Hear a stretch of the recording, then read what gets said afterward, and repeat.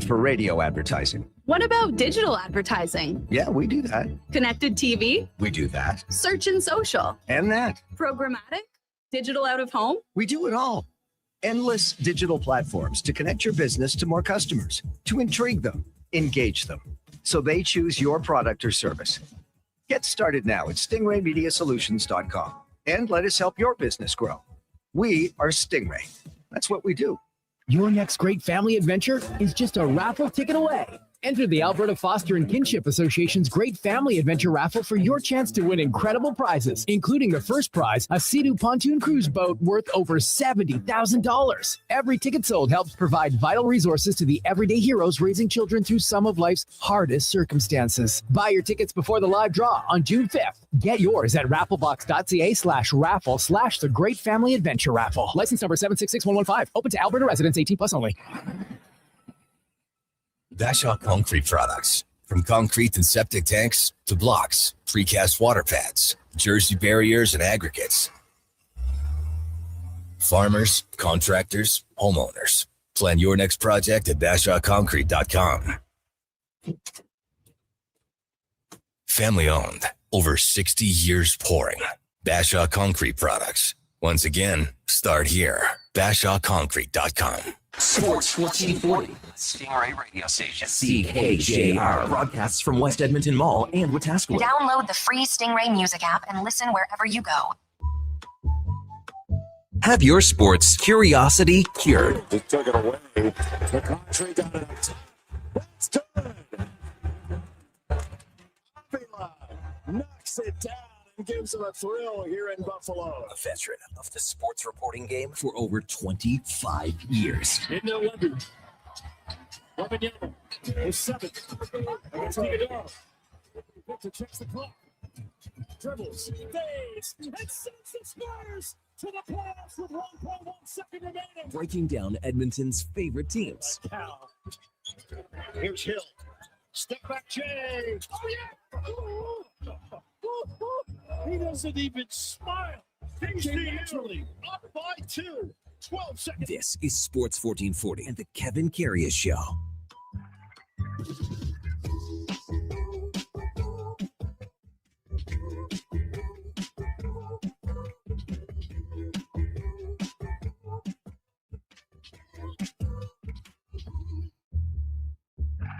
All right, here we go for Saul 629, Friday, March the 20th. Hey, the weekend is here. So let's tear up the old pea patch, clicker into Schnell, and make a fast break to the 11 o'clock hour. It is Feel Good Friday. It is Playlist Friday. If you've got a song, a walk-up song, intro song that you'd like to hear this morning on the Kevin Karius Show, send it our way at 833-401-1440. Get them in and we'll get them on. The Duke will get them on all morning long.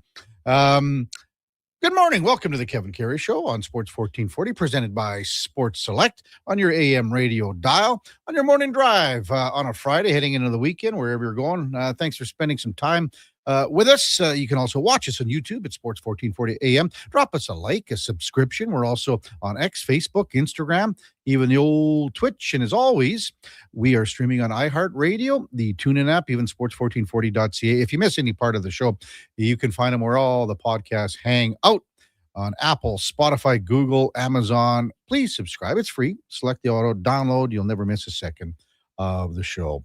Feel Good Friday, Playlist Friday. Pretty hard to feel good after what we saw last night at Rogers Place, where the Florida Panthers shut out the Edmonton Oilers 4-0.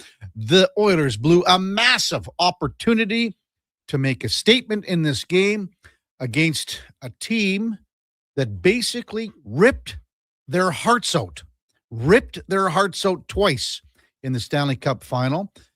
You would think that a team like the Oilers would bring a whole hell of a lot more in the first two periods with emotion, urgency, desperation, and you're fighting for your playoff lives, never mind to boot. Yeah, in the third you saw some too little, too late. And again, this team, the Florida Panthers, ripped your hearts out for 2 years in the Stanley Cup final, and that was what you saw last night. Hey, let's welcome in our co-host on Mondays and Fridays, Eddie Steele. Grey Cup champion 2015, all-decade team, Double E, U Sports, half-century team. Good morning, Eddie. Good morning, KK. It's you played with a lot of pride, heart, soul, guts. That's probably what got you in the league. Probably what kept you there for a decade. Effort more than anything. Yeah, well, that's part of pride and guts. It and is everything. So in these moments, the effort. Those are all the things. So, and again, you know what? Like, if you go back to, like, I said some stupid things on the air here about wrapping a stick around Kachuk's throat and ripping his head off. You took it right out of my mouth. So, now that was to the extreme, and it was out of frustration about what he said to Leon at the Olympics, and then that post that the Kachucks put on, about always a bride, and then they had the German flag on Leon's face and the Canadian flag on Connor's face and things like that. Doing what they do. Yeah. These are little things that added up for me, like the celebration last year. I think when Florida won the first cup, they won it with a little more dignity and things like that. The second one was a little more aggressive in nature. They rubbed their faces in it. Yeah. So to me, last night's loss was more disappointing to me than the Colorado loss, the Dallas loss. I will say this, though. It might not like it, but when you do go to 3 straight and when you do beat a team twice and have their number the way you do, when you're in those moments at the on top of the world, you can rub their face in it to a degree. You can. The FU's a little much. Okay, but you can. But isn't it add, you get the right to. Listen, I'm not disagreeing with that, but that to me adds more fuel to the fire. It should. It's interesting because Florida, where they're at, and it's probably one of the most disappointing points is in the standings. We know where Florida's at. Mm-hmm. They're not making the playoffs. They're treading water. In the fact that they showed up and just outplayed you, outskated you, outphysicaled you, out everythinged you. And we all know that this was their Stanley Cup game.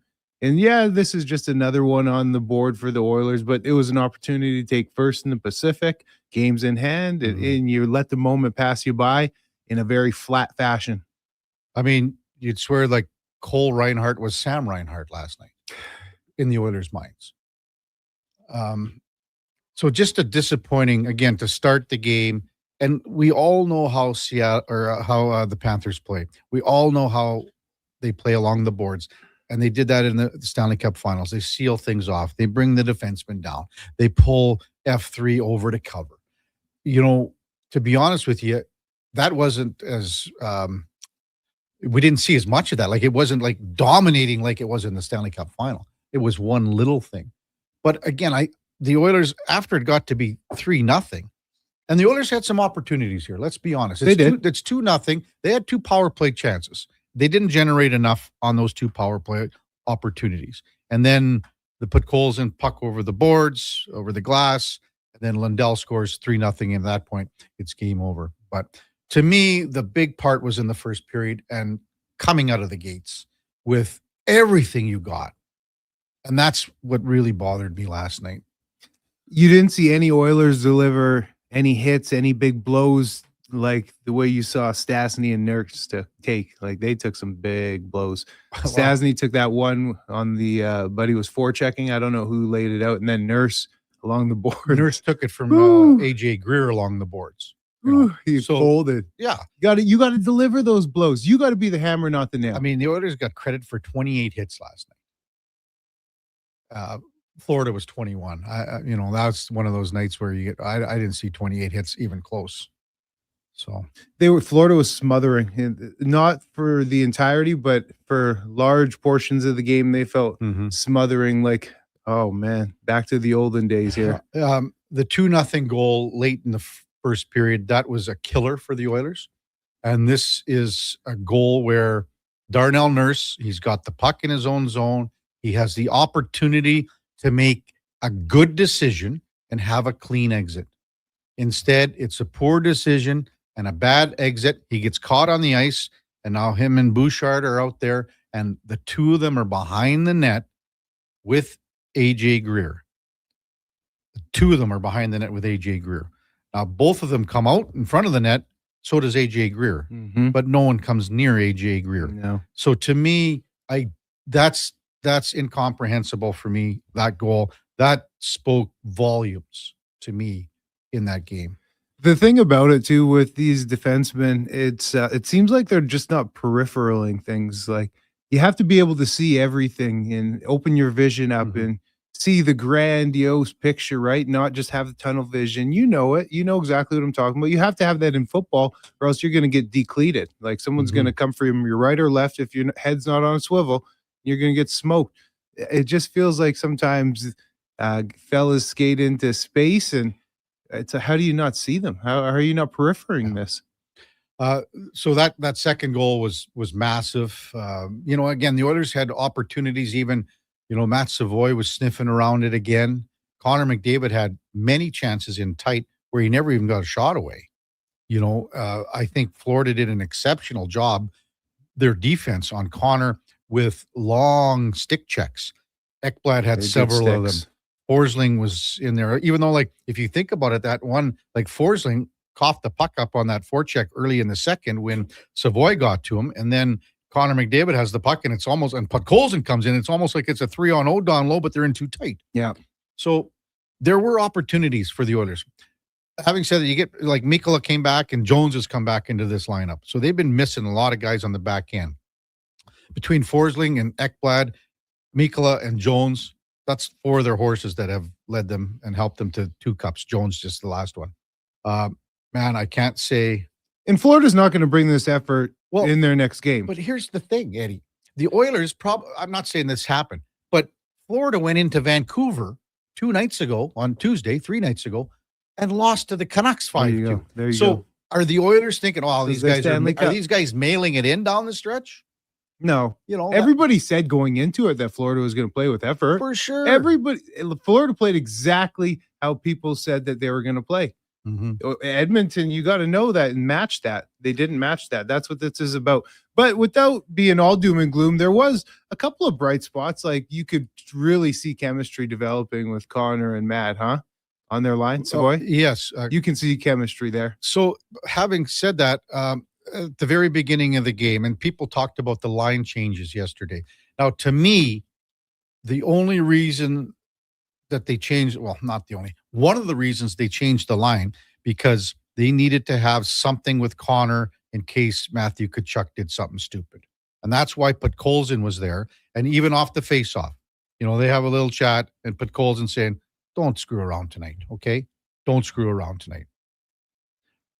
Or something's going to happen. Yeah, but if you have Savoy there instead, now it's a different dynamic. Absolutely. So Savoy's still on the other side. But having said all that, when it's 3-0, I was like, you got to put Hyman and Connor back together with Savoy.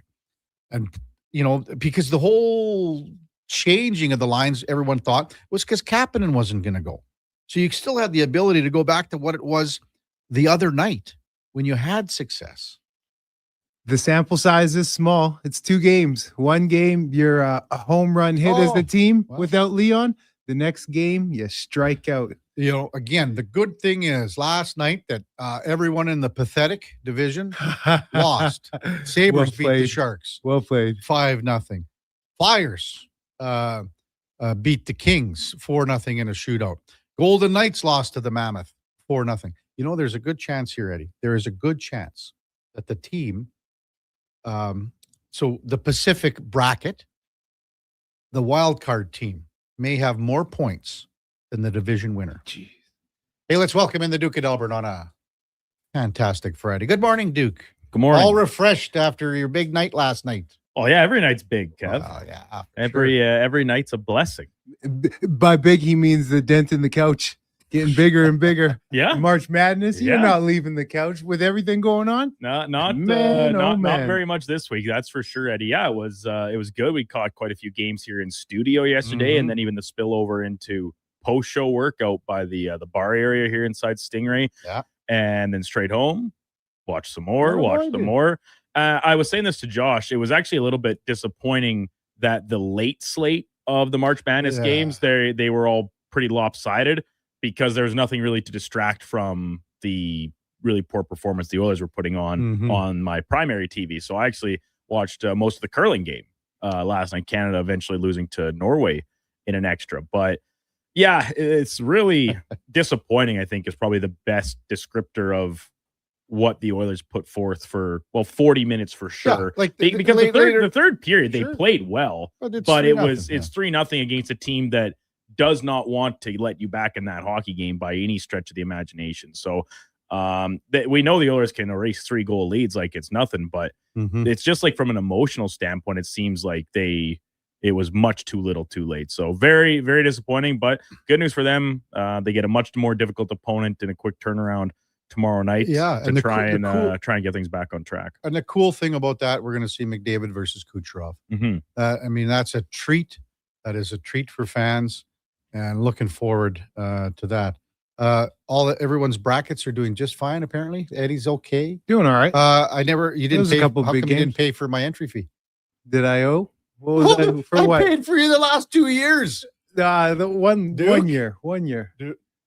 Maybe. 1 year for sure. Yeah. Well, I think that was the year you won it. Yeah. No, I think it was last year because you just pulled out a 20 and handed it to Duke. And then Eddie's just like, "Oh yeah, you paid for me. Oh yeah, mine as well. Pay for me too." While we're on this topic, speaking of money, when am I getting my charcuterie board? Well, it's coming. Like, I mean, here's the one thing, Eddie. The brand, like I have to brand it. I can't find it because of the snow. I know I keep it outside.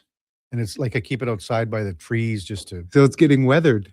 Well, the brand. Oh, the brand. I'm thinking so the I board. just can't find the brand, and I don't want to go buy another. I want to go to a metal shop. So. Hey, our listeners are going to be really excited that we have our first guest. Normally, our co-host on Thursdays is going to make a special guest appearance from Czech. Ladislav Schmid will be with us right after the break. What time is it in Czech, Duke? 2:20 in the afternoon. Duke, what did he texted you on Wednesday? Well, I had texted him on Wednesday around midday our time, so it was evening in Prague. Just following up with him, seeing if he could work, if he would have time yesterday. End up not hearing a lick, so I go on and book the full show. They text me back at like 11 o'clock at night. Our time, so it's the next morning. It's Thursday morning in the Czech Republic. He's like, "Oh yeah, I can do this time tomorrow." It's like, "Well, laddie, show's booked. How about Friday?" And he's kind enough to lend us some time here. So he said he's like, "I have to be out by 2:40." I was like, "Oh yeah, no problem." He's like, "Just 20 minutes, right? I got stuff to do." Sweet. Oh, that's outstanding. So Laddie will be with us right after the break. Also straight ahead on the big program, of course, Mark Spector at 8 o'clock. We've got In or Out with Eddie as well. Hey, Jake Hahn from Sirius XM NHL Radio at 9:20. Julian Edlow from DraftKings. He'll be, basically breaking down day number 1 of the March Madness High Point VCU with upsets, you could call them, I guess, in the first round. And Dave Mishkin, Tampa Bay Lightning play-by-play man, will guest with us at 10:20 as the Oilers take on Tampa tomorrow. When we come back, Ladislav Schmid from Czech on the Kevin Karius Show with Eddie Steele and the Duke of Delburne, along with Josh Fenwick on Sports 1440 AM radio, brought to you by Sports Select. We're also streaming on YouTube, X, Facebook, Instagram, and Twitch. Hi, Mike here from Northgate Chevrolet Buick GMC. We're the #1 dealer in the world. Just kidding. If we were, would you care? We're the #1 dealer in Canada. Still kidding. You probably still don't care. Tell you what you will care about, our March Madness sale going on right now. Discounts up to $30,000. And the grand opening of our Autoplex, a massive indoor showroom. No self-proclaimed titles, no iPads, no trips to Vegas or hockey jerseys, just a really good deal. Stop in and see us today, 13215 97th Street, or visit us online at northgategm.com. You're in Northgate country. Do you sit around at work listening to sports radio all day? That's right, my friend. There's no shame in it. It's the good life. And we're not here to snitch. Say, if your company advertised on Sports 1440, you could be the one listening for your company's ad every day. Now you've got an excuse to listen to Sports 1440 all day. It's part of the job. Sounds like someone's getting a promotion. Email Gregor at sports1440.ca and let's get to work for you.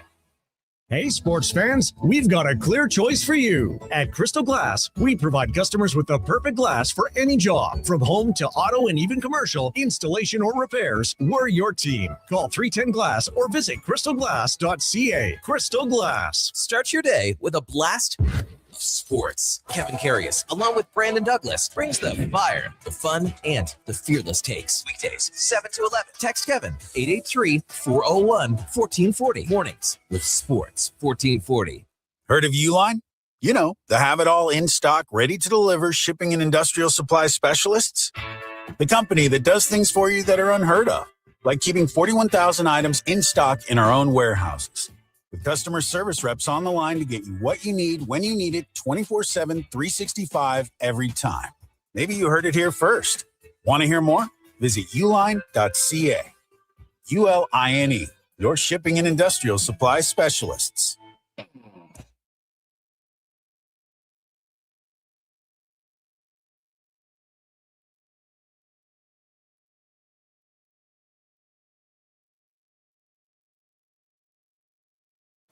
Stories, guests, and insights. This is Sports 1440 and the Kevin Karius Show.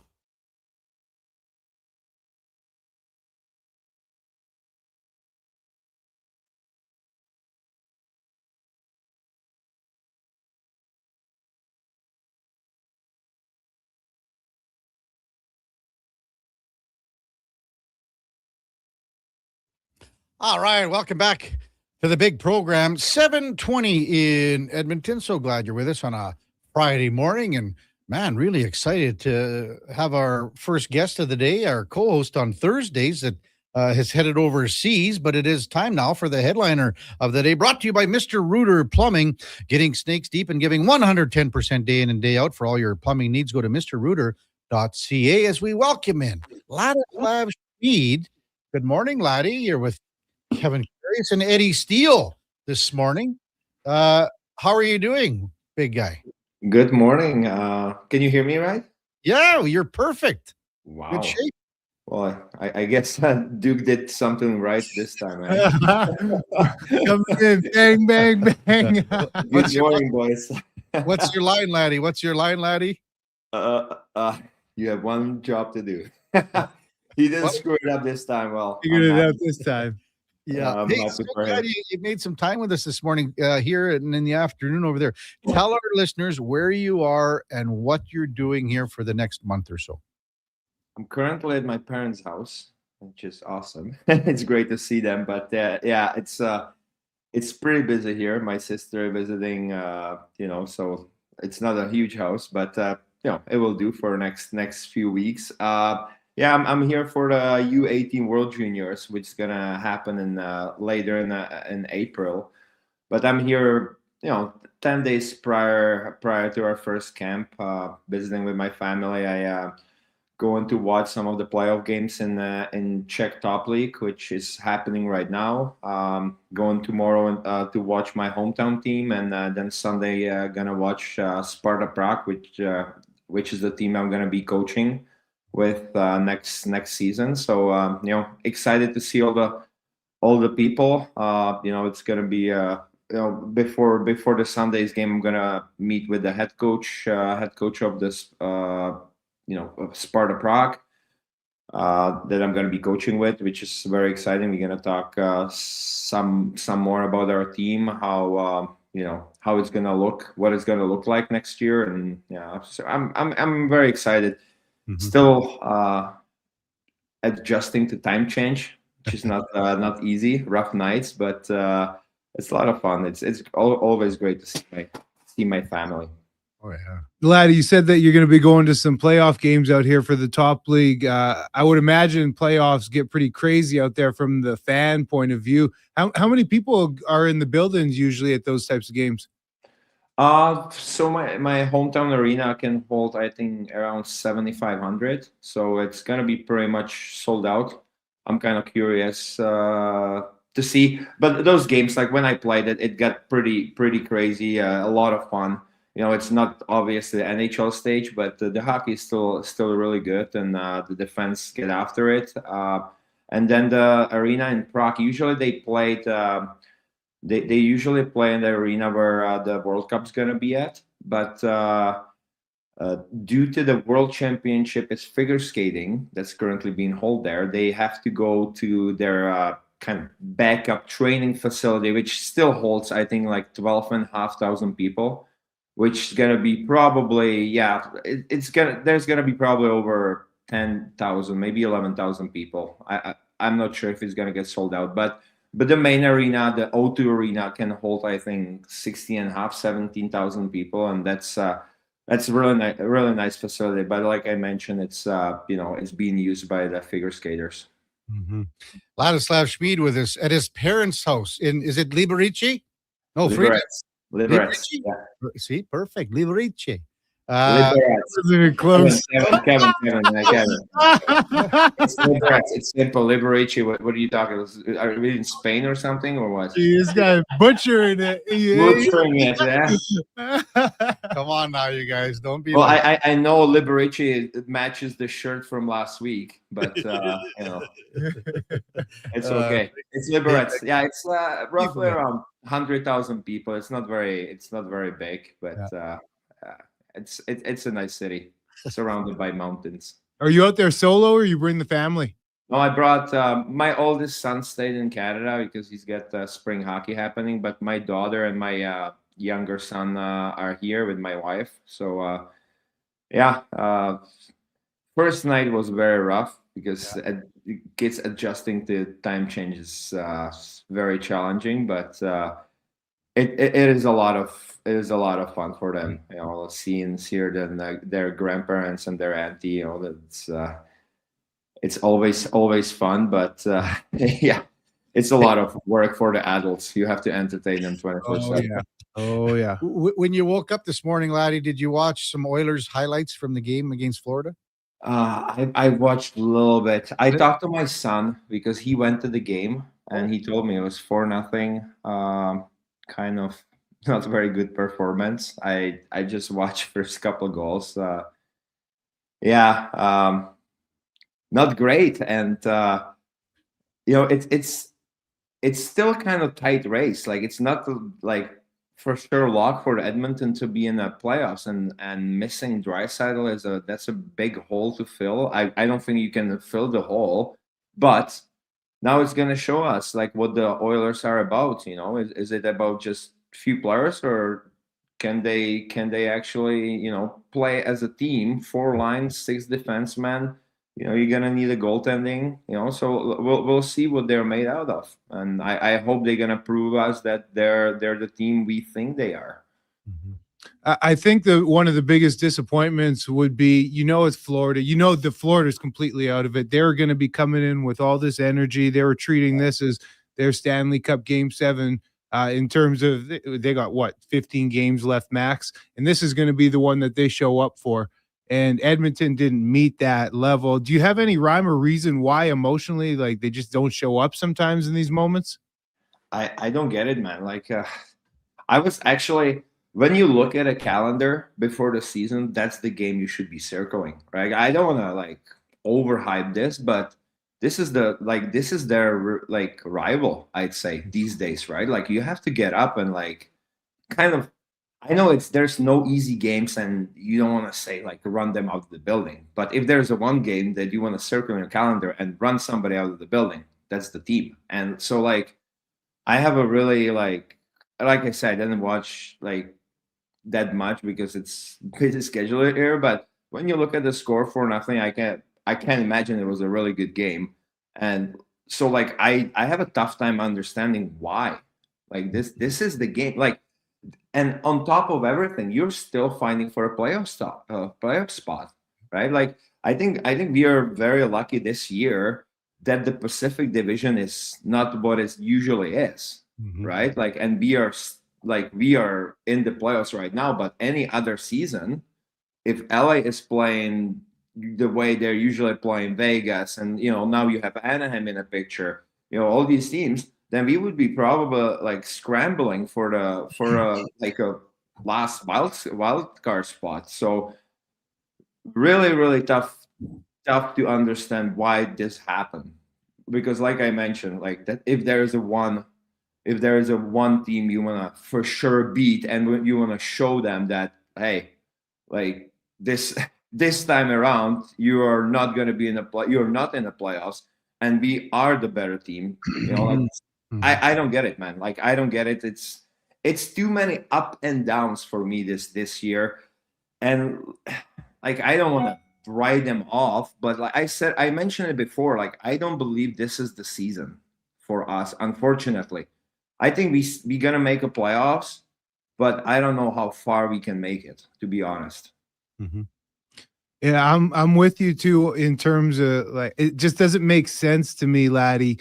When you have a rival, and I've been on some bad teams, you've been on some bad teams here, but when you have that rival circled on the calendar, you're going to get up for them. There's a saying here, and we all know it well in Edmonton, ABC, anybody but Calgary, especially in the football world. You had to show up to play the Stamps, and you hated the Stamps, even if you were having a bad season. I wanted to see if there was a rival, a specific player or team throughout your career that you really had to get up for, that you just built up this big rivalry against. Man, obviously Calgary, but for me, all those years in Edmonton, it was Vancouver. Like, seeing Ryan Kessler in that jersey, or Burroughs or Bieksa, like, I don't get me wrong, I respect those players, but the way they acted back then, the team was better than us, and they would like to tell us that and show us that every single game. So I hated Vancouver Canucks. I still do. Especially what's been happening there. But I don't wish bad to anyone. But like, if there was a one team, it was always Vancouver Canucks for me. Like, I would get up for those games gladly. Obviously, they had Sedins, and they would cause me some nightmares, with their cycle in the ozone. But it was what it was. But like, those guys I just mentioned, especially Ryan Kessler, it would be like, okay, let's go, buddy. I would get up for that easily at 2 a.m. in the morning, and I would try to beat his ass. Yeah, but like I said, I respect those players, but that would be the team. Like, I would circle those days, and we played plenty of games against them. Ladislav Smeed with us, dialing in from his parents' basement in Liberec, Czech. Kevin Karius, Eddie Steele with you here on Sports 1440. Getting back to that, when you would get up for a rival or whatever, did you remember when a higher level player went down on your team and was injured, like a Leon Draisaitl, and you remember how everyone sort of pulled together a bit more, Laddie, and that's what the others have to do here too. They have to. Usually it brings you closer together, right? Like, that's a big hole. Like I said, you cannot, like, who can you replace him with? And I don't want to talk shit about, our other players. They're still really good quality players, but let's be honest, Leon Draisaitl is what, top 3? Yeah. Top 3 in the league, probably past 10 years. So like, you're not replacing him. Others have to step up, but it's going to take a team effort, and sometimes if you have a less skill, you have to bring something else. And that's the thing that I'm worried that we don't have this year. We don't have that much toughness or like high energy. The team is, like, I don't want to criticize it too much, but let's be honest, we lost some size, some grit, and it might show a little bit more than usual because you're missing that player. Like, you're missing a guy who can single-handedly win you a game, right? Like, he's that good. So even the injury, when it happened, man, like, come on, somebody just go and cross-check the guy in the face. Like, I watched it, and like, I know there was some kind of response, but like, I watched Frederick there, and it's like a gloves on. No, the gloves are off, and you're ragdolling his ass from one corner to the other, and you're trying to like punch a hole in his face. That should be the response. Can you imagine, like, somebody would like touch, like, let's say, I don't know, Kucherov in Tampa, or Florida when they were last couple of years a wagon, and somebody would touch Barkov like that. Can you imagine the mayhem that would cost? Like, it would honestly, they would probably have to stop the game and like go to the locker room, because there would be 5 guys on top of the one guy. And I just thought it wasn't as bad as Matthews, what Toronto did, which was like, I still can't wrap my head around that. But it wasn't the response that I was looking for. And I know there was some like guys were like cross-checking him here and there. This is the time to send the clear message. Nobody messes with their top players. And like I honestly don't care if you take a 1 or 2 game suspension. I know it sucks. Like, you're not gonna get paid, but let's be honest, you're making enough money to make up for it. And I'm sure guys will chip in to whatever, like to make up for it. But it's a clear message. And you know what? You don't even have to win the fight. Just send the message and just be all over him. Like it's for me, it was a lack of response to that. And I know it wasn't like a dirty hit. It was just a hard hit, but it's an old school rules. And I know people are like, oh, if you have a clean hit, you shouldn't have to fight. Well, don't hit our best player, or like right beside Connor McDavid, your best player. So don't do that. He was literally just looking for it, and he was running around the whole game. So send him a message. Just, I am not promoting hurt him badly, but like try to at least send him the message so he'll never even look at your top players, or go after their top players and do the same thing. You mentioned Frederick didn't play the third period last night, which is too bad, injured, and this was just when he started to get it going again too here. What happened? Sorry. No one really said anything. He didn't come out for the third period, so he never played the third again, which is unfortunate because after being here for almost a year since he's been really good. He has. Yeah. And that's another thing. That's like, you're losing more size, you're losing more grit. And like, might be a problem. Like, honestly, it might be a problem. Like, heading towards the playoffs and in the playoffs. Like, I'd say it's less about the skill and more about that grit and more about that energy. So you need these players. Yeah. It's going to be interesting to see this play. I'm more in the camp of Laddie when I just don't think this is the year to do it. I think you recharge, you reset and rest. I think this team is due for some rest. The core players, we'll see how they show up. One positive about the Leon injury, though, that I don't know how many people think of it from this perspective, is when he got injured, it's not like he just went right down the tunnel. He went and he tried to feel that thing out. He took a shift. So the fact that he was willing to do that, and I know the adrenaline's flowing and you're not feeling the pain totally. I don't even know in a game like that, probably not shooting him up with Toradol, that's for sure. It's not that important of a game regular season. But that's a positive sign, the fact that he was able to do that. So I don't think it's going to be a season-ending injury. He'll be back, and I think be able to be good to go for the playoffs. I feel this. I feel the same. Like like Leon played through some bad injuries, right? Like we all know that in the playoffs. I think if he would be in the playoffs, he would probably miss just a couple of games. But like this year, and again, I don't want to say like this is not the year. Anything can happen in the playoffs. But honestly, like, I don't feel this is the year, so why risk it?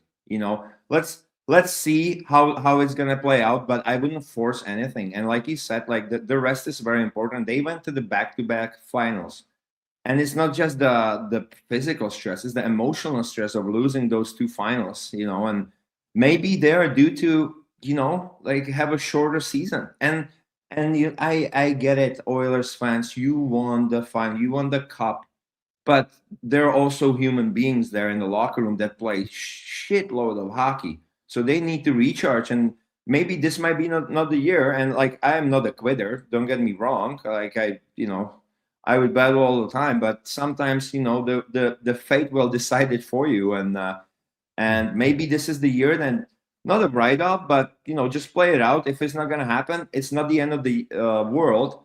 I know there's some pressure from Connor McDavid's contract, right? Like, we don't want to be wasting that much time, but you're still going to have a good off season. Guys can recharge, get healthy, and it's time to add some pieces and like attack the next season.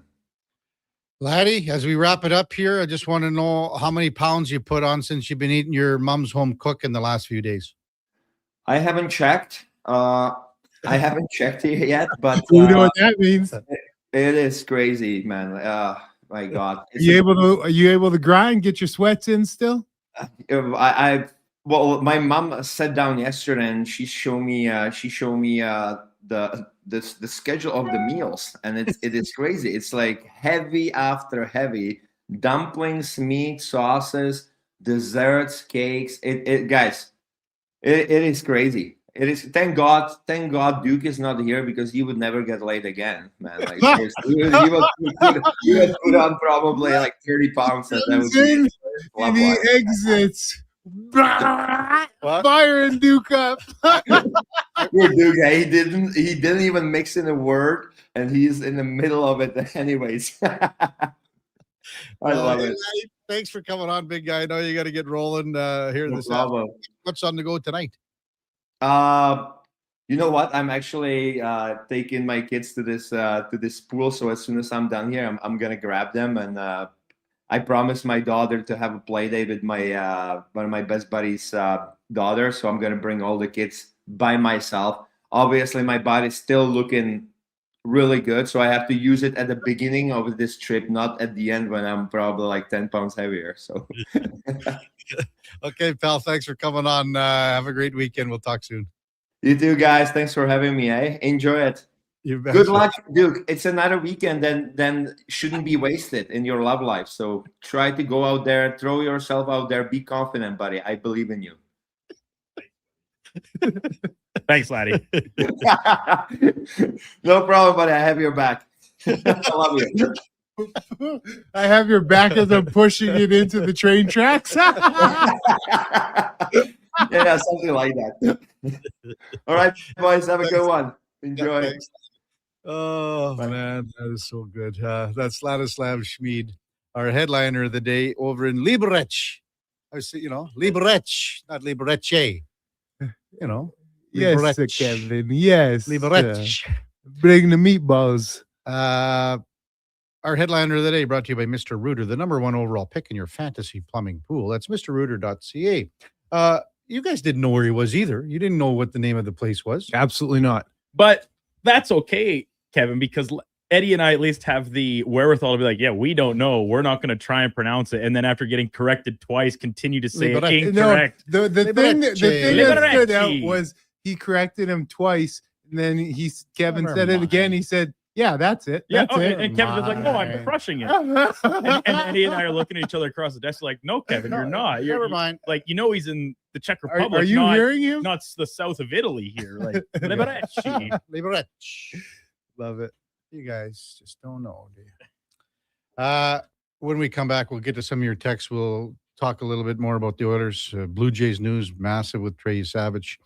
NCAA, Luka Doncic had a big game last night. Corey Connors, back-to-back Eagles at the Valspar, and still, I think, only finished 2 under. That will help a guy get to 85.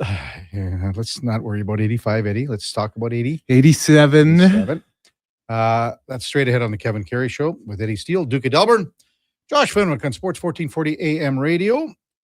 Brought to you by Sports Select. We're also streaming on YouTube, X, Facebook, Instagram, and Twitch. Exciting news from St. Albert Dodge. The all-new 2026 Jeep Gladiator Sport packages have arrived. They have a great selection and a bunch of colors to choose from. And if you've checked out the Sport, you know it comes in some fun colors. Rugged capability, practical off-road features, and you can get behind the wheel for as low as $49,900. That's right. Put yourself in a brand new Jeep Gladiator Sport for less than $50,000. What more can you ask for? Time to head up the trail and see how easy it is to do business at St. Albert Dodge. Getting in on the sports action you want is as easy as playing at sportselect.com. Simply make your picks online, generate your QR code, and lock in your bet at your local Lotto Spot retailer. Then sit back, watch the game, grip your chair, and high-five anyone nearby. Every bet is 100% legal with the chance of winning cash in hand. Sports Select. When you're ready to play, bet on the original. Must be 18 plus to play. Play responsibly. This jersey was worn by the legend himself, signed and everything. You can't just wear it. I'm framing it with expressions and images. Your prized jersey deserves better than the closet. Think Expressions and Images, your local custom framer since 91. You name it, we frame it. It's summer. It's coming. An unstoppable force that will turn your home into the Sweatbox.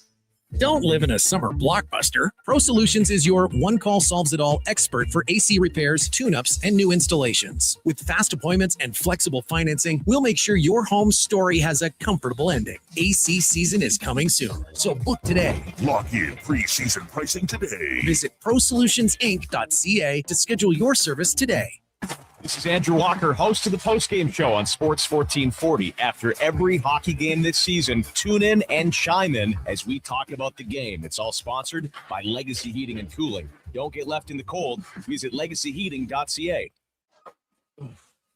It's happened again, and construction season is coming soon. Job delayed, money lost, and clients disappointed because your rigging failed and it wasn't inspected. Don't let this happen to you. Have your lifting slings, fittings, hoisting tools, and safety harnesses checked with Titan Supply. Titan Supply offers certified on-site and in-house rigging inspections and service, so they can repair it, replace it, and recertify it. Titan Supply in Edmonton, Grand Prairie, Red Deer, and Calgary, and at titansupply.ca. Lift, dig, haul. Dennis here from Weiss Johnson, along with my brother Mark. Hi there. My bro is the go-to for all our tough installs. I do all the hard work. He gets all the glory. Mister, I'm on the radio. Hey, we can't all be famous, but seriously, Mark's the best, and he's here if you're looking to add a legal basement suite in your home. We install tons of furnace systems for folks wanting basement suites. It helps to subsidize their mortgages. Couldn't have said it better myself. Obviously. Weiss Johnson, your legal suite heating system experts. Visit weiss-johnson.com today.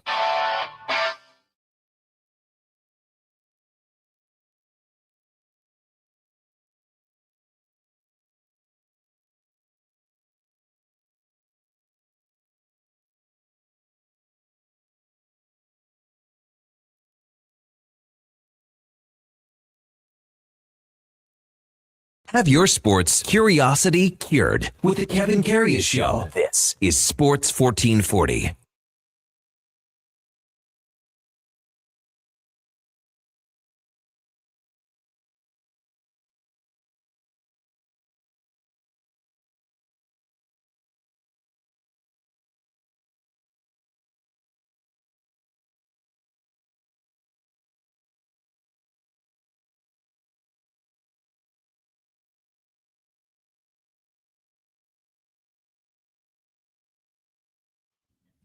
All right, welcome back to the big program. She was almost go time in the studio here in the break moments ago. I almost had to throw down, buddy. You guys almost trapped me in the corner. Never back a fella into a corner. Eddie starts messing around. Rabid animal. Like, it's at 21 degrees in here, and on the electronic thermostat, I saw it was at 25.5. He punched it up to 25. Just to bring it up a little, I would have brought Never the temperature. touched that thing. I would have leveled her out, KK. Eddie, why don't you just put like your sweater back on or something instead of trying to jack the heat up in here? Yeah. Naturally, right? Whatever. Sun's out, guns out in the studio. Kevin Karius Show is presented by Sports Select. You got the QR code. You have the paper selection slips. And once again, you got a full slate of March Madness games today, starting in, a couple hours, even less than that. But, I mean, this is going to be an exciting game again in NCAA March Madness. It was, as Duke said, the games were great yesterday afternoon and then into the early evening part. The later games, well, they weren't really worth watching. But check it out, sportselect.com. Text line 833-401-1440. It's Playlist Friday. If you got a request, I like that one about 16 tons what was that one, Duke? About 16 tons from Tennessee Ford or something. And he said, that reminds me of the Oilers season. The Oilers season. Tim says, I'd want the heat lower in there too if Eddie is busting out some hard-boiled eggs. Awful. Scrambled today. Absolutely awful. The King of Fort Nasty, the Oilers played like the Duke, filling a spot on Walker's roster on a late Sunday night after playing 2 games prior. Is this true, Duke? No. I don't skate for Walker Sunday nights. Look, Like, listen, this past week after returning from Manville, where we won the championship, I don't know if I'd mentioned that at any Winners point this win. week. That's the 27th time. My bad. Made it back to Sunday. And like, did I have my best game Sunday night for the Trops? No, but I laid it on the line. I just put my best Triumph impersonation out there. You what? You did what? I was laying it on the line. Oh, God. Come on, I need to do it. No. That was weak.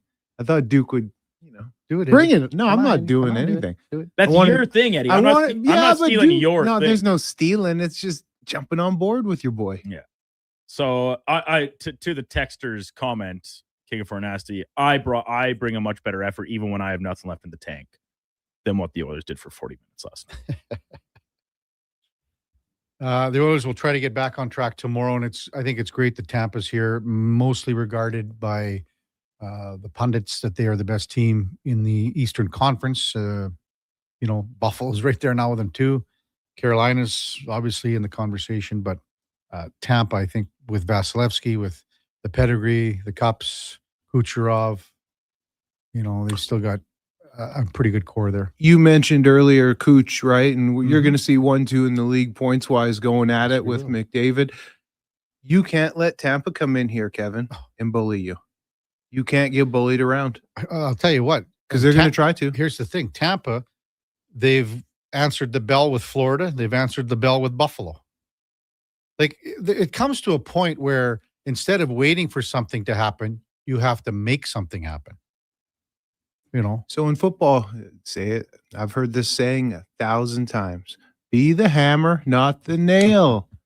It's exactly what you just said, Kevin. Yeah. Go out there and deliver it. Go out there and be the team that sets the tone, not has to rise to the level. It's the whole thing. After last night, Kucherov is at 114 points with the Tampa Bay win in Vancouver. Connor shut out, obviously, last night, 115. The Art Ross Trophy is up for grabs between three players, between McDavid, Kucherov, McKinnon's at 111. Where do you think it lands? I'll probably go Kucherov, to be honest with you. Really? Right now. Yeah. Why? Is there a why behind that? I mean, you can talk about the Oilers' power play that without Leon, that's coming into play here. I really thought, and I said this right off the hop, my buddy of mine texted and he said, Leon's out for the rest of the year. And I said, yeah. And I said, I expect Connor McDavid to even take it up more of a notch. There was a time this year where we said Connor is playing the best ever hockey that he's played in his career. Well, that's what I expect down the stretch here. And if that happens, then, it's Connor's. But the power play thing, they got to figure that out in a hurry here. And I don't know if they have to go even a little bit more so with 2 units with Connor out there for the whole 145, whatever you want to call it, and rotate a few more guys in. Then it's just Roslovic and Savoy, which they have been doing or trying to do. Without Leon the past 2 games, they're 1 for 6. Yeah. So the fourth, they were 1 for 4 the other night. The fourth power play, though, Eddie, was more of a clock killer, where the game was. They just wanted to control the puck. They weren't trying to really do anything. Absolutely. So. Hey, around the sporting world, the Blue Jays announced Trey Yasevich is going to start the season on the IL, I guess, for the major league term.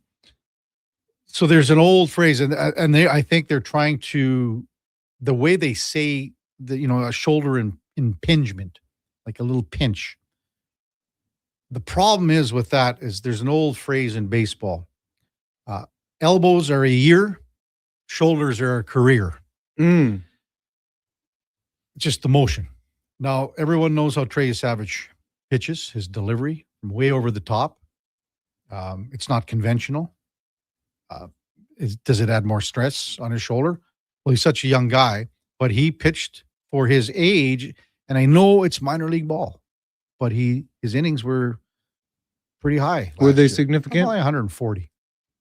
Lots at the major league level, and then in the playoffs at the end. He's 22 this season? Yeah. The good thing for the Jays, and I'll tell you what, like it was a month ago, or not more.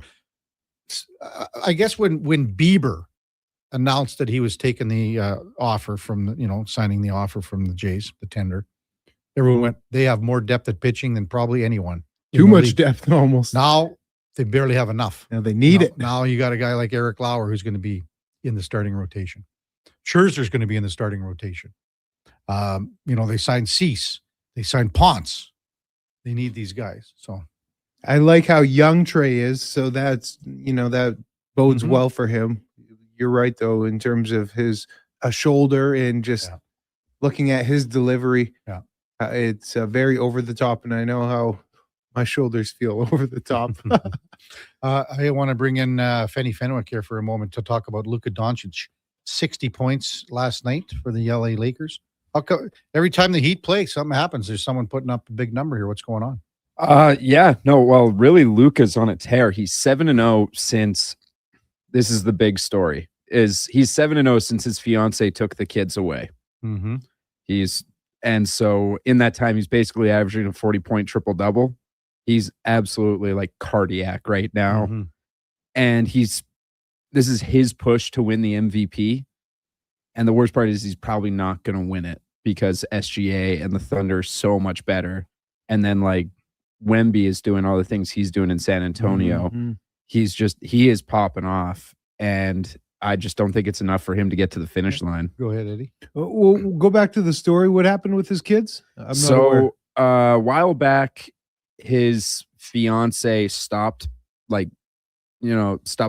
took away all the posts of them and her and Luka together. Oh. And now it came out just a couple weeks ago that his fiance was seeking child support from him and all these other things. And so the running theory is that his fiance left and took the kids with her, and now he's just alone in his own house in Los Angeles. And since that news came out, the Lakers are 7-0, and he's playing some of the best ball he's ever played offensively. No comment. I thought he'd maybe hum a lot more, like try to get 70, 80, get him, but in that range there. Come on now. He can't do that to Bam. Out of respect, he couldn't do it. Yeah. Anyway, hey, it's the Raptors are in Denver tonight, correct? So that's a big one. Yeah, it's going to be a big loss, unfortunately, on the old column for the Raptors, unfortunately, but it's going to be a fun watch regardless. Yeah. Coming up at the top of the hour, Mark Spector from Rogers Sportsnet will check in. We'll also go in or out with Eddie Steele in the 9 o'clock hour. We've got Jake Hahn from SiriusXM NHL Radio. Before all of that, time now for a Sports 1440 update brought to you by AWS Welding Supplies in Nisku. Product sales, servicing, calibrating, free same-day delivery of in-stock items to Leduc, Nisku, and South Edmonton. Your one-stop shop for all things welding, awswelding.ca. Here is the Duke. This is the Sports 1440 update.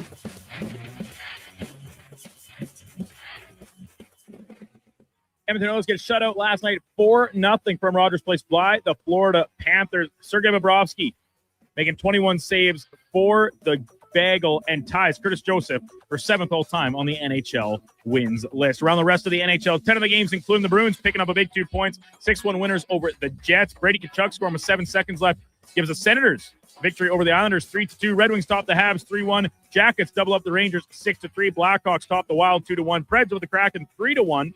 Lightning beat the Canucks 6-2. Mammoth blanked the Golden Knights 4-0. Sharks get settled by Buffalo 5-0. And the Flyers get past the Kings 4-3 in a shootout. In the PWHL lone game, Montreal beating Seattle 4-1. And in the association, 8 games total, including Luka Doncic with a 60-point effort, lifts Lakers to a 134-126 win over Miami. March Madness tipping off yesterday, and some upsets on the board as VCU defeats University of North Carolina. Texas gets past BYU. Duke survives the scare from Siena to advance through. And number 1 Michigan also take care of business against Howard. Coming up in hour 2, the Kevin Karius Show will be joined by Sportsnet's Mark Spector. And we'll check in with a new edition of In or Out. I'm Brandon Douglas at your Sports 1440 update. Sports 1440 in West Edmonton Mall and Wetaskiwin. CKJR is a Stingray radio station. Download the free radio player app and listen wherever you go. Hi, Mike here from Northgate Chevrolet Buick GMC. We're the #1 dealer in the world. Just kidding. If we were, would you care? We're the #1 dealer in Canada. Still kidding. You probably still don't care. Tell you what you will care about, our March Madness sale going on right now. Discounts up to $30,000. And the grand opening of our Autoplex, a massive indoor showroom. No self-proclaimed titles, No iPads, no trips to Vegas or hockey jerseys, just a really good deal. Stop in and see us today, 13215 97th Street, or visit us online at northgategm.com. You're in Northgate country. Great news for your weekend project. CFI, that's Custom Floors Inc., is now open 6 days a week with Saturday hours from 10 till 2. Get top quality Canadian products from Beaulieu with the convenience you need. For your free estimate, visit CFI at customfloorsinc.ca. The wait is over. CTV Sunday. Television's most captivating love story continues as Sullivan's Crossing returns. And as a new season begins, the road ahead takes an unexpected turn. Would have thought you'd mentioned being married before. A lot's changed since then. Morgan Cohan and Chad Michael Murray in the drama that asks, is true love enough? A new season of Sullivan's Crossing starts Sunday at 8 exclusively on CTV. Stream next day on Crave. Smart, connected, community driven. Jason Greger sets the standard for sports talk in Edmonton. Join the conversation on Sports 1440. Text Greger 833-401-1440. Sports 1440, where Edmonton talks sports. River Cree is the place for all your favorite sports. River Cree Resort and Casino, featuring UFC action and boxing live on the big screens at Tap 25, the MVP of sports bars, and in the center bar. Plus, catch all the biggest games, every goal, every slam dunk. River Cree is also home to the Twin Rinks, where rec hockey and community teams come to play. Public skating available. Details at rivercreeresort.com. River Cree Resort and Casino. Excitement. Bet on it. Fast track your financial goals with a special rate term deposit from Vision Credit Union. For a limited time, take advantage of a great rate on 1, 3, or 5-year terms. Plus, as a Vision Credit Union member, you can earn up to 25% more on your interest through profit shares. For details, contact your branch today or visit visioncu.ca. That's visioncu.ca.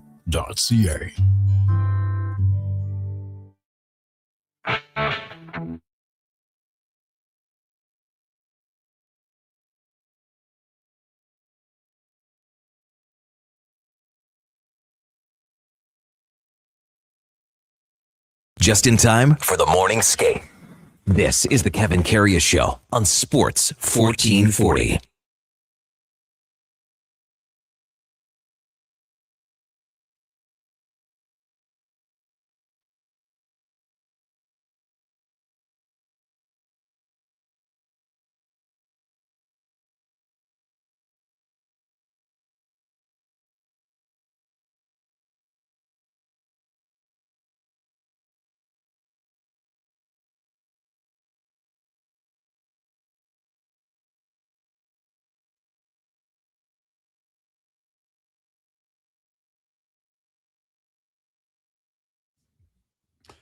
All right, welcome back to the big program, 8:01 in Edmonton. Kevin Karius, Eddie Steele with you, Duke of Delburne, on Sports 1440, along with Josh Fenwick, brought to you by Sports Select. Time now for On the Mark. Brought to you by Northgate Chevrolet Buick GMC. March Madness is finally here. March Madness, it's no joke, no giveaways, no phony prizes. Just a good old-fashioned deal. See more at northgategm.com as we welcome in Mark Spector from Rogers Sportsnet. Good morning, Spec. Good morning, boys. What's happening out there in Radio Land this morning? How's the old text line? People are happy this morning, eh? Wishing you a good weekend. Fired up. Let me say this. I know who's not happy in here. Your pal, Kevin Karius. That's right. Right before we get on there, he says, Spec, come on, man. We're walking down the hallway yesterday, and I go, this team ripped the hearts out of this Oilers squad. 2 Stanley Cup finals in a row. Then I look at the Spec article. I need a little credit here. Come on, man. First line in the article, huh, Spec? Now, correct me if I'm wrong, but that's called copyright? No, I mean, I might have borrowed a little information. I would call that research, Eddie. There we go. Factual evidence. I think it's not it's pretty well what everyone was thinking last night. Exactly. Yeah. No. You know, there are it's a long season, and there's some games where you just can't find the requisite emotion, and the team's flat. And we accept that. Every team does it. It happens all through the league. It's not just your team, folks. But then there's opportunities to have games where that shouldn't be a problem. right? Where you play an opponent or in a situation where you say, okay, you know what? We might lose tonight because they're a better team, or it doesn't guarantee a win. But one thing that shouldn't be a problem here is emotion. We should be fired up, ready to play here. And for the Oilers to come out that flat against that team was just disappointing for anyone who went there to see a good hockey game from their home side. I mean, the Oilers were no-shows. They no-showed it against the team. I wrote it last night. You said it. They ripped their hearts out. They made their captain cry. They took their act to Italy and ripped on Leon Draisaitl. Kachuk's playing for them. They beat you in 2 cups, and you come out like you're playing against the Ottawa Senators on a Monday night in the bubble. In October, yeah. It's awful, awful, awful, awful. The other thing too, Spec, is that like the build up to this, I thought there was, I don't know if there was enough, maybe it was proportionate. And then the reaction after from the players and coach, it didn't match what everyone's talking about. It doesn't make sense. It was, every once in a while there's a game that looks one way from the press box in the stands and looks another way from the ice. And frankly, I've gone down to a lot of dressing rooms thinking, here's what I'm going to write, and here's what I thought about the game. And after I talk to some people, I go, oh, well, that wasn't so evident from Ryan, but I get it. And it makes you kind of change your tune. And last night was one of those games. The players were like, oh, wasn't that, we weren't that bad. We were really close. We just couldn't get one over the line. And the coach was like, I thought we played pretty good. And 18,500 people walked out of there going, that orange and blue team sucked. And they barely competed. Like it's the dichotomy between what it looked like from the ice and what it looked like from the seats last night was pretty stark, Kev. Yeah. The compete level increased like after it was 3-0. I'll give them that. Who cares? Yeah, I'll give them that. But it's way too little. No. When you're down 3-0, the only way to compete is to go punch someone in the head. I didn't see that all night. So don't tell me you tried harder when it was 3-0. If you're going to lose, go down swinging. They didn't do that either. So I don't buy that. It's lights out at 3-0, man. I was just wondering, because you mentioned the coach's comments after the game. He seemed to think that they played a pretty good game and that the game maybe was closer than the scoreboard appeared. And I don't know if this might have been the game where it's, due in order, but have you ever seen, and there's a time and a place, fellas, but have you ever seen Knobloch just kind of fall on the sword and be like, look, I didn't have the guys ready. This one's on me. You see that out of coaches, but I just feel like, I don't know, how could you sit back in the post game and say that this was a tight game when it was a 4-0 suffocating game? What do you think of that post game, Kev? Were you there? Yeah, no, I was there, but I watched it. I wasn't there. I watched it. It was sort of like befuddling to me, confusing. I know where Eddie's coming from with a coach doing that, but again, to me, it's about the start, and this was a bigger game in the sense that because of all the things that we've said already, all the things, and again, you mentioned it in your article. We talked about it last night in the press box, and we're talking about the first 20 minutes. Probably let's talk about the first 30 minutes after the 3-0 goal. From that point, from the start of the game to 30 minutes in, that sense of when you are challenged as a person, as a player, as an individual, about how you could be at the very lowest point of your life, which is where the Oilers were in these last, again, you said it, Spec, the captain is crying uncontrollably. He's inconsolable. Zach Hyman says 2 years ago, I can only say one thing. I know we're going to get back. I know we're going to get back. And then to see everything that happened here in the last couple of months at the Olympics, to me, that's what I don't understand, what was said after and then what was even said before and leading up to this game. Yeah, I don't like I hear you, Eddie. Sometimes the coach will fall on the sword for his team. I thought last night Knobloch just basically, he protected his team. He wasn't going to say that we were flat, we weren't any good. He kind of blew the whole thing away. Maybe it's the wrong time of year to call out your team or to say, I wish I expected more from my team. Maybe with this few games left, it's not time to add that to the mix. The loss is bad enough. Maybe you go, look, we got to bounce back Saturday. We don't have time to get into all this. Oh, the coach called his team out stuff. Maybe that's something you don't do in late March. Bigger fish to fry at this point, maybe. Yeah, I mean, there is, and that's fair. And But so respect, like I said to Eddie, I've said it a million times this year, they're switch flickers. And that was a prime example last night at the start of the game. The switch was off, and it took them too long to flick it on. yeah, it's funny because the game before that, we spent 48 hours talking about how awesome it was to see a 4-line team and a team where the depth guys got them going and got big goals for them and revved them up. Many times we've talked about how the only way this team has to switch momentum is to score a goal. It's a skilled team. They don't have any other ways to turn a game without going out and scoring goals. That's it.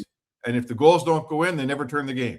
Yeah. And suddenly they have a fourth line and they have some depth. And you think, okay, well, maybe there was time last night for somebody to do something to get some momentum going, because the skill guys, listen, Florida, it's like styles make the fight, Eddie. Florida style beats Edmonton's style. Edmonton can't beat Florida as things stand. We watched it. They were 2-2 in the Stanley Cup last year with a best of 3. 2 out of 3 played at Rogers Place, and the score was 5-1, 5-2 in the last 2 games. Florida turned up their game, and Edmonton couldn't handle it. They can't beat that game. I get it. And it's fine because Florida's done now. You're not going to see them again. But if you're sitting there last night waiting for Edmonton, to find the first goal like everyone talks about, well, I think we know that maybe there's got to be a fresh way to go with this, maybe a new route to turning momentum. And if does that come with Max Jones drilling somebody? I don't know. We'll never know because, nobody stood up and made anything happen last night. So we'll never know. There's been some big measuring stick moments to see what kind of caliber this team is in the Oilers. They beat Colorado recently in a nice game, a real tighty game. Dallas crushed them. Florida crushed them. Tampa Bay coming up, which is arguably the class of the league right now, at least of the East. Right and up there. This will be a measuring stick game. It will be interesting to see if they fall in line with the narrative of being switch flickers, like Kevin says. I'm very curious to see how they show up against Tampa, because Tampa can bully you too. They have the skill. Kucherov, second in the league in points, but they can bully you physically. No, they're a really good team and well-rounded, and they'll play whatever game it takes to win. That's why they've been champions. They have a couple of options, I would say to you, and they know when it's time to go from option A to option B. So yeah, you know what? I think that like the Oilers have been playing good hockey lately, and we've liked their game, and they've been collected points, and they put themselves in the race again. And that was just a giant egg last night. I think if you come out and play well and now you put the pressure on yourself. Playing well against Tampa is not enough. You got to beat Tampa. It's that time of year. You can't go 2-0 on a homestand and lose the last 2. Yeah. So the pressure's on. Let's see how they show up. Let's see if they were really satisfied with last night's game, or if they just said that to the media because it gets us off their back. Maybe that's the case. I don't know. Mark Spector with us on Sports 1440. I said this yesterday, Spec, when I saw the lines change, and then I saw the very beginning. And because with Tkachuk out there, I think Knobloch wanted to put Coles in beside McDavid just in case Tkachuk did something stupid. So I said that. And then, but once the game kind of went away from that, I was saying, like, to me, what's the constant thing that's been for Oilers' success here? It's been Connor and Zach Hyman. And even though Connor and Podkolzin and Savoy generated the most offense, they didn't score, obviously, but the most offense last night, I still felt when it's 3-0, when they scored the 3-0 goal, you got to go back to Connor and Hyman and Savoy. Go back to the lines that you had on Tuesday against San Jose. Did that enter your mind? Is that fair? I mean, you got to do something. Yeah, I kept looking for it. Because generally, any coach whose lines aren't working and not scoring, they just mix up the deck. And Knobloch's not afraid to do that. We all know that. Mm-hmm. So sure, I mean that's something he could have done. I don't know. I wasn't that focused on it. I couldn't believe the number of guys just standing around getting nothing done out there. Frankly, the big play in the game that everyone referenced, or certainly the coach referenced, Savoy has that chance in front of the net, doesn't go in, rebound goes out. Benning fires it up to Reinhardt, the other Reinhardt, and he scores in a breakaway. Yeah. And it's a real Reinhardt. Yeah, right. Hey, the guy scored a nice It was a breakaway beautiful goal.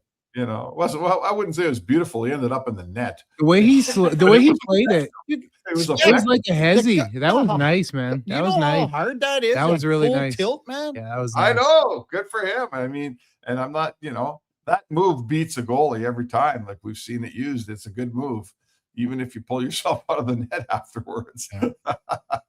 But hey, listen, man. I don't know if there was we're not shifting up personnel. If you got a bunch of disinterested, unemotional guys, I don't care who plays with who, Kev.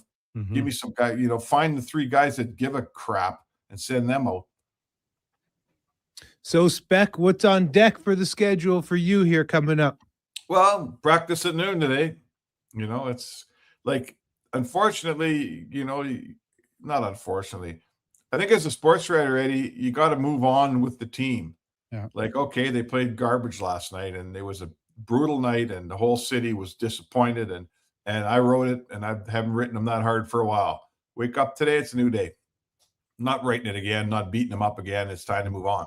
That's just the way it is. The Pacific, there was 5 games in the Pacific last night and they got 1 loser point.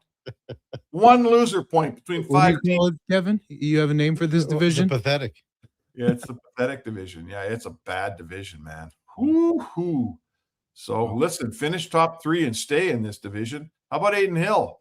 Starts the game for Vegas last night, lets in 3 shots on 3 goals. They put him on the bench. I'm not sure I've seen that one before. Yeah. It's funny, the team that's going to go into the wild, the wild card team that's going to go into the Pacific Division bracket spec could have more points than the Pacific Division winner. Yeah, right. I don't think you want to finish first. You got to face the mighty Utahs. Yeah. Try to get 2 or 3 exactly. Hey, Edmonton gets Utah twice pretty quick here, twice in a row, twice within a short period of time, both in Utah. So, they'll have a good look at them anyhow, whether Edmonton's a first-place team or whatever they're going to be. At least they didn't lose any standing in the playoff race last night. Yeah. The Turtle Derby. The Turtle Derby. Anything else you want to add, Spec? I mean, Eddie's got 3 pages of notes out here. He's just looking at them. He's not really contributing much here. Wow. Jeez, Laddie threw Duke under the bus pretty hard, and you really railroaded me for no reason there. We had Laddie on earlier, Spec, and we're just closing up, and it's a little different because he was in check, right? So, and then all of a sudden he just starts carving Duke for no reason. It was awesome. That's all right. Give me the reins. We'll call this the Steel Show. This is your program, but I will lead it if you want, and I'll step up and take the reins here, KK. Suspect it's been great having you on. So, well, you got to say, are you going to the cabin? Are you splitting wood? What are you? I already asked what he was doing, man. He's grinding today, getting down to the rink. What are you doing? Well, Spec's down at the rink. You're driving to the rink to play your own hockey. No, yes, and then I'm scouting tonight. Oh, who are you scouting? Big draft. I'm scouting. No, I'm scouting game 1 of the SJHL playoffs in North Battleford between the Stars and the Melford Mustangs. Wow. So you're driving all the way to Battleford to watch that game? Yeah, I'll be leaving at about 2:33. Okay. Now, who are you scouting for? Saskatoon Star Phoenix? The Melville Advance, Spec. I never told you, Spec. I had a few bylines in the old Melville Advance. Oh, did you? Yeah. Okay. Probably even before you started, probably 84. Wow. 85, somewhere in there. Okay. And what kind of stuff were you writing for them? Was it like people looking for a lost cow? Was it hog reports? Was it somebody was smoking in the barn, started a fire? Cow tipping, the whole bit. Yeah. Don't get the Duke going on cow tipping, Spec. So, Duke, did you ever tip a few or what? Oh, here it comes. Oh, so Eddie's getting me going. It is, you cannot do it. You cannot knock over a cow as a single person. It's No, but multiple people like Even- if me and Kevin went out there, we There's could no knock chance. a few over. There's no chance for you can knock sure. over a full grown cow. Really? Their center You of buying gravity is essentially in their toes. Like it's impossible. A What full happens grown, if you do a knock full them grown over? cow. Can If you they what? knock Sorry, it out? Smile? If you do knock it over, what happens? Is it They just stuck on walk- the side? Or can No, it they're get not. up? They're not a turtle. Like They their just get legs up. bend. Hey, that was Specs question, man. I was just Do relaying. do they come back at you after? Like if they once they get up, are they coming at you? Some of them, most of the ones at Douglas Farms would. You wouldn't even get close to tipping them over, though. They'd already have you buried into the fence, especially during calving season. But Hey, what happens if you have an ornery cow out there? Does it just like come after you and try and lick you, or like what? They got those big tongues, you know. You know what? this seems like a good time to end. It seems like a good time to end, or it seems like a good time to take Eddie and tell him to watch The Cowboy Way. Oh boy. No, Beck, you better go see that part of the movie as well. The Just Cowboy Way. don't go tip the bull, Eddie. That might not go so well. I won't. Figure out the girl cow and the boy cow before you go on this little exercise here. Oh boy. All right. Man, is KK. it off the rails? Hey, Spec, super job. Thanks, big fella. We'll see you on Monday, I guess. All right, boy, sounds good. Mark Spector from Rogers Sportsnet. On the Mark, brought to you by Northgate Chevrolet Buick GMC, powered by Northgate. This truck's for you. Check them out at northgategm.com. You don't know what Duke and I are talking about from The Cowboy Way, do you? Oh man, when I just hear you trying to set me up like that, I'm thinking just I don't know, Brokeback Mountain, something like that. There are some similarities, I suppose, but the contributing parties are different. Yeah. Oh man, poor Eddie. When we come back, we'll get to some of your texts. 833-401-1440. Kevin Carey Show with Eddie Steele. Duke of Delburne, Josh Fenwick on Sports 1440 AM radio. Presented by Sports Select. We're also streaming on YouTube, X, Facebook, Instagram, and Twitch. Summer, it's coming. An unstoppable force that will turn your home into the Sweatbox. Don't live in a summer blockbuster. Pro Solutions is your one-call solves-it-all expert for AC repairs, tune-ups, and new installations. With fast appointments and flexible financing, we'll make sure your home story has a comfortable ending. AC season is coming soon, so book today. Lock in pre-season pricing today. Visit prosolutionsinc.ca to schedule your service today. Don't let equipment failure stop you cold. At AWS Welding in Nisku, our factory-trained service techs are on hand for all welding equipment repairs. We're a fully warranted center for Miller, Lincoln, and ESAB. And we service all makes and models. Proper, regular service extends the life of your gear and keeps it running at peak capacity. Don't wait for a breakdown. Book your service appointment today at 780-979-0470. AWS Welding. We make it happen. At Hughes, it's all about getting in and out quick and clean. No cash, no problem. With Hughes' new tap and wash system, all you need is your debit or credit card to get your vehicle sparkling clean. Find us at HughesCarWash.com. Today on Hey Culligan, how smart is your water? Here's Tracy. Hey, Culligan. I think my water might be dumb. Good news, Tracy. Your water's not dumb. It's just not talking to you. You can make my water talk. No, but the new Culligan Smart Drinking Water System can talk to your phone to tell you when your water filters need changing and help you meet drinking water goals. Now that's some brilliant H2O. You said it, Tracy, and we're already on the way. Let us help you out with a free in-home water test from a local Culligan water expert at Culligan.ca. Expand your brand with Fusion Promo Marketing. Fusion is your trusted partner for all things branded merch and apparel. Thousands of products perfect for businesses, sports teams, and corporate events. Fusion with a Z. Promomarketing.ca. This is Andrew Walker, host of the postgame show on Sports 1440. After every hockey game this season, tune in and chime in as we talk about the game. It's all sponsored by Legacy Heating and Cooling. Don't get left in the cold. Visit legacyheating.ca. NHL Star Sticks are back at McDonald's, and we're celebrating by going bigger. Make that smaller, way smaller than ever before. Collect the set and get one of 7 mini sticks with every NHL Star Sticks meal. Featuring McDavid, Matthews, Quinn Hughes, Makar, Celebrini, Reinhardt, and Montembeau. So get yours while they last. 1 stick per meal purchase. Limited time at participating Canadian restaurants. Got that feeling? The one that makes you want to roll the windows down and just drive? A puddle! That's not just spring fever, that's a sign that it's time to visit Nisku Ford. They've got the cure for your driving fever with their biggest offers of the year. Get rebates as high as $12,000 on select new models, or drive away with 0% interest. Don't just dream about the open road, own it. Find your cure for spring fever at niskuford.ca. Above expectations.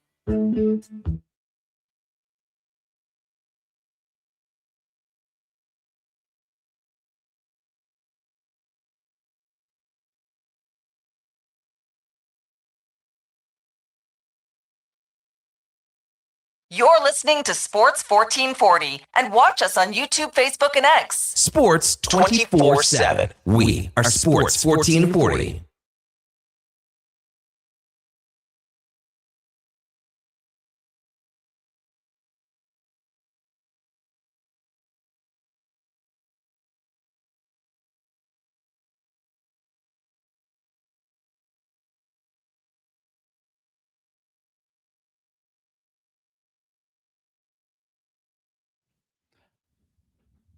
All right, welcome back to the big program. 8:24 in Edmonton. Playlist Friday, Feel Good Friday. Was that from the playlist, Duke? And I can't remember who sent that I in. can't remember who sent that in, but yeah, there's some Jethro Tull. Oh, man. That's a good one. Well, whenever I hear Jethro Tull, Duke, when I was a young boy, my Aunt Gwenny had this, I think it was Aqualung, but I can't remember the cover of it. It was the most frightening thing for like a 5 or 6 year old. And she would play this Jethro Tull, and I thought that this guy was basically the devil. And I think it's the cover of Aqualung that looks just like it would scare the bejesus. I feel like you've told that story. I think I have too, because it's ringing a bell. We don't really play a lot of it. Jethro Really, Tull. it really clearly imprinted on. Oh, I still think it had a lot to do with my childhood and the torment that I went through. How about Eddie? Did you have a good childhood? Yeah, it was pretty good. Oh boy. For the most part, until the real trauma happened. But save it for a rainy day. Yeah. Hey, we were talking about how the effort and the intensity. So, when you question effort and everything, but it's how the effort is implied, right? There's different ways to talk about it. Sometimes you can say it's a poor effort. Sometimes you just say, again, it's the lack of emotion and desperation and urgency and how smart you play. Those are two good words. Certain ways to go about Desperation, it. urgency. And we saw that, we saw it last night, especially again, there was so much that came into play because the game was more than a Thursday night game here where Florida's out of the playoffs. Game 67 or whatever. And more for the Oilers, again, just take the 2 points out of the equation. Take it out of the equation. So anyway, I think it was either yesterday or the day before when I would imagine that season ticket holders received their packages for the playoffs. And you know how it works. You have to go for next year. And I had several people text and call me yesterday about the increase, about how much the tickets are going to be for even the first round of the playoffs. Like if the Oilers were to get all the way, the ticket prices for, as everyone knows, from round one to the Stanley Cup final are way different. So I don't know if any one of our listeners have let us know. If you got your thing sent out to you or whatever. I know one of my buddies was saying even in the Sportsnet lounge, for the full package, it's like $28,000. Yeah, that's wild. It is insane when you're looking at $1,800, $1,800 a ticket. It's unrealistic. Even tickets in certain areas of the building up, if you were paying $350 or so, ballpark $350 or so, or even the first round, and you're paying $500, so it's gone up whatever percent increase that is. At a certain point, you're pricing people out, and you're only attracting a certain fan. This is a team, and you got to start looking at this because everyone is. Connor McDavid's looking at this. And Connor McDavid here is the golden goose. Everyone knows that. Daryl Cates knows that. Everyone in town knows that.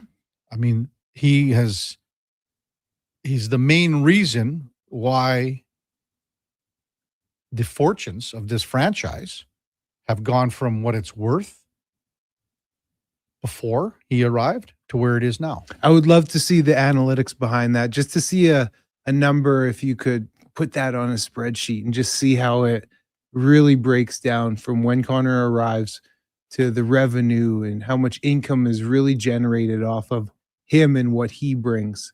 It would be just astonishing, especially in the hockey world. Yeah. So again, I had quite a few texts even last night during the game, and guys that were at the game, friends that were at the game. Then after the game saying, then I actually I looked up a few things where people had said, man, my tickets are Saw up. some chatter about that online on X there.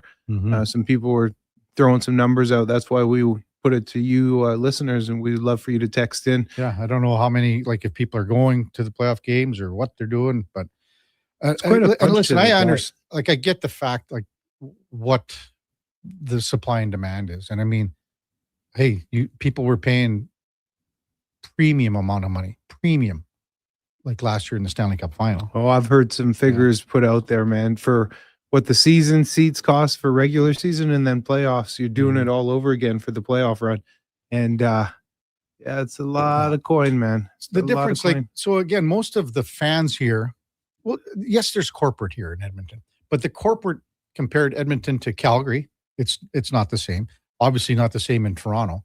How many times do you hear in Toronto, well, you watch those seats in Toronto and there's no one there. And if they are there, they might be there for a period and then they go Just underneath. randoms. And they're not cheering. They're just sitting Not wearing a around. jersey. Yeah. Because it's corporate and blue collar. And that's what makes Edmonton so great. That's Yeah. why you love it. That's why I love it. Absolutely. As I said, I mean, I was in Calgary before here, working in Calgary.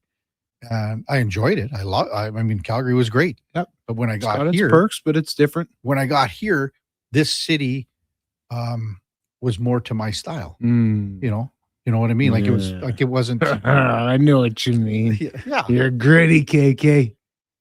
So that's what I mean. Like in Calgary, it was like, everyone's like, they're not into it. No, I feel you, man. Yeah. I'm totally with you. It's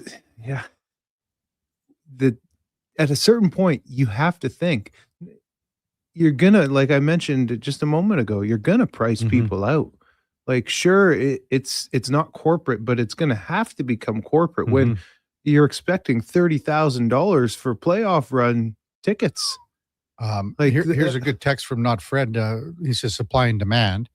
Oilers no longer care about middle income fans. I'm not saying I agree or disagree with you. That's a totally different conversation here. But here's what Not Fred I agree with. I wonder how Flames fans will feel paying double or triple to watch a rebuilding team, because the prices for the new facility in Calgary, it's a valid point, it's going to be up there. Hey, Kachuk, the brothers, and you mentioned wrapping a stick around one of them's throat, the one that plays on Florida. I like the other one in Ottawa, Brady. I like him. He's not as much of a weasel to me as Matthew Kachuk. Like he's a likable. You just see how he throws down at the beginning of the game. He's a good captain, does it all, right? Like he's a leader. He's not the best scorer, but he's a leader. You know what I'm saying, KK? I like him. He's not as much of an annoying figure as Matthew. Would you get behind that? I would agree with that. And I like, even to be honest, I enjoyed seeing Brady except for last year, the first year, and then even before in 2022, I'll be honest with you, because Brady was in Calgary. I was in Calgary covering the series, and he was there walking around with a Bud Light in his back pocket, with the pops in the pockets. That was cool. I thought that was fun. That was great. What's egregious about that is it's a Bud Light, but whatever. This calls for a Bud Light. Hey, and then 4 years later, now it got to be like, or 3 years, it got to be the point where it's not. You can't swallow it as much, Yes. Yeah. I hear you. But I like what he does on the ice. I feel he's a good leader.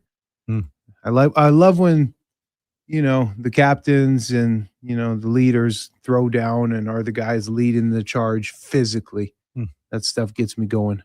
That's why Michael Riley, I should say, was such a good captain, such a good leader. How often do you see a quarterback get after it the way he did? put his body on the line the way he did, Kevin, for a first down. Mm-hmm. Never played with one, and I haven't seen one since. Mm-hmm. We had a couple texts in. Chuck Norris passed away at 86. He did. Yeah, Chuck Norris, he was in Hawaii, I believe, had a medical emergency. Saw that this morning. And he passed away. They just announced it. USA Today about 20 minutes ago. Wow. So he was in probably one of the is he the most famous martial artist / actor? Who else? I mean, Jean-Claude Van Damme is in there.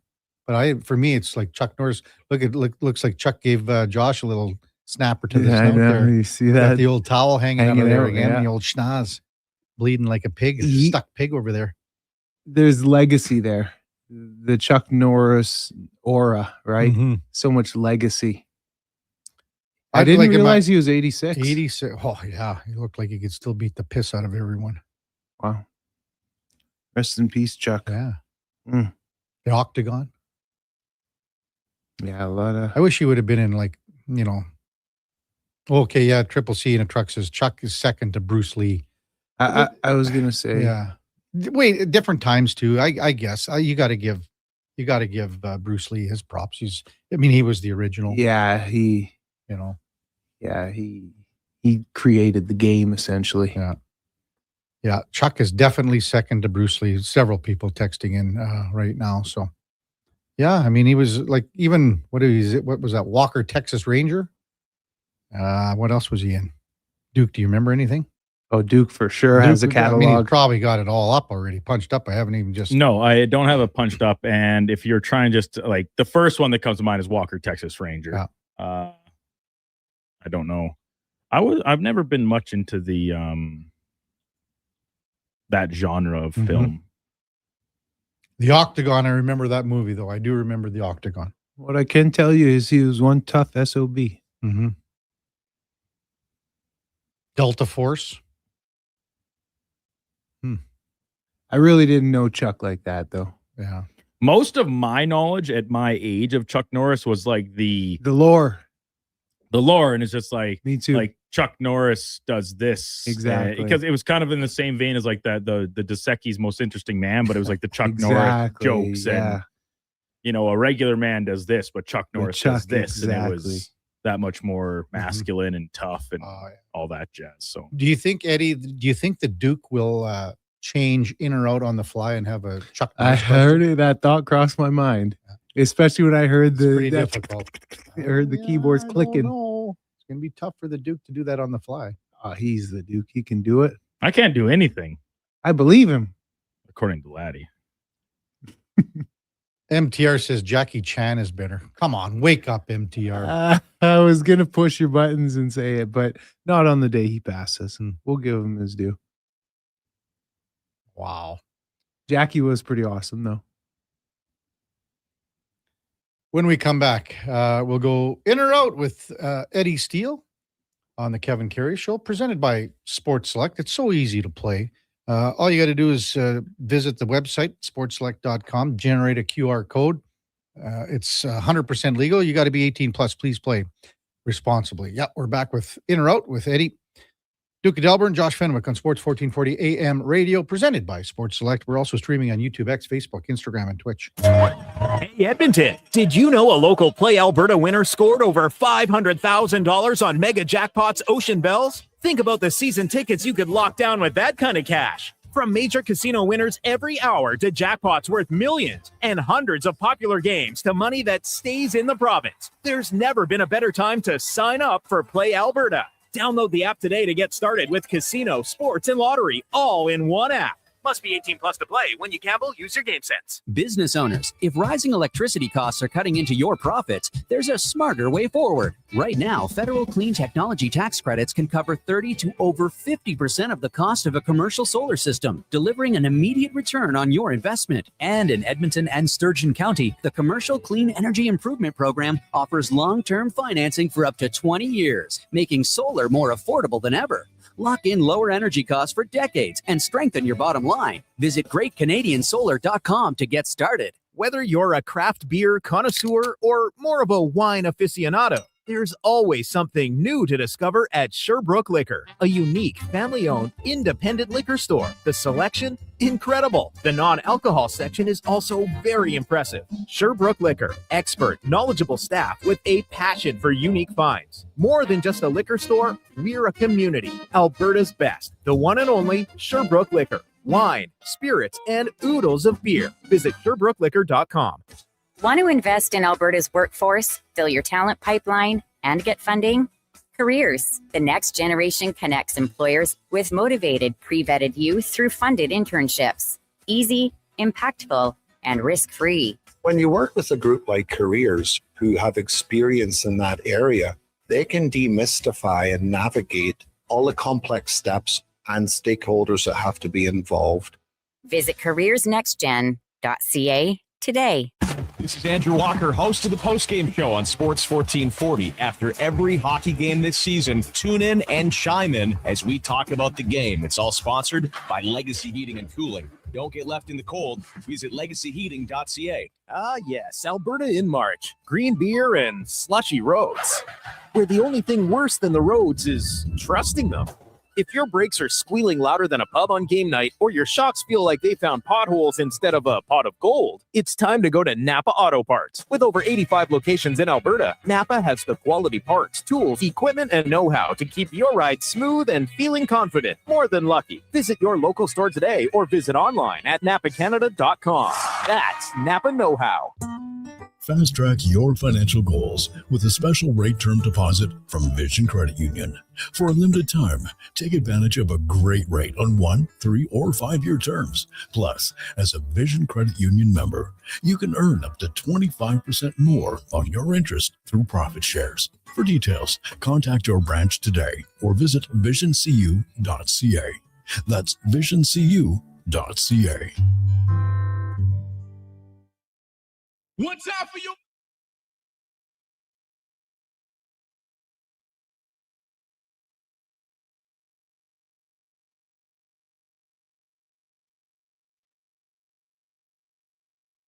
Have your sports curiosity cured with the Kevin Karius Show. This is Sports 1440.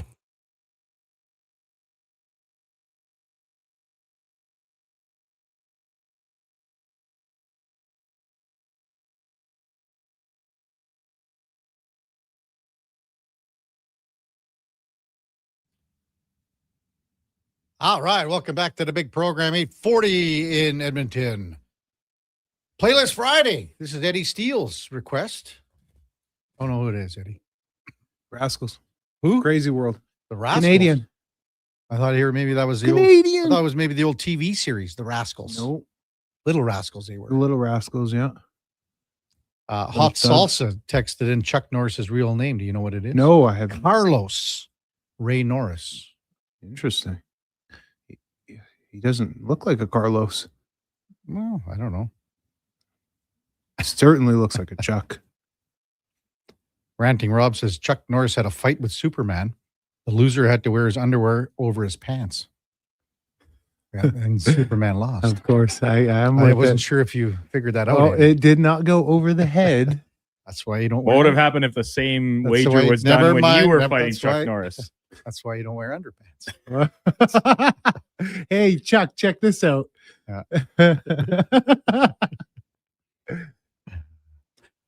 Hey, we were just before we get to in or out. Eddie threw a little trivia towards the Duke of Delburne, Josh Fenwick. And go ahead, Eddie. Well, the question was, what does the term or the acronym, I guess it would be, BONE, bone, stand for? And it's a term that is it's familiar surrounding the Double E organization, the football club. Yeah. Bone. Anybody have an idea? Edmonton Eskimos in the 70s. Goes way back. Yeah. Kevin, you knew. Of course you knew. You, sure. Yeah, you slither around all the corners, you know. I mean, I was, again, so lucky to get to know and golf with Danny Kepley for many years. And you learn a lot about bone from a guy like that. So, Duke, Fenny. Look at Fenny. He's trying to find it on the internet. Yeah, Googling away. Text in if you know. I'd love it. Bone. Anybody know? Bone. Glenn I'll have some boys who text in. Yeah, Glenn's. I think he's on the. Glenn's got it? Well, not really, but yes. Blake's got it, but yeah. Okay, we got a few. Yeah. Got a few out there. Good. Glenn's updated it now. So, did he have elk? Yeah. Could you imagine if they would have started that in the 70s with that phrase, that term, that moniker would have been thrown out of the dressing room. Yeah. Beat it. Yeah. So you might as well tell the boys over here. Brotherhood of Nasty Eskimos. Yeah, and when I first got there from Hamilton, we were having a team breakdown, as you do after pretty much every practice. Mm-hmm. Someone got up there and they said, "Bone on me, bone on 3. 1, 2, 3, bone." And everybody said bone. And I said, what is this? Like, normally it's like 1, 2, 3, go, like very generic. What's bone? And then it was Calvin McCarty. Mm-hmm. Of course it was fitting, a legend. He played 13 years with the club, and he would have probably been in his 7th year at that point, mid-career. And he filled me in on what it was. And it's just, it's a personality trait of the organization. And it's exactly how you summarized Edmonton when you compared Edmonton to Calgary, for example. It's a hardworking mentality. It's you're going to have values when you play for this organization. You're going to do the right things. That's what being a part of the Brotherhood of Nasty Eskimos is about. You're going to have fun. Mm-hmm. You're going to have fun, but it's more than just having fun on the field. It's the way you're going to carry yourself. 40 years later, the buzzword was culture, and it still gets used today. There you go. So different terminology, different thing. But Brotherhood of Nasty Eskimos meant this is how we are, how we play, how we conduct ourselves, our code of conduct, our, core covenant, all in one little phrase. And when you do that, when you operate with the bone mentality, winning comes. And it comes with winning? The fun. Mm-hmm. And that's what it's about. All right. Time now for In or Out, brought to you by Pro Solutions. If you need fast air condition service, Pro Solutions offers expert repairs, expert tune-ups, and expert installs with flexible financing. Book your appointment right now at prosolutionsinc.ca. Okay, you know what? Moving too fast. Bottom line, are you in or you out? In or out of what? No time for questions, just action. In or out? Well, then I'm out. I'm sorry, Jet. Actually, you're already in. Are you in or are you out? On Sports 1440. I thought you would go, I'm in, Bob. We would have had a really cool moment, but you kind of ruined the whole thing. All right, Duke Letterbuck. Oilers losing last night 4-0 at the hands of the Florida Panthers. Sergei Bobrovsky in his shutout moves into a tie with former Oiler Curtis Joseph in 7th in the all-time NHL wins list for goaltenders.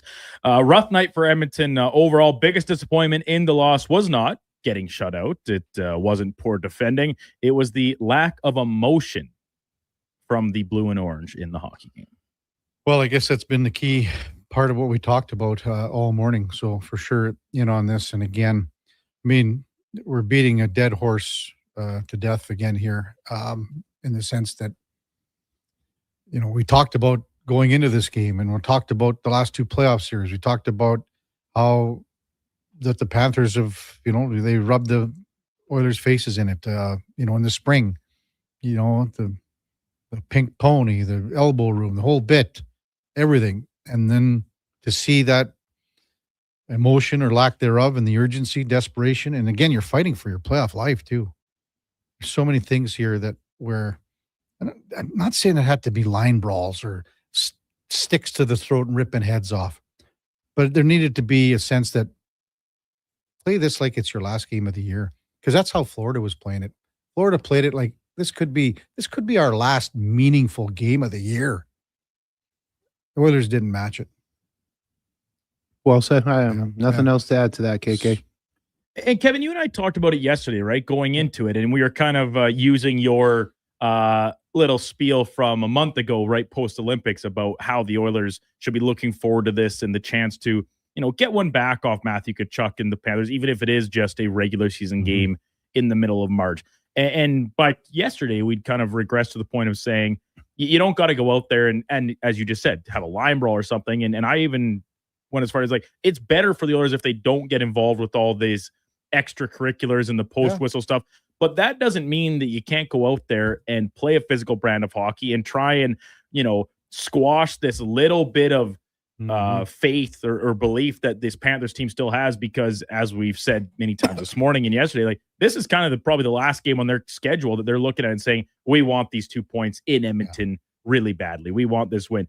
And if you can come in there, you're the better hockey team right now, take that away from them. Sure. That could speak volumes, but they just had nothing. I don't know if it's in their DNA, man. Well, I don't know. I just don't know. I've said this phrase many times, and it's from Tommy Lasorda.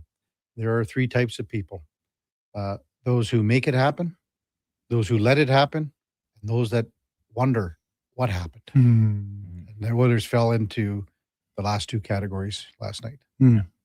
Next up for the Oilers, Tampa Bay, Hockey Night in Canada, featuring the league's top 2 scorers, Nikita Kucherov and Connor McDavid, going head-to-head on the national stage. I'm thinking both McDavid and Kucherov hit a nice little run here to finish out the season and top 130 points each for the second time in the past 3 years. Go ahead, Eddie. I'm out. Oh, I'm out on this. Out with gout. Currently, I am. Never had gout. Never hope to have it. But Connor McDavid, 115 points, 12 games left to get to 130. I don't know. Coming off a pointless game. Sure, there might be some hunger there. I don't know how many games Tampa Bay has left, but it can't be much more. Three more games. So they have 15 left, and Cooch is sitting at 114. 3 more last night. He's he's on more of a stretch than a heater than McDavid. I don't think Connor will get 15 points in 12 games. He's definitely capable, but I don't see it happening. KK? Well, and I said originally, when we were talking about the scoring race and even the Hart Trophy for that matter, when Leon went down, Louis, my buddy, said, we were thinking along the same lines about Connor even playing to that level again, where he was at earlier in the year, when many people said it's the best he's playing in his career in the regular season. So I'm going to go in. I mean, there's got to be a little bit of a response here. And who knows, maybe Saturday night, right now, I mean, Tampa's given up some goals. Buffalo put a lot on them. And, maybe tomorrow night's like a 6-5 and a 1, 2, or 3 point game, and that changes everything. Yeah. So I'll go in on this one. Positive thinking. Yes. And it's funny because we looked at it at face value and say, Eddie, 15 points in 12 games.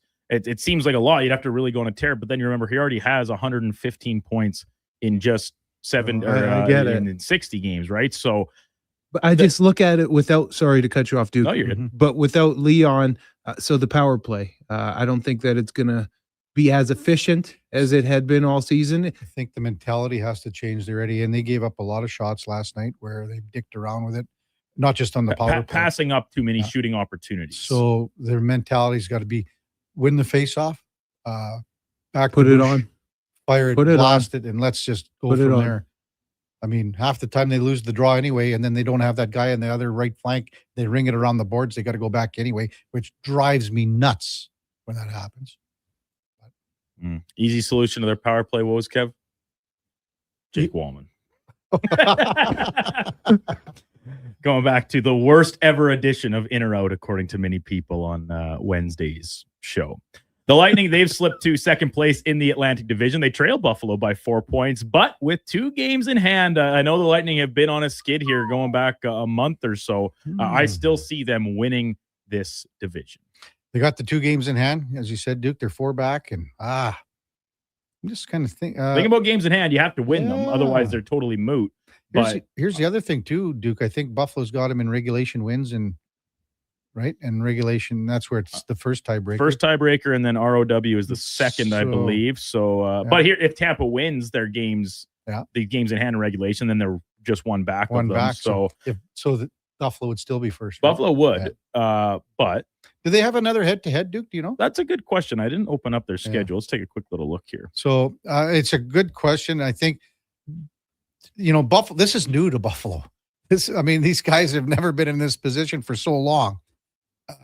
They're getting better goaltending. You saw UPL the other night, another shutout last night. So that's one head-to-head game. One head-to-head. That train's not slowing April the down. 6th, the Monday night in Buffalo. There's a damn good chance it could come down to that game. They're 9-1. Their last 10. Tampa's 4-6. I'm seeing Buffalo's a rolling. lot of divisional games for Tampa Bay here to round out the schedule. Boston a couple times, Montreal, Ottawa, Detroit, the Sabres, obviously, and that's all in April. Another one against the Habs and the Sens here to round out this month after they're done this road trip west. So there's some pivotal games. A lot of implications in this much tighter Eastern Conference than what we're probably seeing out west here. Like tomorrow night, if they beat the Oilers, they're right. That's another. Like that's why tomorrow's like that is a massive game. You may hate the fella, you may despise the fella, little Gary Bettman, but he has set it up in a way where it's very exciting coming down the home stretch with the points and the way it works out. It works out in an exciting fashion, man. Despise the little fella, the little Duke, poor little guy. Poor little guy. Poor little Gary Bettman. To be honest, Kev, my main motivation here, I am as much on board with this Buffalo story this year as anybody. I still think Tampa Bay is the best team in the Eastern Conference, and I think they can right this ship here to get back on top and give themselves a more preferable slate, perhaps, come playoff time in the Eastern Conference. Day one of March Madness is in the books. We had 6 lower seeds winning yesterday. Duke got themselves a scare from Siena as well. Nearly a number 1 seed going down for the 3rd time in round number 1. But if we're looking at today's second half of the opening round, predicting the biggest upset, I'm going way off the board. I'm taking Hofstra, 11.5-point underdogs against Alabama. To win? I'm taking them to win. You got them in your draft? I do. You have them in your bracket. This was my biggest upset in the first round of the bracket. Every time I say you're out to lunch, Duke, something like this happens and Hofstra is going to win. I'm going to be out on this one, though, just because I don't want to see your bracket succeed. Yeah, absolutely. Hurtful. So what do you got then? You got a different one? I'm trying to look. That's a big hit there with when you're thinking about it. When you got a 13 against a 4. Two different games today. Lower seeds are actually favored in the game. Iowa is 2.5-point favorites over Clemson, and I believe Utah State is a 1.5-point favorite over Villanova. So you can't take a 8-9, can you? No. Well, both of those are the two, and the underdog's actually the favorite. The underdog's the favorite. Well, I'd pick the 9. But again, nothing's going to match. What do you think Duke's about the choice. remaining red hot Miami of Ohio up against the Volunteers? I know you got Tennessee going deep, Kevin, don't you? Yeah, I do. Could I say Santa Clara, Duke? You sure could. So I would say Santa Clara. Just 3.5 points in a 7-10 matchup against Kentucky, the Wildcats.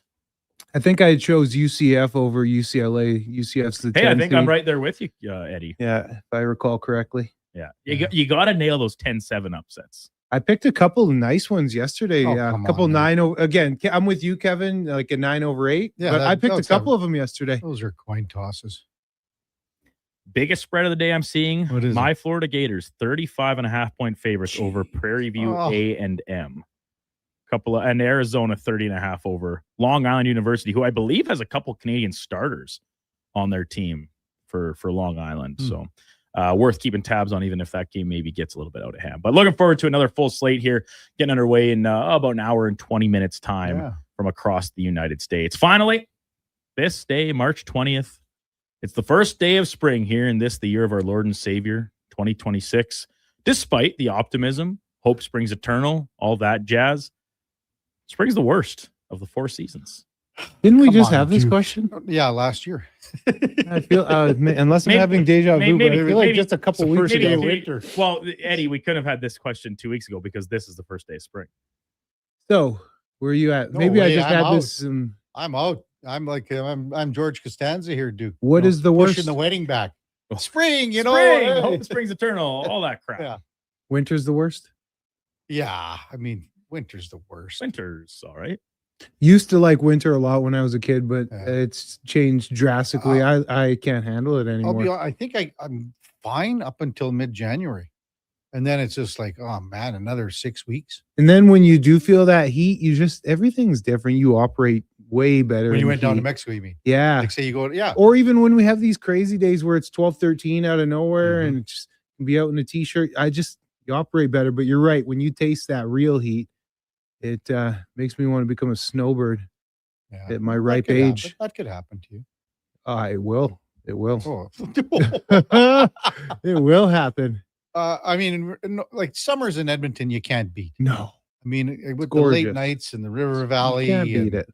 I mean, the other thing too, in the last probably 4 or 5 years, virtually no mosquitoes. Mm-hmm. Just the way things have gone. Probably means we're due for And fairly dry. Could you imagine? It'd be That's like you're being in Winnipeg. Oh my goodness. They suck in you and they fly you away. I was going to say, it'll pick you up, man. All you need is 2 of them. Big hosses.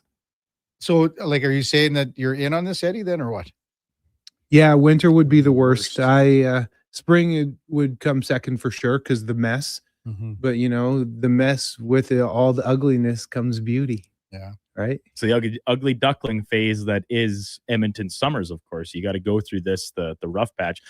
Listen, it's dirty, it's ugly, puddles everywhere. You're walking through them, driving through Sand them, and grime everywhere. Until the street cleaners make their way around, which has their own problems in and of itself. What's more efficient, Edmonton street cleaning or Edmonton snow moving? Well, they're not going to be doing anything because of the 7-inch thick ice windrows now that are still there.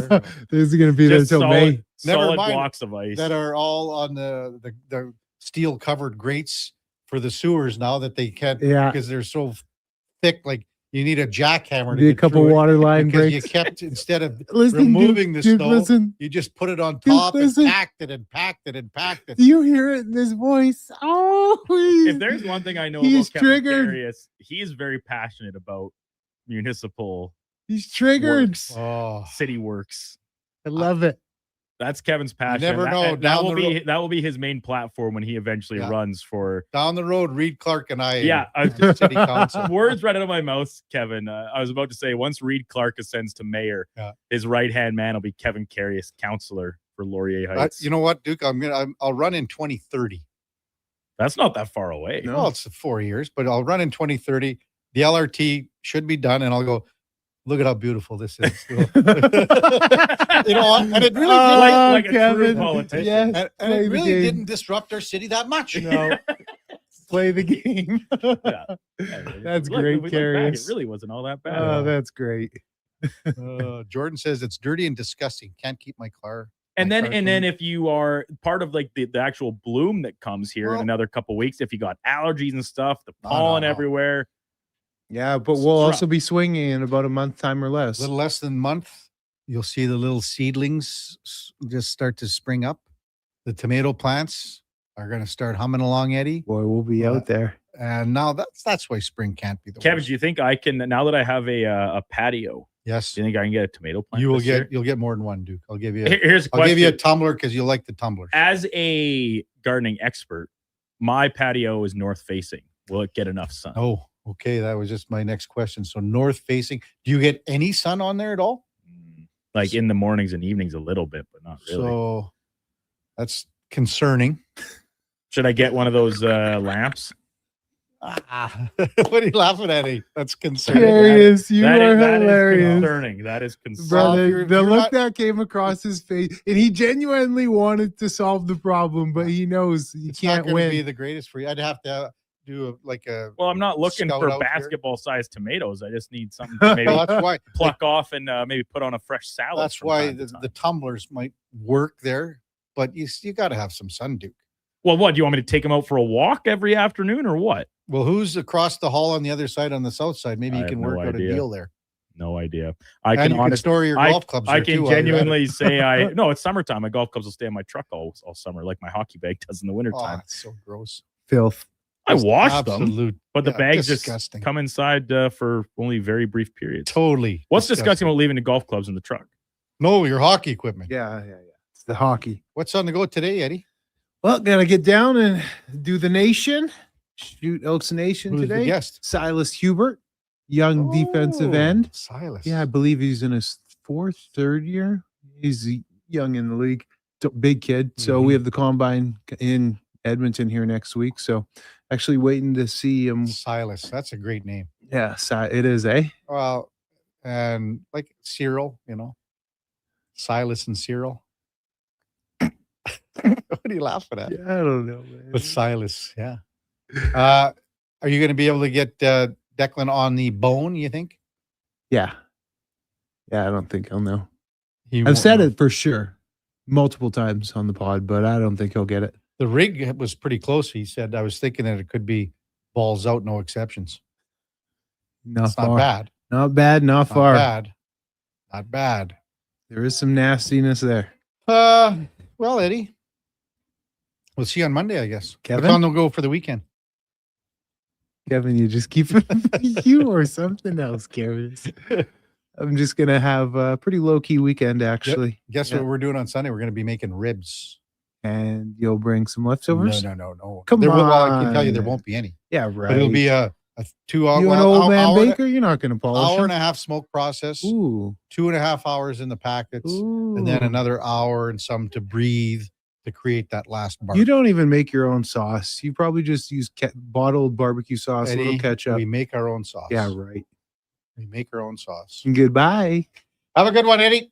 That's Eddie Steele, Grey Cup champion from 2015, all-decade team with the Double E, and as well for U Sports football out of the University of Manitoba, the Bisons, Tatanka. Coming up in the 9 o'clock hour. What are you laughing at, Eddie? Yeah. Tatanka from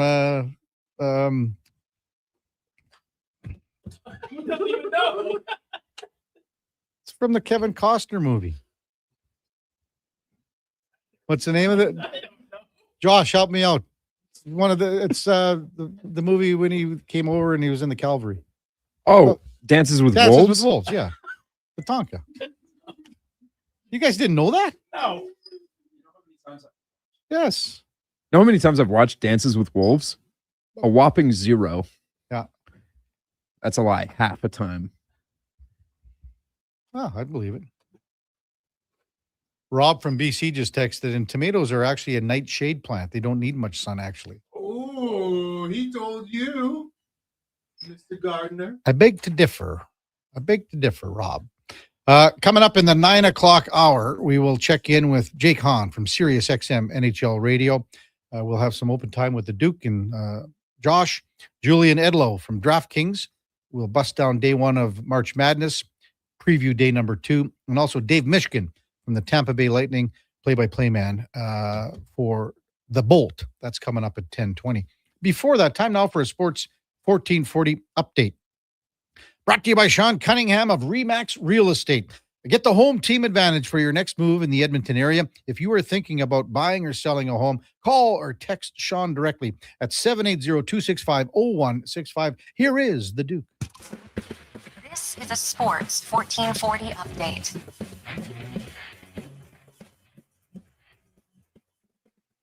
Oilers lose last night 4-0 at the hands of the Florida Panthers. Sergei Bobrovsky making 21 saves for the shutout. Also moves into a tie with Curtis Joseph on the NHL's all-time wins list. 10 of the games around the rest of the NHL. The Bruins pick up a big 2 points in the playoff race. 6-1 winners over Winnipeg. Sens get past the Islanders 3-2. Habs fall to the Red Wings 3-1. Jackets double up on the Rangers 6-3. Hawks over the Wild 2-1. Preds beat the Kraken 3-1. Lightning defeating the Canucks 6-2. Knights blanked by the Mammoth 4-0. Sabres shut out the Sharks 5-0. And in the nightcap, Flyers get past the Kings 4-3 in a shootout. Lone game on the PWHL schedule. Montreal beating Seattle 4-1. And in the association, 8 games total, including Luka Doncic, 60 points on route to a 134-126 win for the Lakers over Miami. March Madness day number 1. Some upsets on the board as VCU defeated North Carolina. Duke survives a scare against Siena. And number 1 Michigan also advancing past Howard. Coming up in hour 3 of the Kevin Karius Show, we'll be joined by Jay Kahn from SiriusXM NHL Radio. I'm Brandon Douglas at your Sports 1440 update. This is Sports 1440, a Stingray radio station broadcasting on Treaty 6 territory. Download the free iHeartRadio app and listen to CKJR wherever you go. Getting in on the sports action you want is as easy as playing at sportselect.com. Simply make your picks online, generate your QR code, and lock in your bet at your local Lotto Spot retailer. Then sit back, watch the game, grip your chair, and high-five anyone nearby. Every bet is 100% legal with the chance of winning cash in hand. Sports Select. When you're ready to play, bet on the original. Must be 18 plus to play. Play responsibly.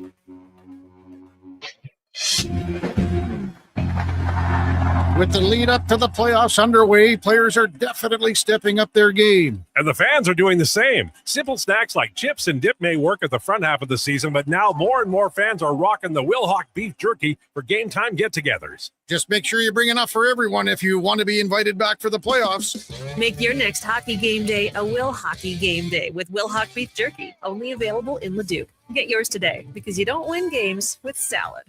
It's Truck Month at Wolf GMC Buick, and we know trucks. And we have the best deals of the year right now. Some have 0% for 4 years. We have 0% for 6 years. That's on our #1 selling GMC Sierra half-ton crew cab, or the Elevation, the AT4, or Denali. Yep, 0% for 72 months. And Costco members get an extra discount on some of our SUVs. Pop in today and drive away smiling. Wolf GMC Buick. We're making it easy. At Leading Edge Physiotherapy, healing doesn't have to feel heavy because in our SwimX aquatic therapy pools, you literally float your way to recovery. Whether you're dealing with arthritis, back pain, joint injuries, post-surgical rehab, chronic pain, balance issues, mobility challenges, or just feeling a little creaky, warm water and gentle resistance have your back, your knees, and your hips. Trusted by pro sports teams and rehab hospitals, our SwimX pools help you move sooner, hurt less, and recover faster. So take the load off. Let the water do the work. Life shouldn't hurt. LeadingEdgePhysio.com. At Fountain Tire, the savings come in threes. Up to 25% off select tires, a mail-in rebate of up to $100 off a set of 4 select tires, and $50 off $150 service. We're basically the BLT of savings until April 25th. Restrictions apply. Book today. Mr. Rooter kinda speaks French. Je m'appelle Monsieur Rooter. Je suis plombier. Très bien, Mr. Rooter. Your name is Mr. Rooter, and you are in fact a plombier, a plumber. You are an excellent student. Au contraire, mon frère, je suis un excellent étudiant. Also, I'm not here for a French lesson. I'm here because someone clogged up the toilets. Oui, right this way. For a plumber who speaks your language, call Mr. Rooter. What's some non-Nissan drivers here? Nightmarish flurries out of the Northwest today, looking like a horror movie. What Nissan drivers here? It's a glorious day out there. Get a Nissan Kicks S all-wheel drive for $398 monthly at 2.9% with $0 down. Built, tested, and trusted to conquer Canada's harsh winters. Visit Nissan.ca for details. 60 months, conditions apply. Visit your local Edmonton and area Nissan dealer for more information. It's a...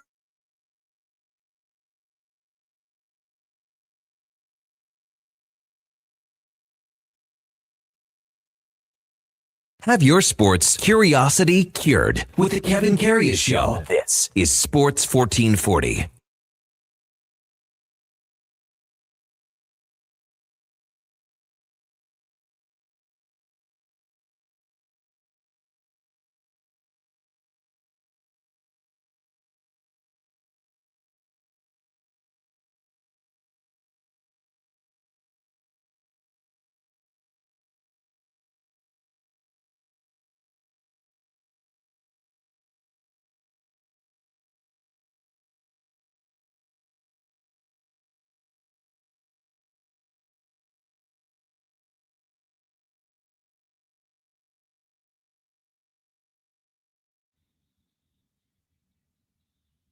All right, welcome back to the big program. 9/11 in Edmonton.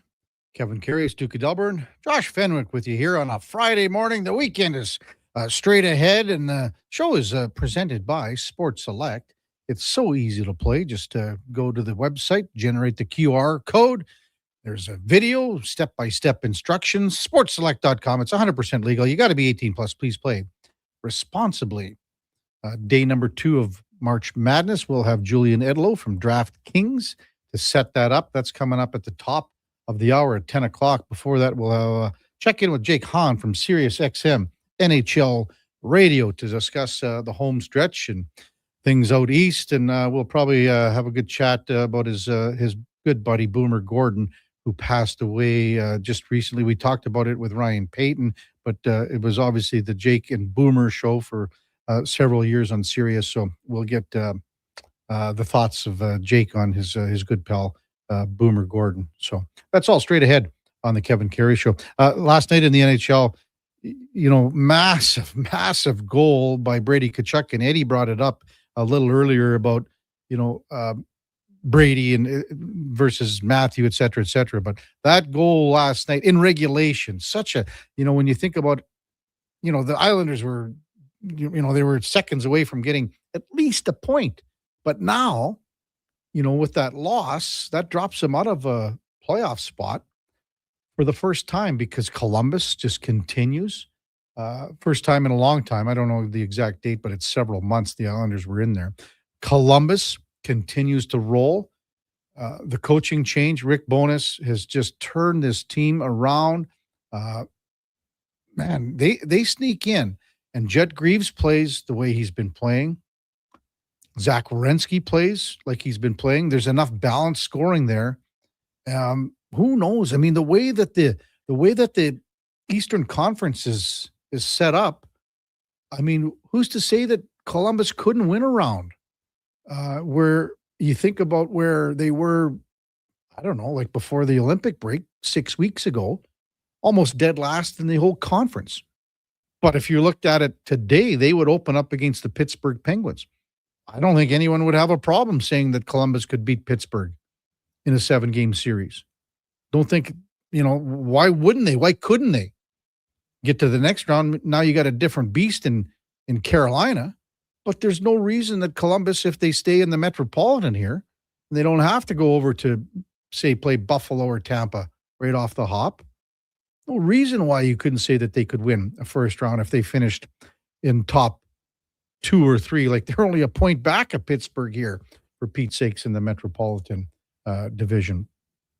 Also, and the Buffalo wins last night. I mean, they go into San Jose and absolutely just paced the Sharks 5-0. And the other late game, and that's the one game that people were talking about, Speck was saying, where the Pacific Division in all the games that were played last night get 1 point. The LA Kings lost to the Philadelphia Flyers 4-3 in a shootout. The other one that was a shutout last night, again, Utah 4-0 over the Golden Knights. Aiden Hill, 3 shots, 3 goals, gets the hook. Golden Knights are struggling. They're not the team that they used to be. They miss Pietrangelo dearly. Stone's hurt. They don't have the pedigree. They don't have the makeup of the team where they have all the grit and stuff like that. They've given up a lot of that, have they not?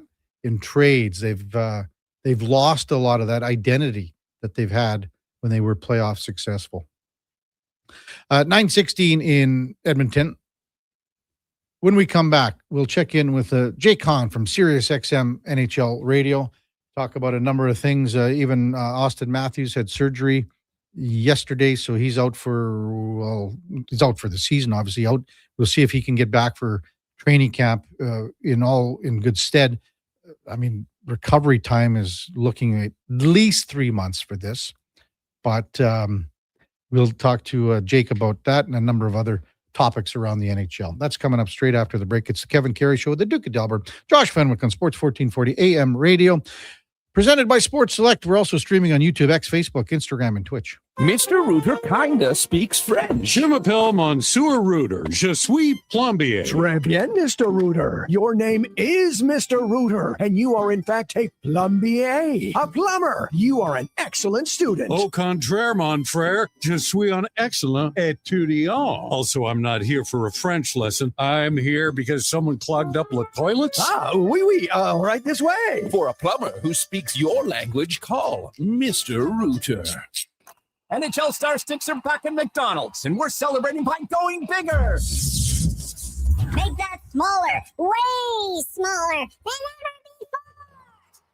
Collect the set and get one of 7 mini sticks with every NHL Star Sticks meal. Featuring McDavid, Matthews, Quinn Hughes, Makar, Celebrini, Reinhart, and Montembeau. So get yours while they last. 1 stick per meal purchase. Limited time at participating Canadian restaurants. Who's that working on the underground utilities over there? All-Star Construction, that's who. What about the street lighting? Yep, All-Star Construction. And the directional drilling, hydrovacking, neighborhood renewal, and telecommunication work? Yep, and yep. Since 2009, All-Star Construction has been doing all that and more, shaping and building Edmonton communities for land developers all around Edmonton. That's what All-Star Construction is all about. Need a new ride for road trips, errands, or just life on the go? Go Auto offers a massive selection with over 15,000 new and used vehicles to choose from. With over 70 locations across Western Canada, finding your next ride has never been easier. Whether it's a roomy SUV for the family, a sleek car for the open road, or a rugged truck for your weekend adventures, you'll find it here at a price you'll love. Explore thousands of vehicles today at goauto.ca. You wanted local sports on weekends. Saturday mornings at 9, check out the Saturday Sports Setup, where we'll tee up what's happening on the weekend sports scene. Tune in Saturday morning at 9 on Sports 1440. The wait is over. CTV Sunday. Television's most captivating love story continues as Sullivan's Crossing returns. And as a new season begins, the road ahead takes an unexpected turn. Would have thought you'd have mentioned being married before. A lot's changed since then. Morgan Cohan and Chad Michael Murray in the drama that asks, is true love enough? A new season of Sullivan's Crossing starts Sunday at 8 exclusively on CTV. Stream next day on Crave. Hey, Gary, is that your dad? No, this is Evan, the new sales rep I hired. Oh. First impressions matter, but when hair loss takes over, it can feel like you're not being seen for the maverick you truly are. Hi, I'm Dr. Vance Elliott. At Advanced Hair and Skin Surgery, we know that hair loss is more than just a cosmetic issue. It's personal. Let's discuss all the cutting-edge options available so you can make a great impression every time. Book a free consultation today at drvanceelliott.com.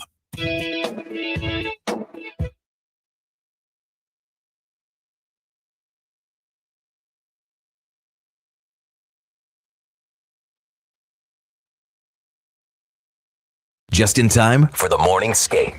This is the Kevin Karius Show on Sports 1440.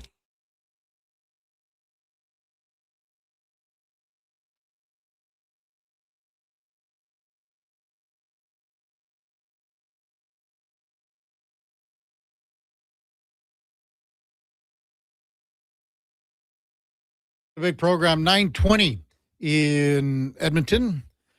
So glad you're with us on a Friday morning as we get set for the weekend. Oilers are in action again tomorrow against Tampa Bay as the two FLA teams come into town. Last night's performance left something to be desired. We'll see what happens tomorrow against the Tampa Bay Lightning. Hey, time to talk a little hockey from across the league with Jake Hahn from SiriusXM NHL Sports. Good morning, Jake. You're with Kevin Karius once again. Thanks as always for jumping on Sports 1440. Big guy, really appreciate it.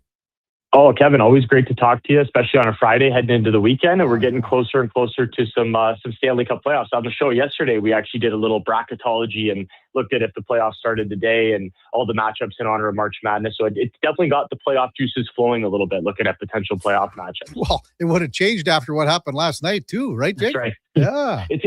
I think it's changing daily at this point, right? And maybe something we'll have to revisit next week, and it could look vastly different, right? So it's a fun exercise, but like you said, you know, all these matchups we're looking at right now could look totally different when we actually get to the postseason. So it's going to make for some interesting hockey here the next few weeks. Yeah, no kidding. Hey, before we get take a deeper dive into all the hockey, Jake, we had Ryan Payton on, a few weeks ago. Yeah. Talked about the passing of your good buddy Boomer Gordon and your sidekick. So I just kind of wanted to give you the floor here and just mentioned, just so you could talk about your relationship, your time spent with Boomer and how much he meant to you and everyone at Sirius. Yeah, that's really kind of you, Kevin. And obviously he meant a lot to me in so many different ways as a really close friend. I think that's been the most difficult part of all of this is losing a really good friend, someone you talk to every single day, do shows with, but, really communicate with on a daily basis. And what I've learned from him professionally as well, he really was one of a kind.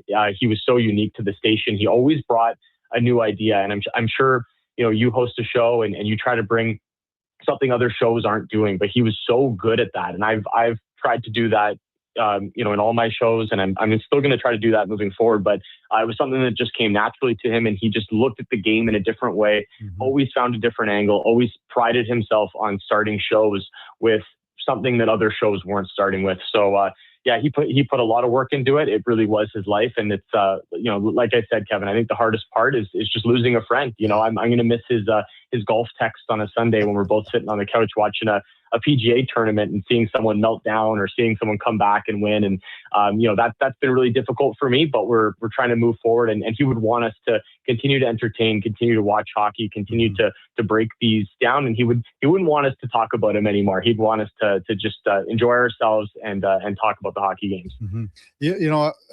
I was lucky enough to be in TV for 33 years, Jake. And, when you're on the desk, if you don't have that, like the chemistry with who you're sitting beside, or in this case, when you're doing a radio show, it doesn't work.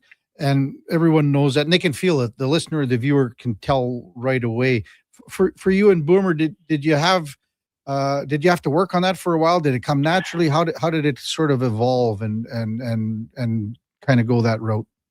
Yeah, that's a great question. And I know you have experience with that as well, being in the business for so long, whether it's TV or radio. And it's something that just kind of developed organically over time. I was a lot younger than Boomer and sort of came on. And I think, my role was pretty small at first, and then it just grew, right? And I think that trust developed.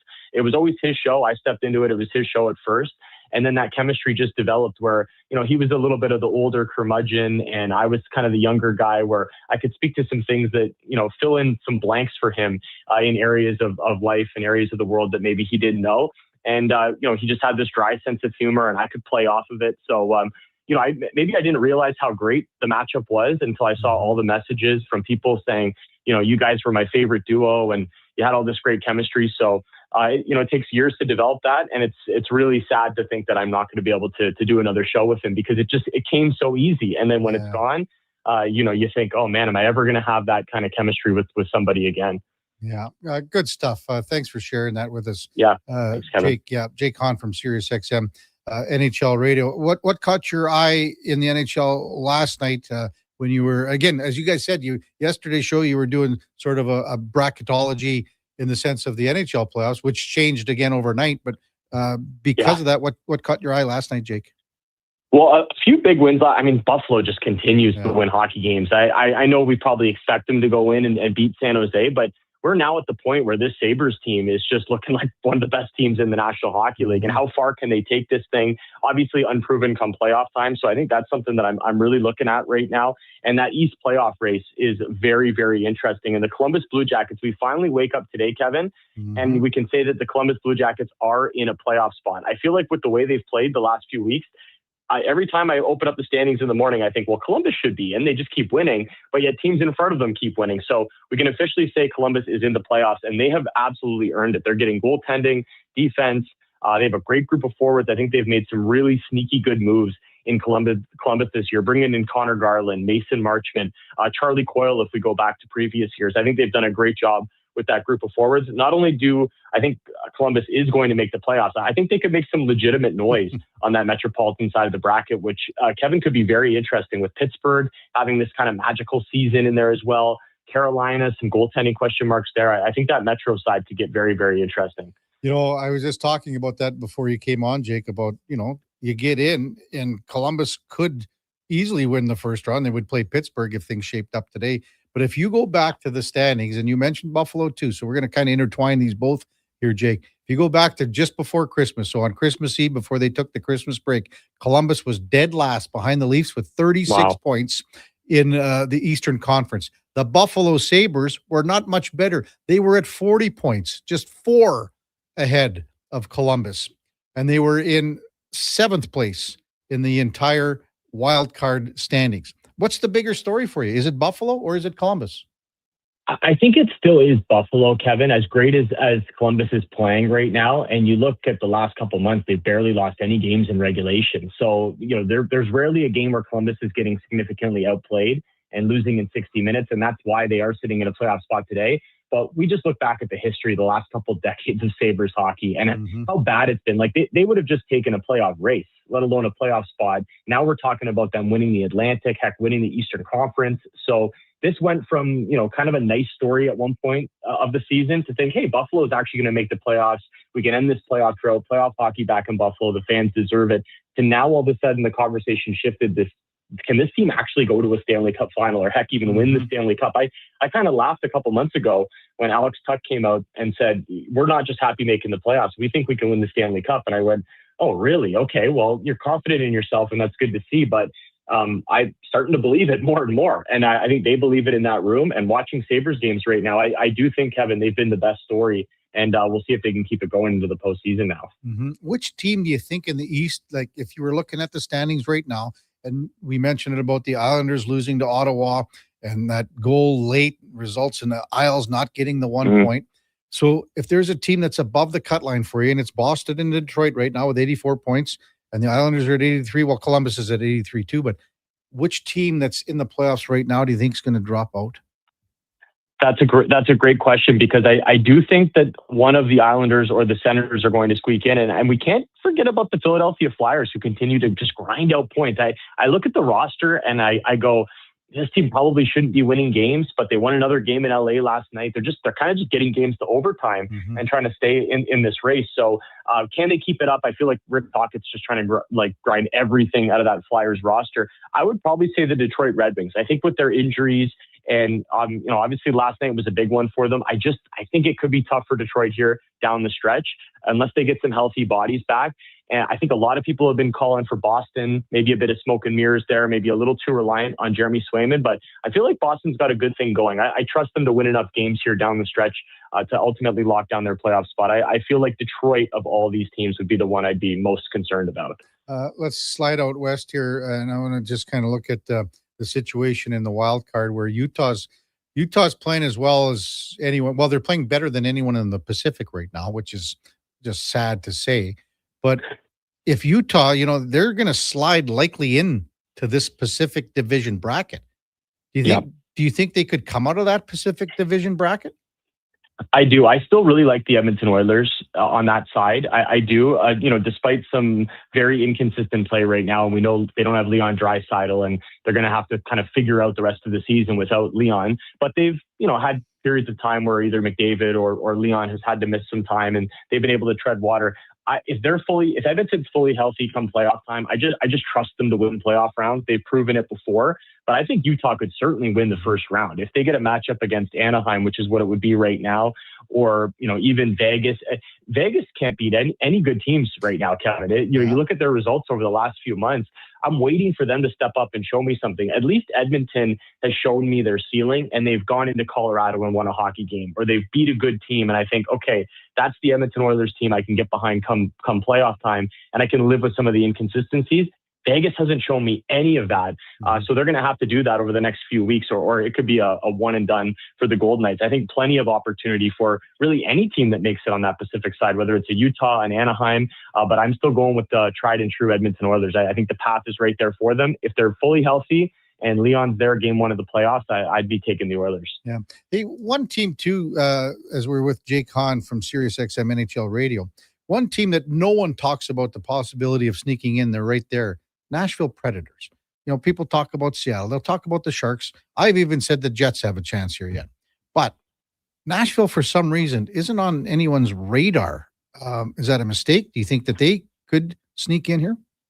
Well, going back to reference Boomer again, going back a handful of years, he always used to call the Predators the cockroaches. That they always just find a way to exist, and they find a way to stay alive no matter what the season is. And this season is no different. I wrote them off a long time ago, and all of a sudden you look at the standings, and I do think part of it speaks to what the race is in the Western Conference, right? And just the fact that a team like Nashville can feel like they're still in it. Even Winnipeg briefly, a couple losses recently, I think has really taken them out of it. But even Winnipeg thought they were kind of back in it. And that just speaks to the season that's going on in the Western Conference. I really like LA's schedule here down the stretch, Kevin. If you look at it, they've got, I believe, 3 against Vancouver, 2 against Calgary, a couple against Nashville, but they're both at home, 1 against Toronto in there as well. They did lose to the Flyers last night, which was kind of a bad loss for them, but they picked up a point. I think LA's schedule is very, very good. Not only do I think they can make the playoffs, keep an eye on the fact that they might even take a run at the top spot in the Pacific. They're only 6 back, and they've got by far the easiest schedule of any of those teams. So I think LA gets in. It's just a matter of where do they finish. Do you think that the Dallas Stars, Jake, could win the President's Trophy this after about 2 months ago when everyone had handed it already to the Colorado Avalanche? Well, they still have one more head-to-head game. They played on Wednesday. It went to a shootout. Dallas won that game and picked up a big extra point. I thought Colorado was the better team in that game. Jake Ottinger was really, really solid and kind of stole that one for Dallas. But if he keeps playing like that the rest of the season, Kevin, he could take the President's Trophy for the Stars. And, we talk about the President's Trophy and the importance and, what does it really mean come playoff time? And I understand all that. But in this scenario, it does mean so much because look at the difference between facing Minnesota in the first round or facing whoever gets that wild card too. You're not really battling for the President's Trophy. That's a nice, aside to it. Yeah. But really, you're battling just for that better matchup in the first round. So tons to play for Dallas and Colorado here down the stretch. And I'm glad we have a race there because at one point it looked like it was just going to be Dallas and Minnesota. Colorado was going to cruise, and we legitimately have a race, and they're going to play one more time head-to-head before the season ends. Jake Hahn from Sirius XM NHL Radio with us. In Toronto, the Leafs, I don't know what to say anymore about them from this standpoint out here, this perspective out here. Maybe just give us a take with everything that you've seen here. Obviously, they're your bread and butter out there, Jake, but with Matthews and whatever else that's on your mind with this team moving forward. Yeah, it's strange times. It really is because I think the fan base had become so accustomed to just, the playoffs were a foregone conclusion. And you do kind of take that for granted a little bit as much as they haven't had the playoff success. It's nice to know this time of the year you're going to be watching important games and you're okay. Who are we going to be facing in the first round? And they don't have that this year, and they're not even close. And the season has really been a complete disaster from start to finish. So I think changes have to be made. I'm not necessarily looking at the top players. I think the retool is the best course of action here for the Maple Leafs because you still have Matthews and Nylander in the prime of their careers. Now, Matthews, unfortunately, with the injury, we'll see how he comes off of that. And that's obviously a tough blow for him. But assuming he recovers and gets back to his form, these are the guys you'd be drafting anyway. So I think you try to retool with them. If it doesn't work over the next couple of years, then I think you go to another course of action, which unfortunately might have to be the full teardown, and we know how long that could take. So I think they're going to try to retool. The question is, who is going to be doing that retooling? Is it going to be Brad Treliving? Yeah. Is Craig Berube going to be behind the bench? I think that's where you're going to possibly see some changes in the offseason for Toronto, is in management or possibly at the coaching position. You got to get rolling here. Just what's coming up for you guys on Sirius XM here, Jake? Big Friday. Friday is always one of our most fun shows because we have tons of games on Thursday to talk about. We also do a little fantasy talk this time of the year, fantasy playoffs. So myself and my co-host Victoria Matiash, we really dig into the fantasy. She does some fantasy coverage for ESPN. So a lot of goalie conversations probably today, Kevin, because who can make a save out there? Which tandems do we trust? And there's some goaltending tandems on contending teams. Carolina, for example, where are they at this moment? Do we trust them moving forward? So tons to talk about on the show today. We'll try to jam it as much as we can in a couple of hours. Send some of that goaltending love this way, Jake. How's that sound? Well, I'll do my best. It's a tradition like no other, right? Talking about Oilers goaltending this time of the year with a few weeks going into the playoffs. But they always seem to figure it out, at least on that Western Conference side of the bracket. So we'll see if they can pull that off again. As always, thanks, Jake. Thanks for coming on, and thanks for sharing some memories with Boomer. Really appreciate it. Thanks for letting me do that, Kevin. I really, really appreciate it. And you have yourself a great rest of the show and a great weekend. Yeah, you too. That's Jake Hahn from Sirius XM NHL Radio. When we come back, we'll get to some of your texts. We're going to switch gears and talk a little NCAA basketball with Julian Edlow from DraftKings. And we'll talk to Dave Mishkin, Tampa Bay Lightning play-by-play man, as well, coming up in the 10 o'clock hour. We're back right after the break. It's the Kevin Carey Show with the Duke of Delburne, Josh Fenwick on Sports 1440 AM Radio, presented by Sports Select. We're also streaming on YouTube, X, Facebook, Instagram, and Twitch. Getting in on the sports action you want is as easy as playing at sportselect.com. Simply make your picks online, generate your QR code, and lock in your bet at your local Lotto Spot retailer. Then sit back, watch the game, grip your chair, and high-five anyone nearby. Every bet is 100% legal with the chance of winning cash in hand. Sports Select. When you're ready to play, bet on the original. Must be 18 plus to play. Play responsibly. Welcome to Silent Ice Center, the region's newest hockey and event center in Nisku. Featuring 2 NHL-size ice surfaces, premium seating, private suites, and an electric atmosphere. From elite hockey to major tournaments, concerts, and special events, this is where the action lives. And with Summit Restaurant overlooking the rink, every event is a full experience. Silent Ice Center, built for champions, built for the community. Book your ice, your event, or your next big night at Silent Ice Center. Email booking at silenticecenter.com. Oil Kings Hockey takes to the ice at Rogers Place for the final regular season game this Sunday. It's the Team Awards game. See who scores the hardware pregame for Rookie of the Year, Most Improved, MVP, and more. With all the family fun Sunday face painting, bouncy castles, and Calmont Kids food combos for $10 or less. Plus a post-game autograph session. Edmonton Oil Kings, Calgary Hitmen. Team Awards game, 4 p.m. Sunday. The final home game this season at Rogers Place before playoff action kicks off, starting at $20 a seat. Save on day of game pricing now at oilkings.ca. At Fountain Tire, the savings come in threes. Up to 25% off select tires, a mail-in rebate of up to $100 off a set of 4 select tires, and $50 off a $150 service. We're basically the BLT of savings. Until April 25th. Restrictions apply. Book today. You wanted local sports on weekends. Saturday mornings at 9, check out the Saturday Sports Setup, where we'll tee up what's happening on the weekend sports scene. Tune in Saturday morning at 9 on Sports 1440. Fast track your financial goals with a special rate term deposit from Vision Credit Union. For a limited time, take advantage of a great rate on 1, 3, or 5-year terms. Plus, as a Vision Credit Union member, you can earn up to 25% more on your interest through profit shares. For details, contact your branch today or visit visioncu.ca. That's visioncu.ca. Start thinking spring road trips and off-road trips in your new Subaru Crosstrek. Stylish, rugged, and so many features. Standard on every Crosstrek. Subaru symmetrical all-wheel drive, EyeSight driver assist technology, heated seats, and LED steering responsive headlights. Plus, with interest rates from 0.99%, you'll love the affordable weekly payments. No waiting, immediate delivery available. Subaru Crosstrek. Visit Subaru.ca. Welcome to Uncommon. Welcome to Subaru. Sports 1440, the Stingray radio station. CKJR broadcasts from West Edmonton Mall and Wetaskiwin. Download the free Stingray music app and listen wherever you go.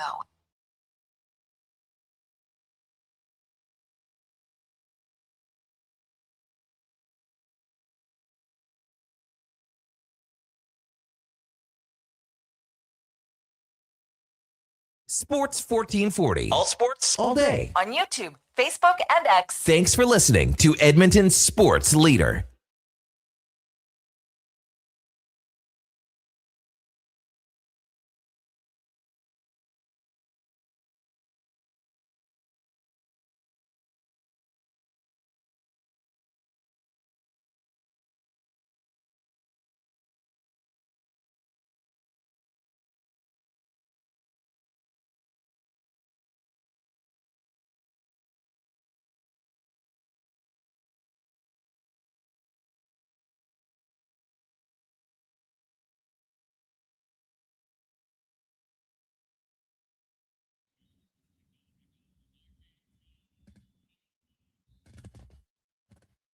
Ooh.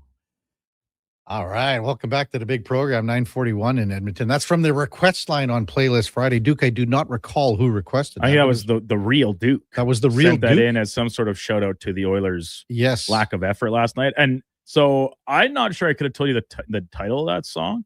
That was the outro of the first season of Night of the Seven Kingdoms, the Game of Thrones prequel on HBO. Yeah. So it's the whole season, and it's like very Game of Thrones like, right? Where it's all just like scored music and composed and this dramatic elements of feels like it's a full orchestra playing it. And then as the final scene ends and the outro credits are playing, that's the song that ends the season. Really? So it's like very juxtaposed with other Game of Thrones type elements, right? Where it's all fantasy based, and then they just drop that song in. It's a great tune. Like, and It it's really very, is. Have you ever shoveled coal before, Duke? Yes, actually. Where? I have. Oh, come on. No joke. I have. I'm trying to remember what it was for. I think maybe we were trying to thaw some ground somewhere to maybe try and put a post in winter or late fall or spring something. Okay. And so I don't know where even my dad got it, but he came home with like a couple, like someone with a loader dumped it into the box of a pickup truck. And so then I had to shovel it out of the pickup truck we backed it up to where we were needing to then try and essentially light this coal on fire to thaw the ground a little bit. Wow. I don't recall it being very effective. Well, your dad, it was a good idea by your dad. Hey, you got to get creative sometimes. Well, you got to get creative sometimes. It's like in the old days, Duke, like maybe I shouldn't even say the old days. Maybe your dad's done it at the farm. Like, years ago when you had, this is even before my time. I've never seen anyone try it, but I've heard that they used to do it on the farm back in Sasky, that if it was really cold and say you needed to warm up your oil pan. Okay. You would light a fire under your vehicle. Right. Like by the oil pan to warm it up. Like we're talking pre-block heater days, yeah, right? Yeah. Like even I think they would have done it for tractors more than vehicles, but they would light the fire underneath there to warm up the block and the oil pan and everything. And we're talking pretty cold weather, obviously. Mm-hmm. And that would get the oil, the viscosity going a little bit better. And then at that point, you might turn it over. I would imagine, and I don't know if this would be a tractor that you still would have ether going. I would imagine you'd be careful about how the fire was going around there. I think you'd have to be. Have you heard of that, Duke, at all? Not lighting coal. I've heard some creative ways to try and get like you said, essentially a pseudo block heater type in action before, whether on vehicles that don't have them or they don't work or before they existed, whatever. I have not heard that one to my memory. Speaking of coal, Duke, we just wrapped up the series finale of Peaky Blinders yesterday with the last episode. The movie comes out today. Oh, really? There's a movie. So it's a day in theaters and then available on streaming tomorrow, I think, is because they want it. This whole new wave of movies is that they're okay with putting stuff direct to streaming, but they want it to be eligible for awards. And so to do so, it has to actually appear in theaters. Yeah, I didn't know that. I thought it was just streaming. I'm sure Josh would know about that. Well, we'll ask when he gets back after his 16th glass of water. And the Peaky Blinders movie, it's going to theaters for a day and then available on streaming. I imagine that's true. It is going to be produced by Netflix and everything, so I imagine that's the way it'll go. Maybe not one day, hopefully a weekend, so they can make a little bit more money back. But so we were talking about shoveling coal, and that's how it got brought up, because there's coal flying in the, they have all those blasts, during the series, right, of the coal. I guess they need an outlet valve or something when they're heating things up. And I'll be honest, I thought this was going to get brought up by theme songs, because you were talking about the Night of the Seven Kingdoms. Oh, and I was thinking about the one that they play at the beginning for that, because it's also in Scream in every single one. So I don't know. How about Rancher Mike here? He says he shoveled coal with Brett Kulak's dad at a power plant. It was a horrible job. Well, maybe that's probably how Brett got those strong hands, from the old man.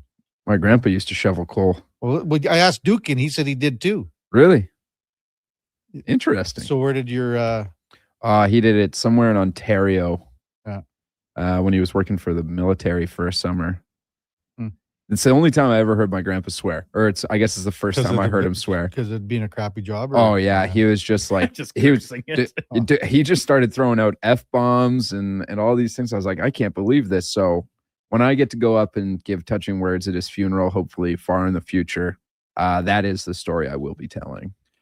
Lance on the south said, while you were just going to get a glass of water here, Josh, we were talking about lighting fire or whatever under an old tractor back in the day to get the oil pan going and everything warmed up. Lance says, I've seen that done on the farm, but it was an old cast iron pan full of charcoal briquettes. Well, it was probably coal too. They lit it up, put the lid on it, slid it under the oil pan to warm it up. I think it was very common practice. But I think maybe you're hearing stories about, if you don't have a pan or something, and maybe you got to actually light a fire too.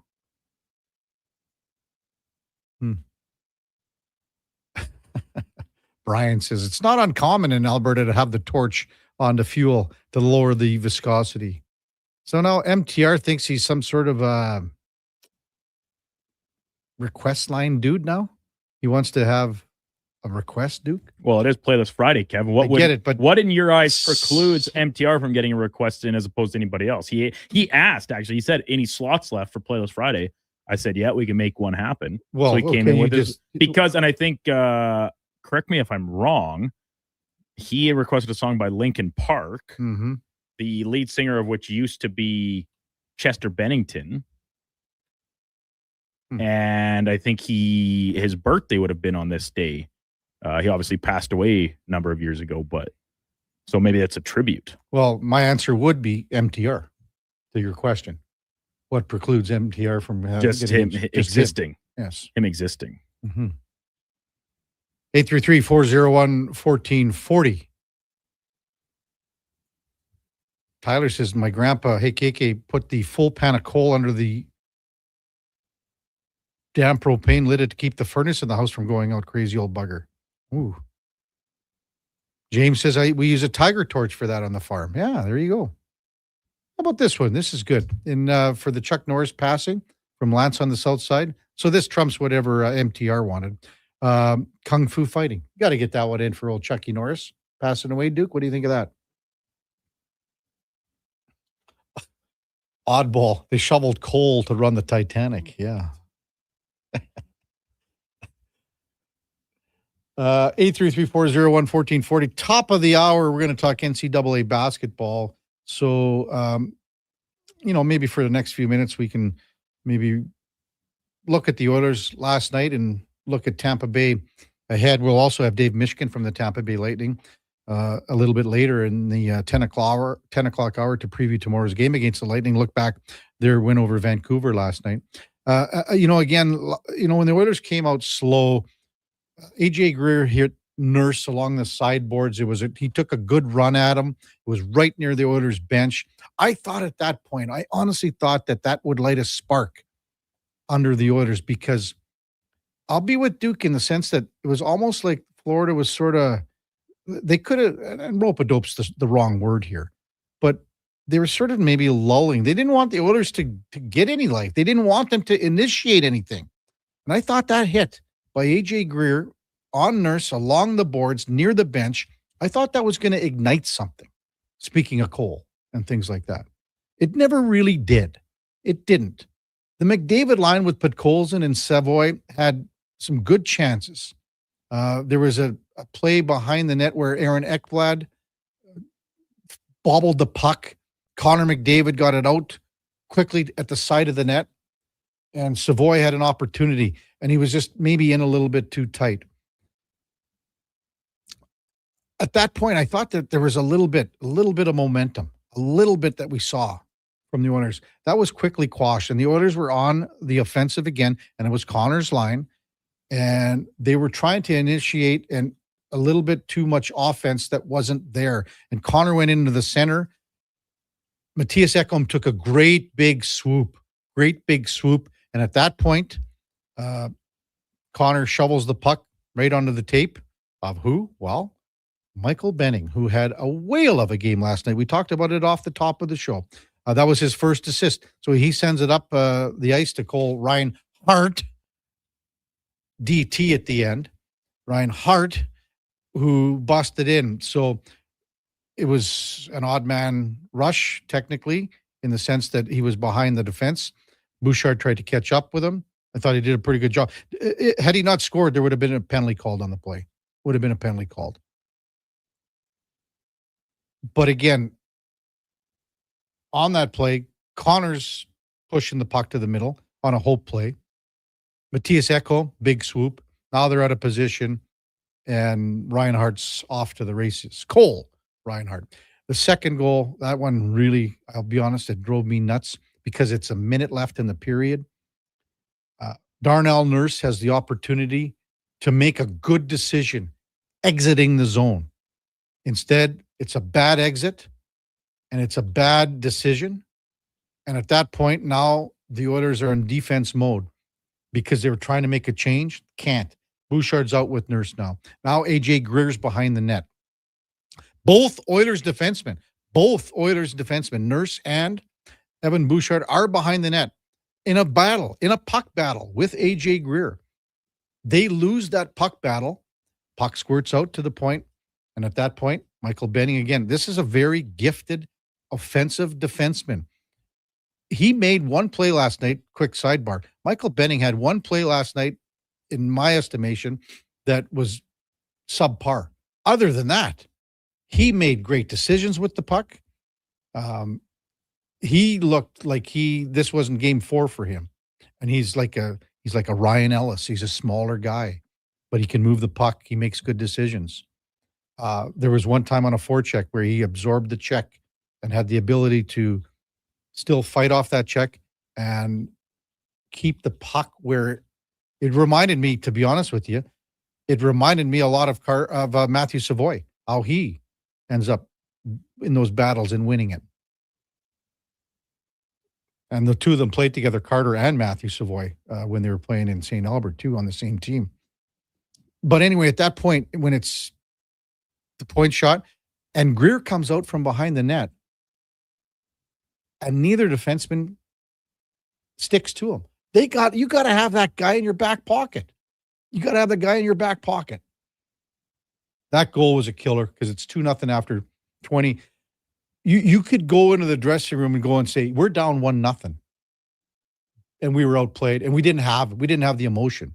But now it's 2-0 and you're sagging even more.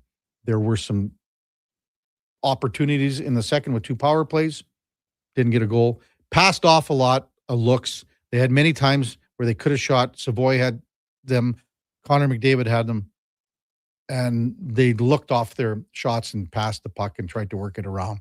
Third goal, the 3-0 power play goal, that was the one where the sinker, that's the killer. And the 4-0 goal when you're busting them down, that's as bad of a face-off coverage that you could possibly have. And that's with Dickinson in the draw, lets his man go. After losing the draw, puck squirts to the sideboards, and Tkachuk makes an easy pass. It's in the back of the net. So 4-0 the final. Hopefully the Oilers can rebound tomorrow against Tampa Bay. We're going to talk NCAA basketball when we come back with Julian Edlow from DraftKings. Before that, time now for a Sports 1440 update brought to you by All-Star Construction. They shape and build Edmonton communities, specializing in underground utilities like power, gas, telecommunications, and street lighting. That's All-Star Construction. Here is the Duke. The Sports 1440 update.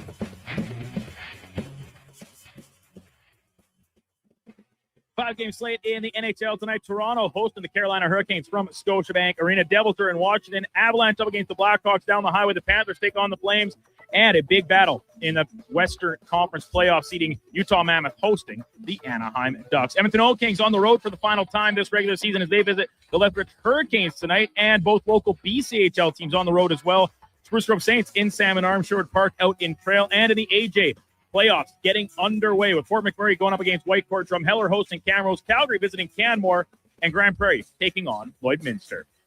In the association, the Raptors are back at it tonight with a stop in Denver. 7 o'clock tip-off against the Nuggets. Elsewhere, Pistons hosting Golden State. The Knicks are up against Brooklyn. Houston taking on Atlanta. Boston and Memphis and Minnesota plays Portland. And day number 2 of the men's March Madness bracket gets underway with 16 games. First up at 10:15, Kentucky playing Santa Clara. Later on, number 1 Arizona up against Long Island. Alabama takes on Hofstra. Villanova playing Utah State. And the final, number 1 seed Florida plays Prairie View A&M. Coming up in hour 4 of the Kevin Karius Show, we'll be joined by DraftKings basketball analyst Julian Edlow and Tampa Bay Lightning play-by-play man Dave Mishkin. I'm Brandon Douglas at your Sports 1440 update. Sports 1440, the Stingray radio station. CKJR broadcasts from West Edmonton Mall and Wetaskiwin. Download the free Stingray music app and listen wherever you go. Whether it's a house, a gas station, an apartment complex, or any new building going up above ground, the work always starts below ground. And that's where you'll find GS Construction. GS Construction ensures the first step, relocating utilities, installing new ones, and building the underground systems, is taken to make progress possible. But the work can't start without you. GS Construction is currently on the lookout for experienced top men, pipe layers, and operators. To apply, visit gsconstruction.ca. Booster Juice is going crazy for hazelnuts. No, not crazy. Nuts. Booster Juice is going bananas for hazelnuts. I mean, there are bananas in smoothies, but that's not the point. Banana juice is booster for hazelnuts. What? Just stop. Booster Juice is going nuts for hazelnut. Introducing the Nutty Monkey Smoothie, Holy Hazelnut Acai Bowl, and Nutty Booster Ball, all made with rich, creamy hazelnut spread. Try them today, only at Booster Juice. Canadian born, blending since 1999. Oil Kings Hockey takes to the ice at Rogers Place for the final regular season game this Sunday. It's the Team Awards game. See who scores the hardware pregame for Rookie of the Year, Most Improved, MVP, and more. With all the family fun Sunday face painting, bouncy castles, and Calmont Kids food combos for $10 or less. Plus a post-game autograph session. Edmonton Oil Kings, Calgary Hitmen. Team Awards game, 4 p.m. Sunday. The final home game this season at Rogers Place before playoff action kicks off, starting at $20 a seat. Save on day of game pricing now at oilkings.ca. At Fountain Tire, the savings come in threes. Up to 25% off select tires, a mail-in rebate of up to $100 off a set of 4 select tires, and $50 off a $150 service. We're basically the BLT of savings. Until April 25th. Restrictions apply. Book today. You wanted local sports on weekends. Saturday mornings at 9, check out the Saturday Sports Setup, where we'll tee up what's happening on the weekend sports scene. Tune in Saturday morning at 9 on Sports 1440. Ah, yes, Alberta in March. Green beer and slushy roads. Where the only thing worse than the roads is trusting them. If your brakes are squealing louder than a pub on game night, or your shocks feel like they found potholes instead of a pot of gold, it's time to go to Napa Auto Parts. With over 85 locations in Alberta, Napa has the quality parts, tools, equipment, and know-how to keep your ride smooth and feeling confident. More than lucky. Visit your local store today or visit online at napacanada.com. That's Napa Know-How. Step up to the plate with confidence this season with St. Albert's Source for Sports, your trusted experts in baseball. From the diamond to the dugout, get the latest from top brands like Mizuno, Victus, Marucci, Rawlings, and Easton. Suit up with new cleats, helmets, pants, and don't forget the gloves, because champions know that every catch counts and every play matters. At St. Albert's Source for Sports, they know the game and they have the gear to prove it. St. Albert's Source for Sports, your source for baseball gear over 35 years.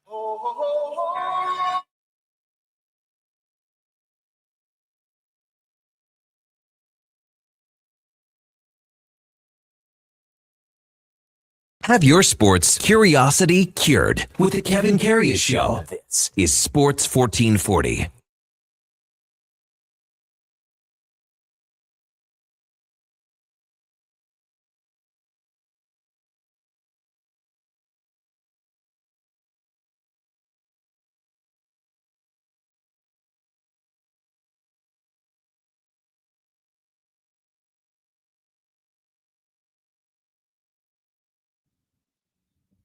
Oh, outstanding from the request line on Playlist Friday. Ode to Chuck Norris, who passed away today. A little kung fu fighting. Hey, welcome back to the Kevin Karius Show on Sports 1440 AM radio. Time now for the game of the day, brought to you by St. Albert Dodge, where the all-new Jeep Gladiator 2026 packages, the sport packages, have arrived. Great selection, many colors to choose from. $49.9 gets you behind the wheel. A brand new Jeep Gladiator under $50K.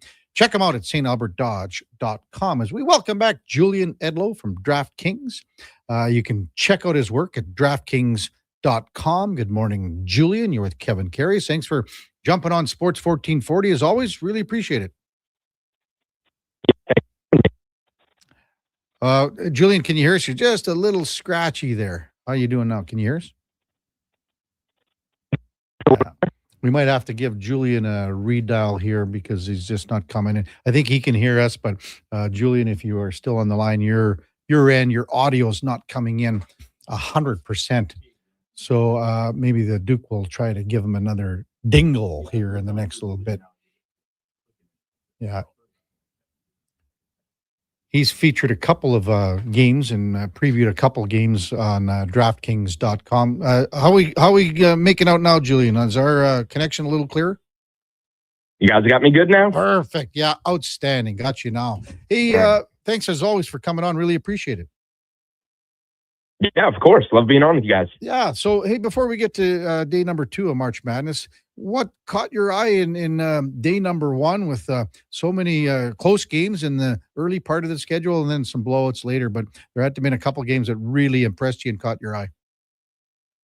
Yeah, I mean, upsets were kind of back, and that's why people, the public loves March Madness. That's why we watch March Madness. It had been kind of heavy on favorites the last few years. There weren't many Cinderellas, and when there were Cinderellas, they were, at least shorter on the point spread. So at least betting markets saw them coming. Yesterday, there were a lot that we didn't see coming. Wisconsin was up 8 points late on High Point. High Point just flips that game around and wins it. Underdogs were coming through. Underdogs went 10-6 against the spread. 6 underdogs won outright, which we haven't seen on one of these opening days of the NCAA tournament in a while. And then some of the fashions that they won, and I'm bitter about it because I was a North Carolina bettor. I haven't seen a meltdown like that in a long time. North Carolina, a blue blood program. Yes, they're without Caleb Wilson, their best player. You're up 19 points in the second half. You're up 17 points with about 7 minutes to go. And they just completely melted down. I don't think they scored a field goal for the last 8 minutes of clock time when you include overtime. Missed 6 free throws in that span. And VCU has a kid come off the bench and score 35 points. But that's the NCAA tournament where anything can happen. I know VCU, longest money line odd you could get in game on them. They were 35-1 late in the second half on DraftKings Sportsbook, and they came through. So it was a wild day. Not that anyone had this ticket, but just having some fun with numbers. The 6 underdogs that won yesterday in the NCAA tournament, if you had sat down yesterday morning and made a 16 money line parlay with those 6 teams, you were getting 273-1. Wow. That's unbelievable. Holy smokes. Julian, I had to go to the Edmonton Oilers game last night. I left the house and VCU was down by 15. As you mentioned, they were down by 19. I left the house at 15. I was watching the game, getting ready. I said, well, this one's over. This one's done. I said, I had VCU in my bracket. I said, it's done. It's gone. And then I get to the game and someone said, yeah, no, VCU won. I said, you got to be kidding me. It was as improbable of an NCAA tournament as a comeback as I've seen in a while. I wouldn't have had this. I saw that was the largest comeback in NCAA tournament history if we just keep it to the first round. Yeah. 19 points, largest comeback in NCAA tournament history in the first round. So, crazy.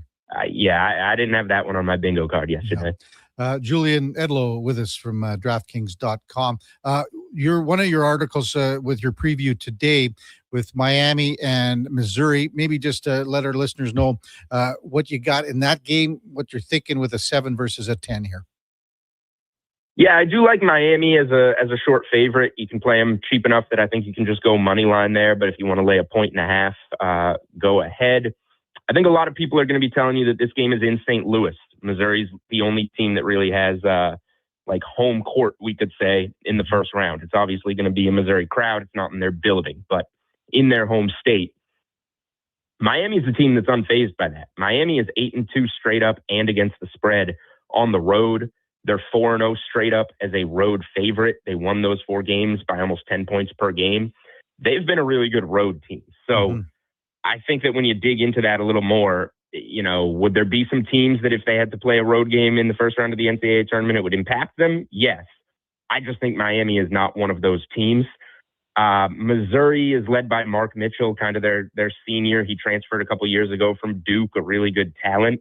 But in terms of what they have around him, I think Miami matches up well. They have some strong guard play.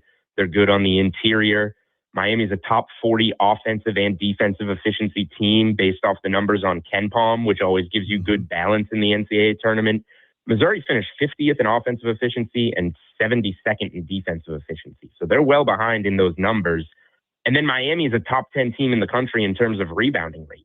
If Miami's going to rebound the ball, get themselves some second chance opportunities, and be more efficient on both sides of the ball as they were for the entirety of the season leading up to now, I think Miami's clearly the better team, and we're getting a shorter number based off where the game is being played. So the numbers say Miami, but again, use caution in the NCAA tournament. You guys saw the games yesterday.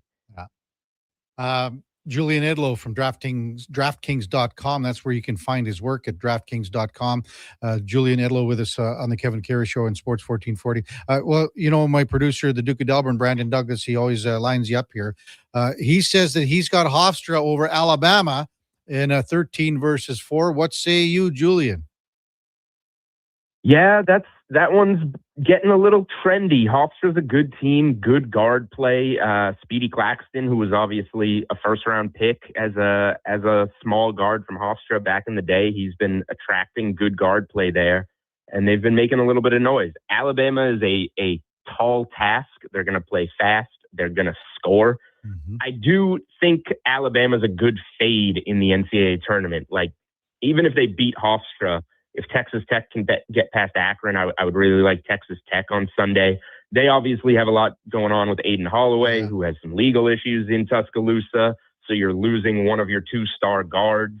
That's going to impact their three-point shooting. He makes a lot of threes for them. Alabama likes to run and make threes. Alabama's just one of those teams. They don't play defense.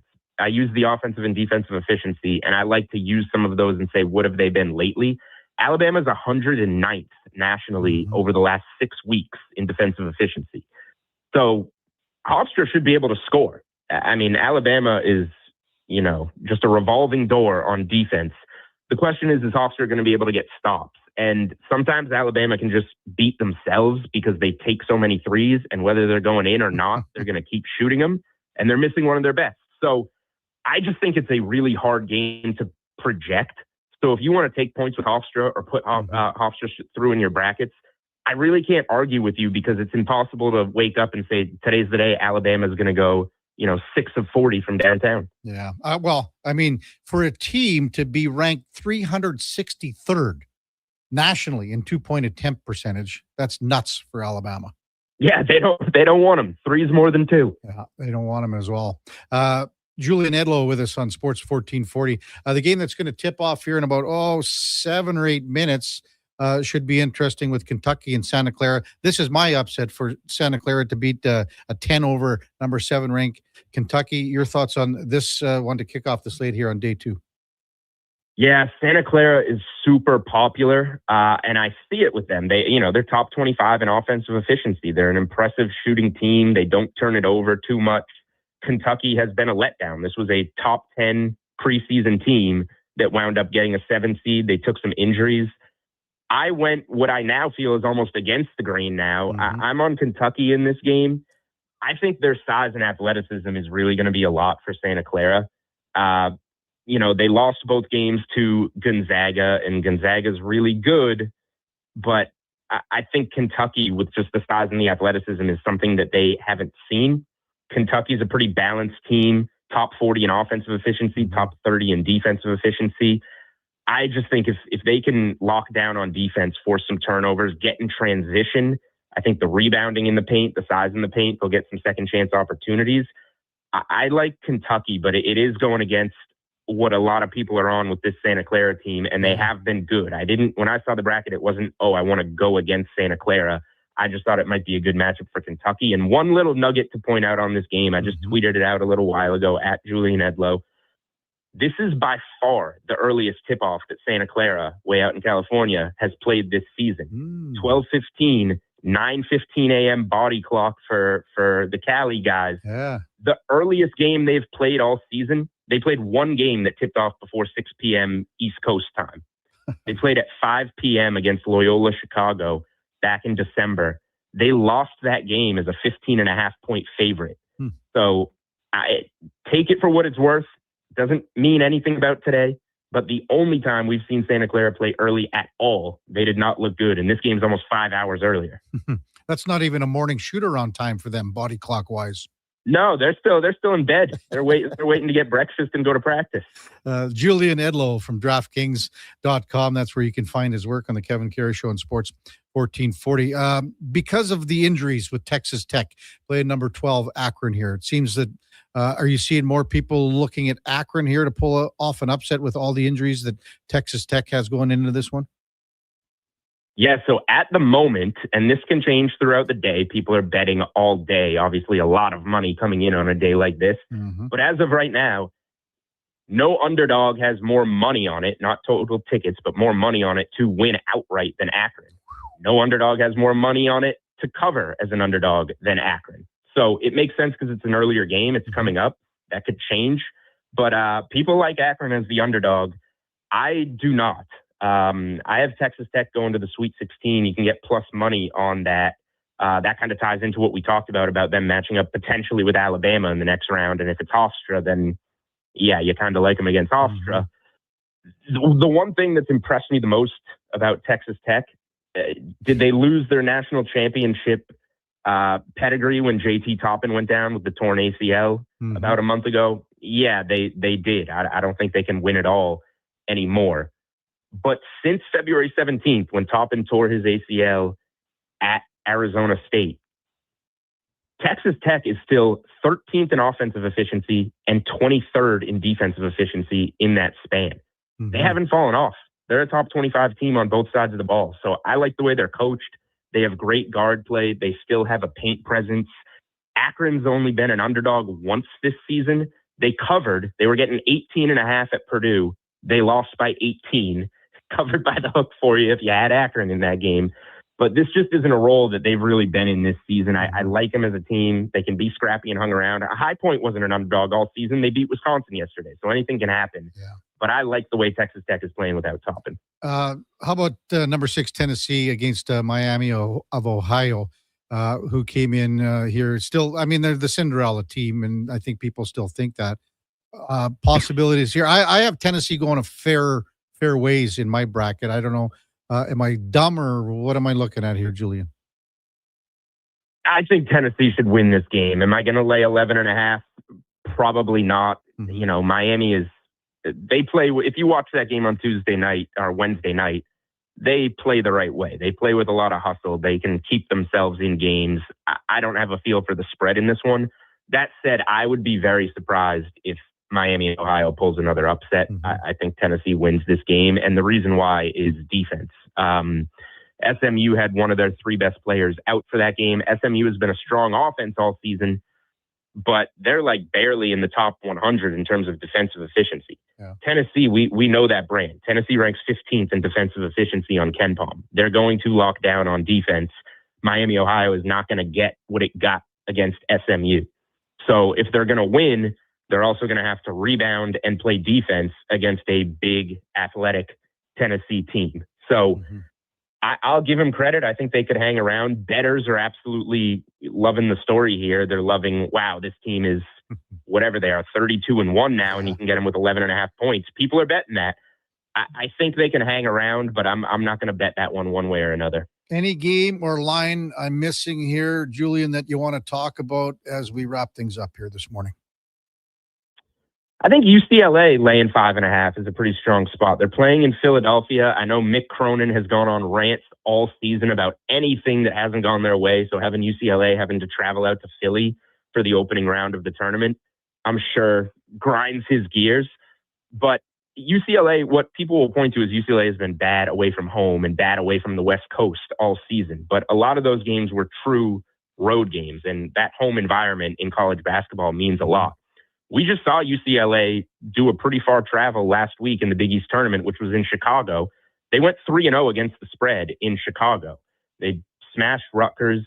They beat Michigan State as an underdog in a game that one of their best players, Tyler Bilodeau, got hurt in the first half, didn't come back.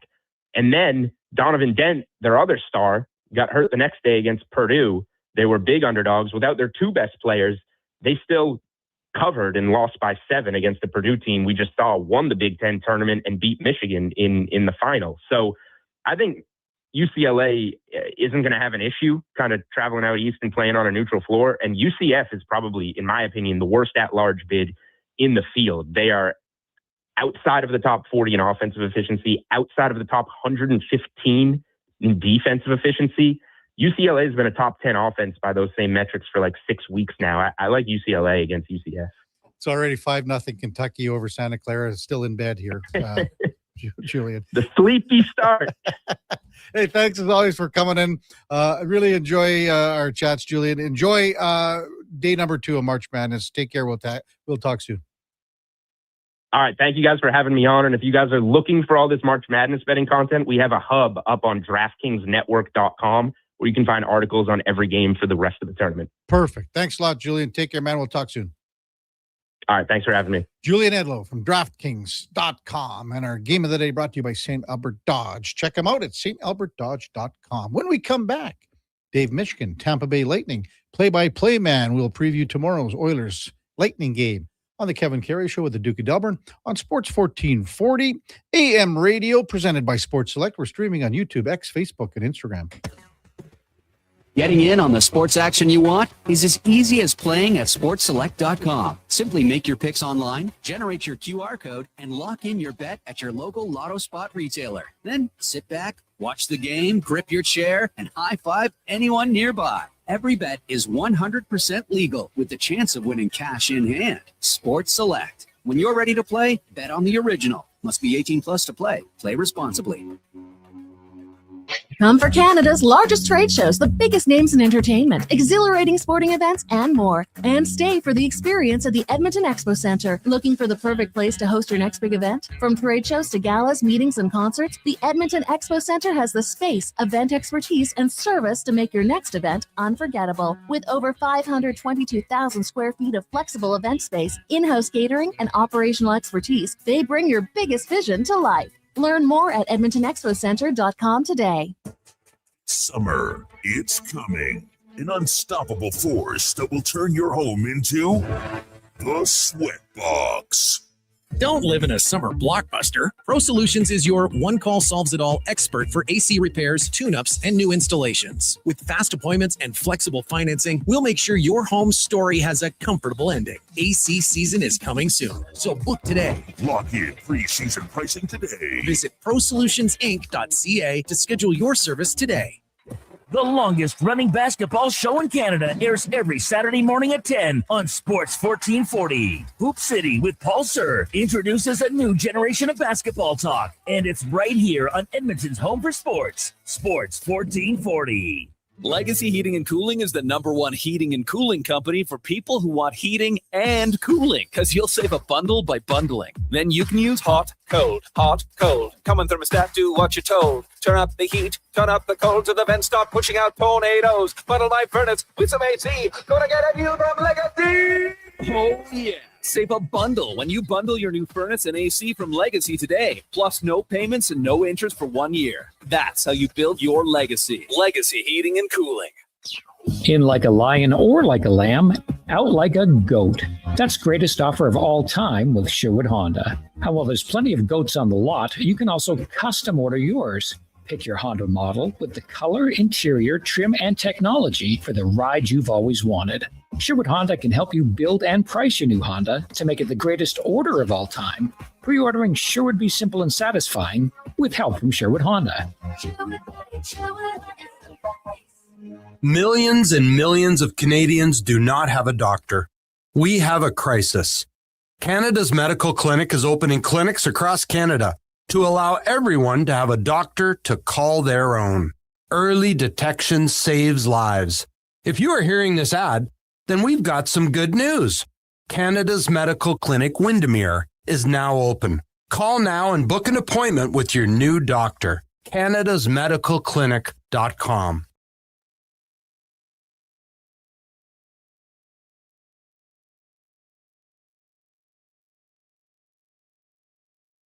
Just in time for the morning skate. This is the Kevin Karius Show on Sports 1440.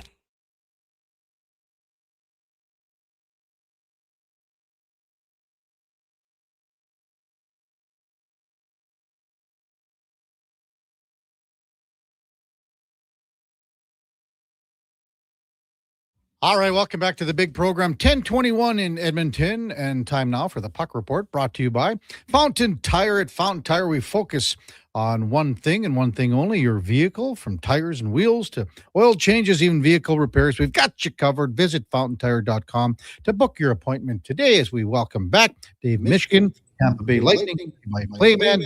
Dave, you're with Karius. Thanks for jumping on Sports 1440. As always, really appreciate it. My pleasure, Kevin. Good to be with you. Yeah. So how was the game last night, first of all? Give us your thoughts, what you thought, how Tampa went into Vancouver, which most teams do, beat the Canucks. So the Lightning have struggled since the Olympic break ended generally. They went into the Olympic break on a 19-1-1 stretch, as hot as any team in the league. They won their first game out of the break, played okay against Toronto, and then hit the skids and lost 7 of 9. The gap between them and some teams below them narrowed, and they headed out to this West Coast trip starting in Seattle, and the 3 Western Canadian teams understanding I think they just needed to play better. So they strung together 2 very good games to start the road trip, identical 6-2 wins, Tuesday in Seattle, last night in Vancouver. Seattle is much higher in the standings. Seattle has a lot to play for. The Lightning really dominated that game. Last night, I don't know if you can call it a trap game when you're dealing with, a playoff push. But, let's be honest, Vancouver's the last place team in the NHL, and they've had a very tough season. So that was more of a taking care of business sort of game. The Lightning did what they needed to do to kind of grab the lead and manage the rest of the game well. It gets harder from here, though. Seeing the Oilers on Saturday very much, in a dogfight for making the playoffs and holding on to their position. And then a back-to-back, they got to go to Calgary and play 22 hours later because of the later start in the Saturday game. And the Flames play tonight, but they won't be rested on Saturday. So from the Lightning's perspective, I think it was important on a tough 4-game trip based on the distance, the compressed schedule, to pick up the first 2 wins and set themselves up for success heading into these final 2 games. What's this Atlantic division been like for you to watch this year, Dave? For whatever the last decade, if you want to call it that, maybe even go further than that. It's the Lightning battle in Toronto, Florida, or Boston. Now it's Buffalo Sabres. We haven't seen Buffalo in this position for 15 years. What's this toe-to-toe going? What's it been like for you to watch this Lightning and the Sabres here in Toronto? Well, it was interesting. The teams, they play 4 times, and they didn't play their first game until right before the Olympic break, just the way the schedule played out. Since then, they've played 3 times, so they have 1 game left in the season series. The Lightning had to rally for an overtime win in the first meeting. That was, like I said, during that 19-1-1 stretch. But the Sabres handed them a whooping in Tampa shortly after the Olympic break ended, and then there was a wild 8-7 game in Buffalo where both teams scored a lot but also gave up a lot. So, look, you'd probably have to talk to somebody affiliated with the Sabres to give you a better answer than what I'm going to give you.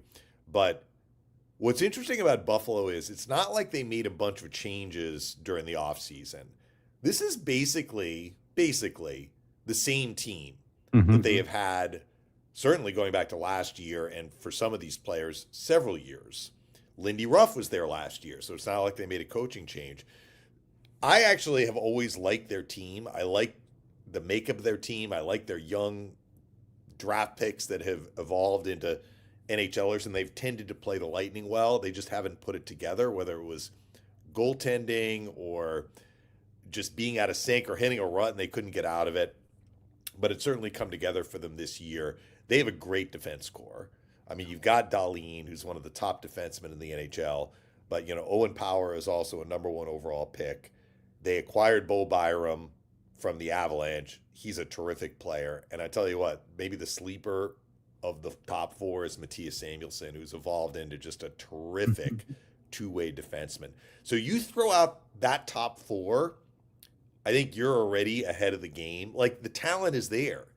Tage Thompson and Tuck and, Peyton Krebs has turned into a very effective player. Norris, when he's healthy, is a point producer. So they have a good team. That's the bottom line. I'm not sure that, people expect them to go whatever it is, 36, 37 games, losing 5 or 6. But that's what they've done. And they've earned what they have gotten to this point this year. As far as the other teams in the Atlantic, Montreal took a step last year. They made the playoffs. Ottawa took a step last year. They made the playoffs. I think people have been waiting for Detroit to kind of take that next step. They've taken a step forward this year. To me, the surprise team is maybe the Bruins, because a lot of people were thinking, well, where are they going to go from here? They missed the playoffs last year. They've been a surprise team, and a credit to them for how well they played. They've been terrific at home. And, I think Sturm deserves a lot of credit as the guy behind the bench, because that is a new coach coming in to get them to play as well as they've played as a team. Because it's not just Pasternak and McAvoy, right? Like, they play well as an 18-man unit of skaters plus the two goalies. Dave Michigan, Tampa Bay Lightning play-by-play man, our guest Kevin Karius show on Sports 1440. Well, tomorrow's here in Edmonton should be with Danny, because you got Connor McDavid, you got Nikita Kucherov. For me, Dave Kucherov is the Hart Trophy winner. We've been talking about Celebrini on here a lot. The reason that we talk about him out here, Dave, is that, well, they say, well, Celebrini's got X amount of points, and he's about 50 ahead of his next teammate. Hey, as you know, I don't have to tell you this. Kucherov's in the same position, same boat. The Lightning are in the same boat. It's like 44-point difference, or 43, I think, now after last night. So to me, Kucherov is the hands-down Hart Trophy winner. What's it been like to see him play his very best hockey, maybe right now in the last couple of weeks? Well, unless you're a member of the Writers Association, you don't get a vote on it, and I don't get a vote. The broadcasters vote on the Jack Adams, the Coach of the Year, but we have no vote for the Hart Trophy. So that is a decision that the writers have to make, and there are always a lot of really good candidates for this award. Kucherov is usually one of those candidates. So is McDavid. So is McKinnon. Celebrini is a new name this year, and there's no question that as good as he was last year, he's even better this year.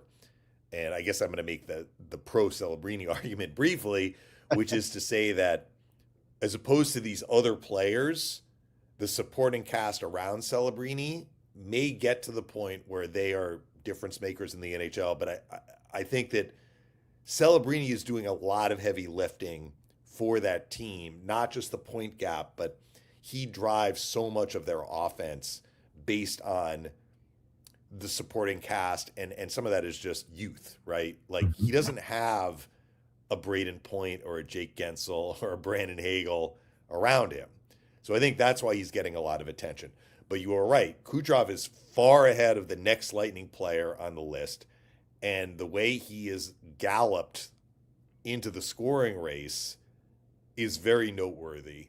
I think I saw a stat from the league that there have only been 3 players to win the Art Ross Trophy who at one point trailed the leader by 22 or more points. And Kucherov in late December trailed, and I don't know if it was McKinnon or McDavid, they were close at that point, but whoever was the leader in late December, Kucherov was 22 points behind. Going into tomorrow's game, they'll be 1 point behind McDavid. Yeah. He actually Kucherov had a slow start, even by his standards, and it was probably in mid-November that he heated up, and then he just went on this crazy tear where it was like 3 to 4 points every night. That's how you make up a gap, because it's not like McDavid and McKinnon went into some kind of a slump. They were still getting points, right? It's just Kucherov was consistently 3 points a game, 5 points a game, 4 points a game, 2 points a game. And so he's been on a crazy tear, and it's really helped the Lightning because they, like a lot of teams, have had a ton of injuries this year.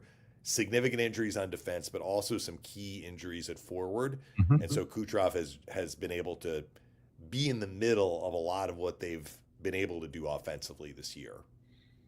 Dave Michigan with us on Sports 1440. On the back end, Darren Radish, unbelievable season. Perfect year to have the type of season that he's having, being UFA next year. Can they keep this guy in the fold with the contract moving forward, Dave? Well, I think that they could. I mean, if the team and the player agree on the terms, and that's usually what it comes down to. I think the Lightning would like to keep Darren Radish. What Lightning general manager Julien Brisebois explained at the halfway point of the season, because he was asked this question, he said, I would like to see a larger sample size. And it wasn't like, I don't think he was taking a hard line. I think he was being actually honest about, I have to understand kind of what my offer needs to be, right? Like, is this a short-term kind of burst, or is this a longer trajectory? It would inform what he's going to be willing to offer and be interested in offering. Mm-hmm. But ultimately, Radish at 30 years old now, he's earned the right to go to free agency if he chooses. We'll see if he chooses to do that. I think the Lightning would like to re-sign him. What has gone right for him this year? Some of it is opportunity. I mean, he's playing on the top power play unit, which wasn't really the case in past years. Victor Hedman had been in that position. Hedman's had an injury-plagued season, and also he struggled at the start of the year. So they made the switch on that first power play unit between Hedman and Radish even before Hedman left due to injury. Radish has one of the hardest shots in the league. I mean, the guy in Edmonton can bomb it too, Bouchard, but Radish can get up to like high 90s in terms of his shot velocity, and he is bombing away and getting the puck on net. So if it doesn't go in, it might get tipped, right? But a shot that hard, the goalie, unless the goalie catches it with his glove or it hits him like in the middle of the jersey and can swallow it up, a shot that hard is very difficult to stop and not give up a rebound. And so that has been part of what we've seen, that Radish is shooting it hard. He's also getting it on net.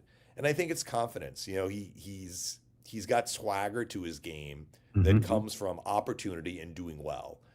The other part of it is that, the Lightning have had significant injuries on defense, like I mentioned. Some of them are healed up now.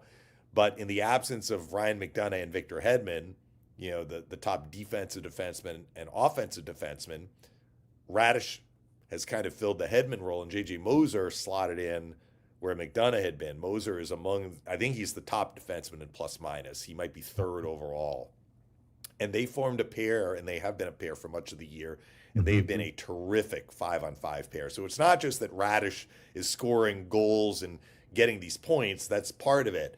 He's also playing a very well-rounded two-way game and has meshed with his partner. They have kind of become, or they were when the other guys were out, not just a great pair, but they were the shutdown pair also. So Radish has checked a lot of boxes this year, and, good for him. I mean, if it happens in a contract year, that's great, but he needed the opportunity, and then he needed to take advantage of the opportunity. And the other thing I'll just mention, because I think it bears mentioning, he is having this season understanding that his father, who just passed away just recently, was given basically a terminal cancer diagnosis over the summer, like late spring.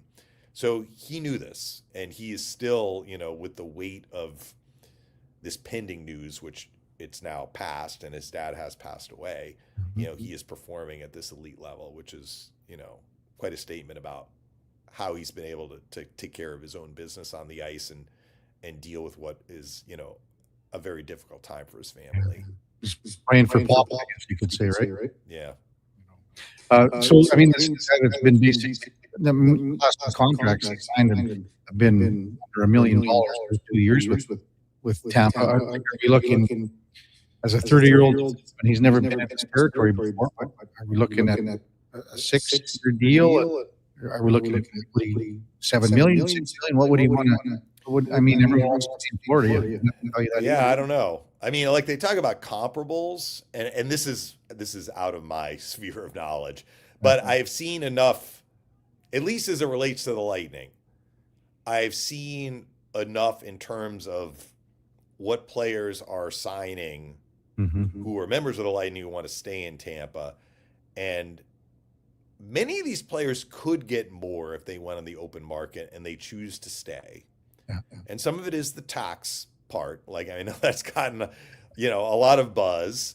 The people who take a contrary point of view to that is when the Lightning were losing 50 games a year back in the late 90s and early 2000s, there was still no state income tax. And it's not like free agents were flocking to Tampa or to Sunrise or to, the state of Texas, which also doesn't have a state income tax. So it's not only that. That is part of it.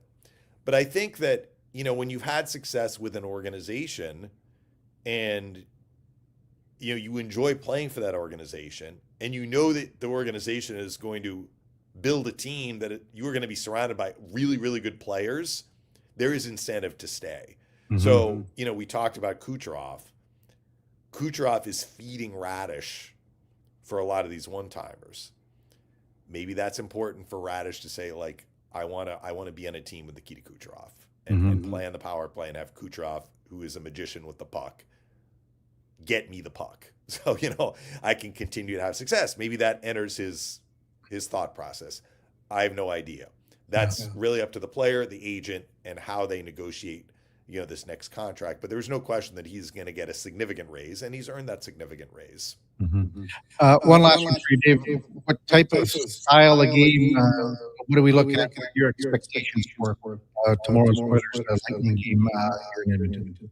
So what's interesting is when the Oilers and the Lightning have played, I would say recently, there is always this expectation that it's going to be like 6-5, right? You have all of these great offensive players, but I think if you look back, they have been recently low-scoring games. The game that was played in Tampa was a 1-0 Edmonton lead until fairly late in the third. The Lightning tied it at 1 and then won in overtime. I remember the game in Edmonton last year was a 2-1 game. The Oilers won that game. So, it's like Forrest Gump says about the box of chocolates. I mean, we never know what we're going to get. I think that this side storyline, which is probably going to be a prime storyline for the outlets previewing the game, this scoring race. I mean, it's not like Kucherov and McDavid are going mano a mano. And when one is on the power play, the other is not going to be on the penalty kill. So, I mean, they aren't always going to be on the ice at the same time. But look, they are two of the best players in the world. They are aware of what is going on with the scoring race. And I think there will be extra incentive, extra juice for both of them. I do believe that. I also believe the Oilers coming off a bad home loss, let's be honest, to Florida, where, your position in the standings is precarious. I would expect the Lightning are going to see a very motivated team playing with high urgency, and the Lightning better be ready to match that. Or else we may see a high-scoring game and high scoring for one team and not the other.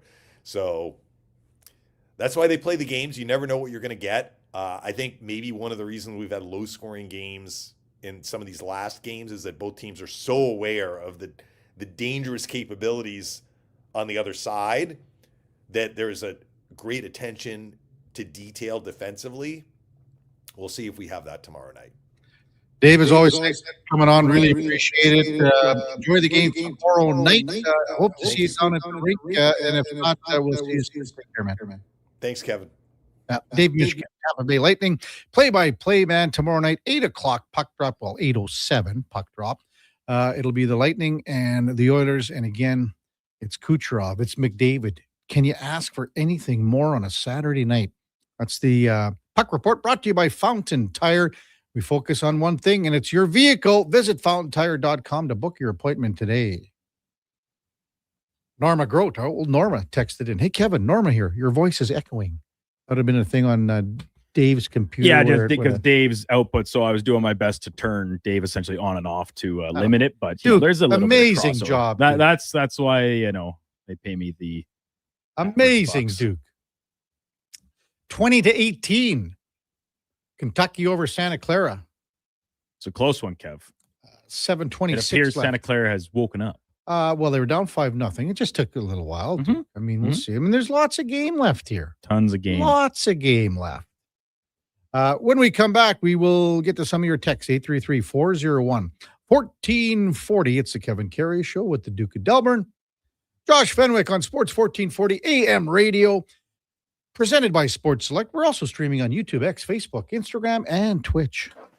Booster Juice is going crazy for hazelnuts. No, not crazy. Nuts. Booster Juice is going bananas for hazelnuts. I mean, there are bananas in smoothies, but that's not the point. Banana juice is booster for hazelnuts. What? Just stop. Booster Juice is going nuts for hazelnut. Introducing the Nutty Monkey Smoothie, Holy Hazelnut Acai Bowl, and Nutty Booster Ball, all made with rich, creamy hazelnut spread. Try them today, only at Booster Juice. Canadian-born, blending since 1999.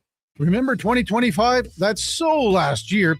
But seriously, St. Albert Dodge needs to clear some 2025 models off the lot to make room for new inventory. So they're having a huge clear out of all the remaining new 2025 Jeep Wrangler Saharas. The Sahara package is the best seller, so they have a great selection to choose from and priced from as low as $59.9. I don't have to tell you, these are going to go fast. So get there before they are gone. Just head up the trail and see how easy it is to do business at St. Albert Dodge. 5-time Junior Hockey League champions, the Spruce Grove Saints, are excited to be back on the ice at the brand new Thompson Family Arena. Be part of the action and enjoy some of the best Junior Hockey Canada has to offer by experiencing a Saints game for your next outing. Tickets range from $10 to $17 with free parking and some of the best food and drink specials in town. For more information on tickets and how you can become a partner, go to sgsaints.ca. At GS Construction, every winter plan becomes a spring project. Every repaired line and every improved system is how we build the next chapter of Edmonton's infrastructure. And we can't do that without the best and the brightest in the field. That's why right now, GS Construction is looking to hire experienced top men, pipe layers, and operators who can step in and hit the ground running. With a people-first mentality, career growth, and comprehensive benefits, why would you want to work anywhere else? To apply, visit gsconstruction.ca. Divorce is never easy, but Fairway Divorce Solutions can help. Their clear step-by-step process addressed all our issues, and we moved through the process quickly. Fairway didn't take sides. They saved us money and heartache. My ex, the kids, and I feel like we'll all be okay. At Fairway Divorce Solutions, trained mediators and in-house lawyers will move your divorce process forward in a professional and efficient manner to achieve a fair resolution and separation agreement. Visit fairwaydivorce.com. Wondering what you can afford? Let Go Auto do the math with our free car loan calculator. No pressure, no awkward convos, just quick answers on your budget and payments. Bad credit, no credit? We got you. Text CHECK to 780-777-7777. That's CHECK to 780-all-7. Find out what you qualify for and start shopping with confidence. Go Auto. Drive what you love with payments that make sense. From the first face-off, Sports 1440 is your home for hockey talk with live coverage, expert analysis, and pre- and post-game shows. We bring you Closer to the game. Tune in 24/7 Only on Sports 1440. Edmonton Sports Station. Getting your vehicle sparkling clean doesn't have to cost a fortune. Take it into Hughes today and pay just loonies a wash. Find us at hughescarwash.com.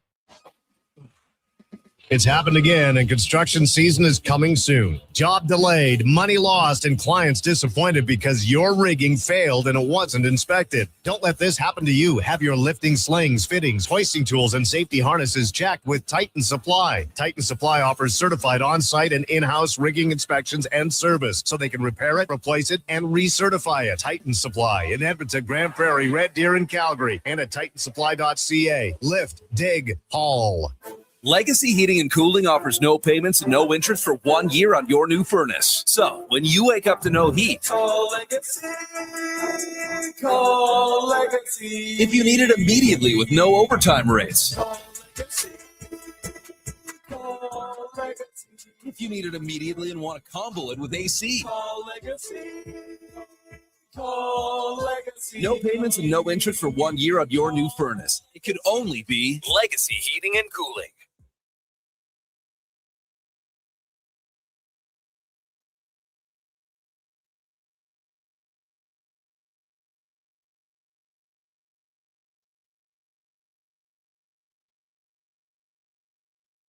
Irrelevant Saskatchewan history. Kevin's got it. But first, catch the exclusive interviews and stories nobody else has. The Kevin Karius Show on Sports 1440.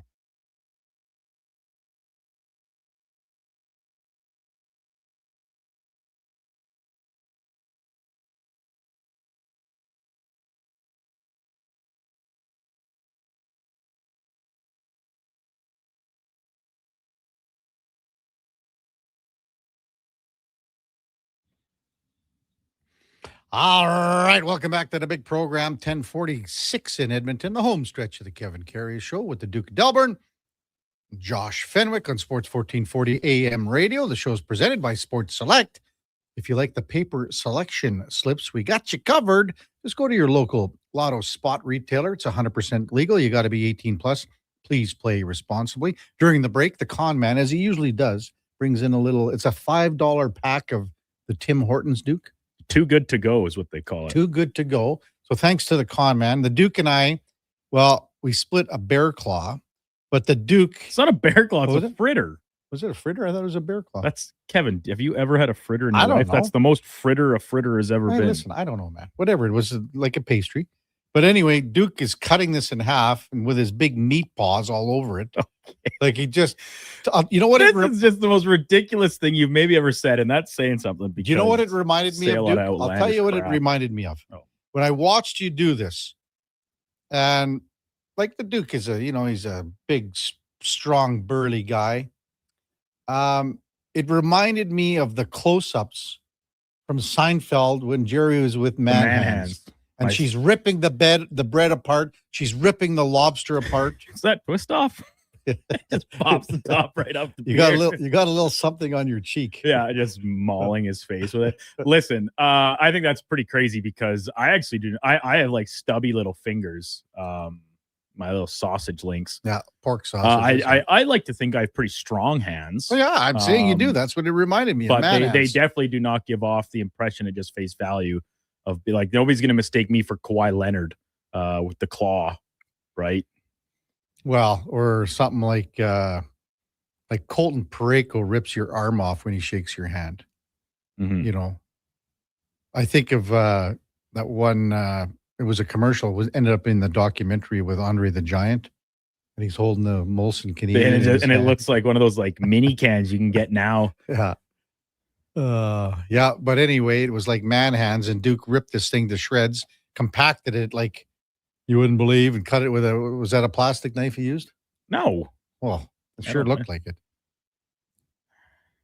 Text 833-401-1440. Plus, hey, I got an email from Don Johnson, not from Miami Vice, I don't think. West Side Don. He says, tipping my cap to the 7 o'clock hour.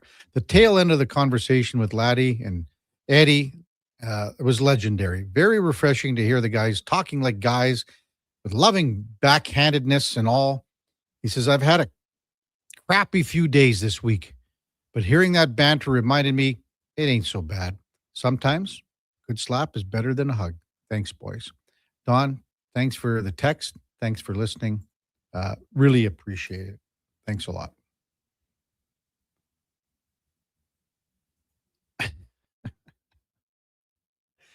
Montana Rice, you have the same laugh as Kawhi, Duke. I don't think so. Is that a sinister laugh? No. Don't you remember the clip, right? When he got introduced at the Raptors and then someone asked him something and he's like, I'm a regular guy. I love the game of basketball. It's not something I can just tell you. I can't even see you right now. It's not bad, Duke. Thank you. Shipper Joe texted in Chuck Norris, who passed away. He was in the he was in the Star Wars movies. He was the Force. Chuck Norris is the Force. The Force. Yeah, we had a good slew of the Chuck Norris isms flood in there after the unfortunate news of his passing came across the wire. What was that, in the 8 o'clock hour? Mm-hmm. So, yeah, some really good ones. Some really good ones. We've been talking too about the Pacific or pathetic division, as we call it here, Duke. But you know what? Like, I think a lot of the people out east are really taking this to another level and forget how brutal some of the divisions in the east have been in recent memory. Yeah, like, come on. Like, they don't even think about that. People, and I'm using like people as the most broad term because I'm not, talking about anybody in specific. It is just this general narrative. If let's just, for example, and I'm not talking about our most like Dave Mishkin, right? But he even said it, right? The Tampa and Florida comparisons using the state tax example. Weird, no one brought this up when the Lightning were terrible and nobody came to play here and draft picks would leave and all this stuff. Remember the Southeast Division? Kevin? Yes. Yeah, that was Tampa, Florida, Atlanta, Carolina, and the Capitals Washington won that division like 12 years in a row because every other team in it were the worst teams in the NHL. Not even close. And everybody's like, we got to have realignment. We got to have realignment. Well, we did. And likely we'll probably see some form of realignment again in the future with the NHL seemingly pushing to add even more teams. I agree, Duke. It's just, that's how a lot of the people out east think. Nail says, Chuck Norris, his pinky toe is tougher than all of MTR.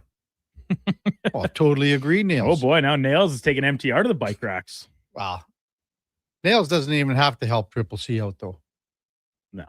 It would be... Like, if it was you and MTR facing off, you don't even need Nails. No. You don't need Nails' help.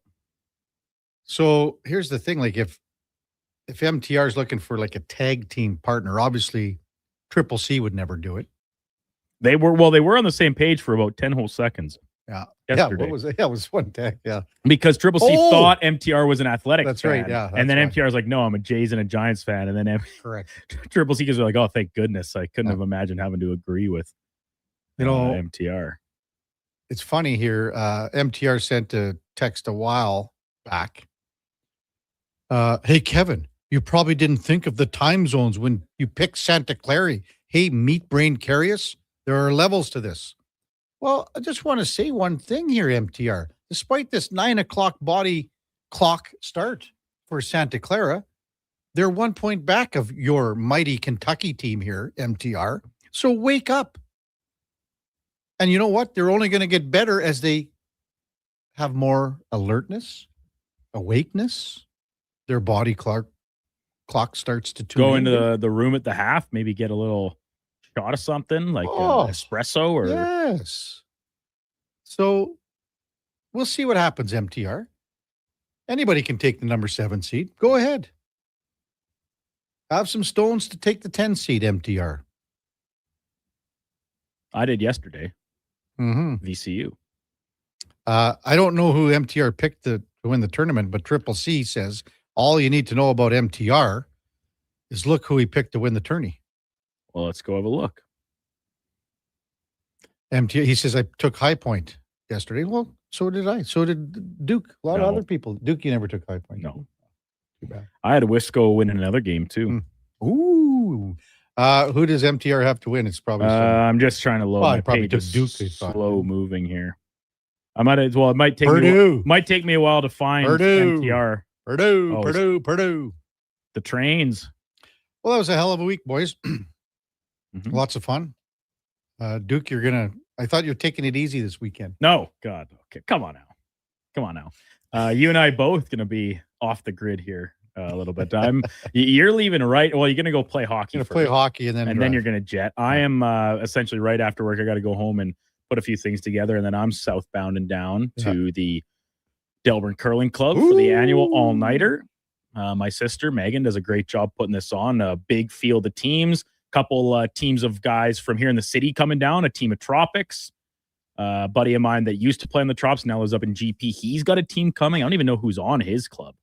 But they're coming all the way down. It's a lot of fun. Campers get pulled up. My one buddy lives just a few blocks away, so if someone needs to crash. 2 years ago, and I have not slept during this event. I live for it, Kev. I live for it. For people that, like on Mondays, sometimes Duke he'll come in and we'll look at each other and go, something happened this weekend. Don't know what it is, but we're going to talk about it here. But I got a feeling on Monday that's exactly the path we're going to take. The good news is, like, it's just one night. So the final games are going to be like tomorrow around noon. I've got the trek back Saturday night hockey night in Canada, so will be up late on that. But then I can essentially sleep as long as I need to come Sunday to be fully recovered by Monday morning. All right. Have a great weekend. Coming up at the top of the hour, it is Fantasy Frenzy with the former Ross Shep T-Bird, Connor Alley, and the Duke of Delburne. 12 to 2, the lowdown with Alan Mitchell. 2 till 6, Jason Greger drives us home. Fox Sports all night long. The Triple S at 9 bells. Josh Fenwick in the studio. And then Josh will be here with Paul Sir for Hoop City from 10 till 12. That's a great show at this time of the year, man. You don't want to miss that. We're back with you on Monday morning. Before all that, thanks, or before all that time now for a Sports 1440 update, brought to you by Fusion Promo Marketing. Expand your brand, high-quality promotional products for businesses, sports teams, and corporate events. Get noticed at fusionpromomarketing.ca. That's Fusion with a Z. Have a wonderful weekend, everyone. We'll be back with you here on Monday morning. Until then, here is the Duke. Sports 1440 update.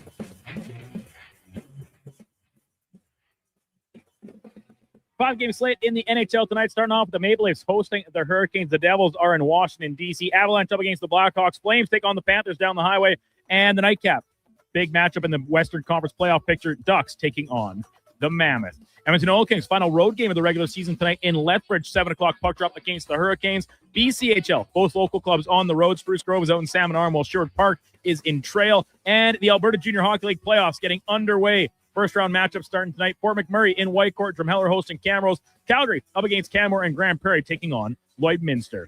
In the association, 6 games total, including the Raptors back at it. They're in Denver for a 7 o'clock tip-off. Elsewhere, Houston hosting Atlanta, Golden State playing Detroit, and the Knicks are in Brooklyn. And March Madness, day number 2, already underway with Kentucky and Santa Clara deadlocked at 26 in the first half. Texas Tech leading Akron in the early going end. Plenty more still to come, including number 4 Alabama up against Hofstra. Tennessee playing Miami of Ohio, and the Johnnies, St. John's playing Northern Iowa. Coming up on Sports 1440, it is Fantasy Frenzy with Hallie and Douglas. I'm Brandon Douglas at your Sports 1440 update. Sports 1440.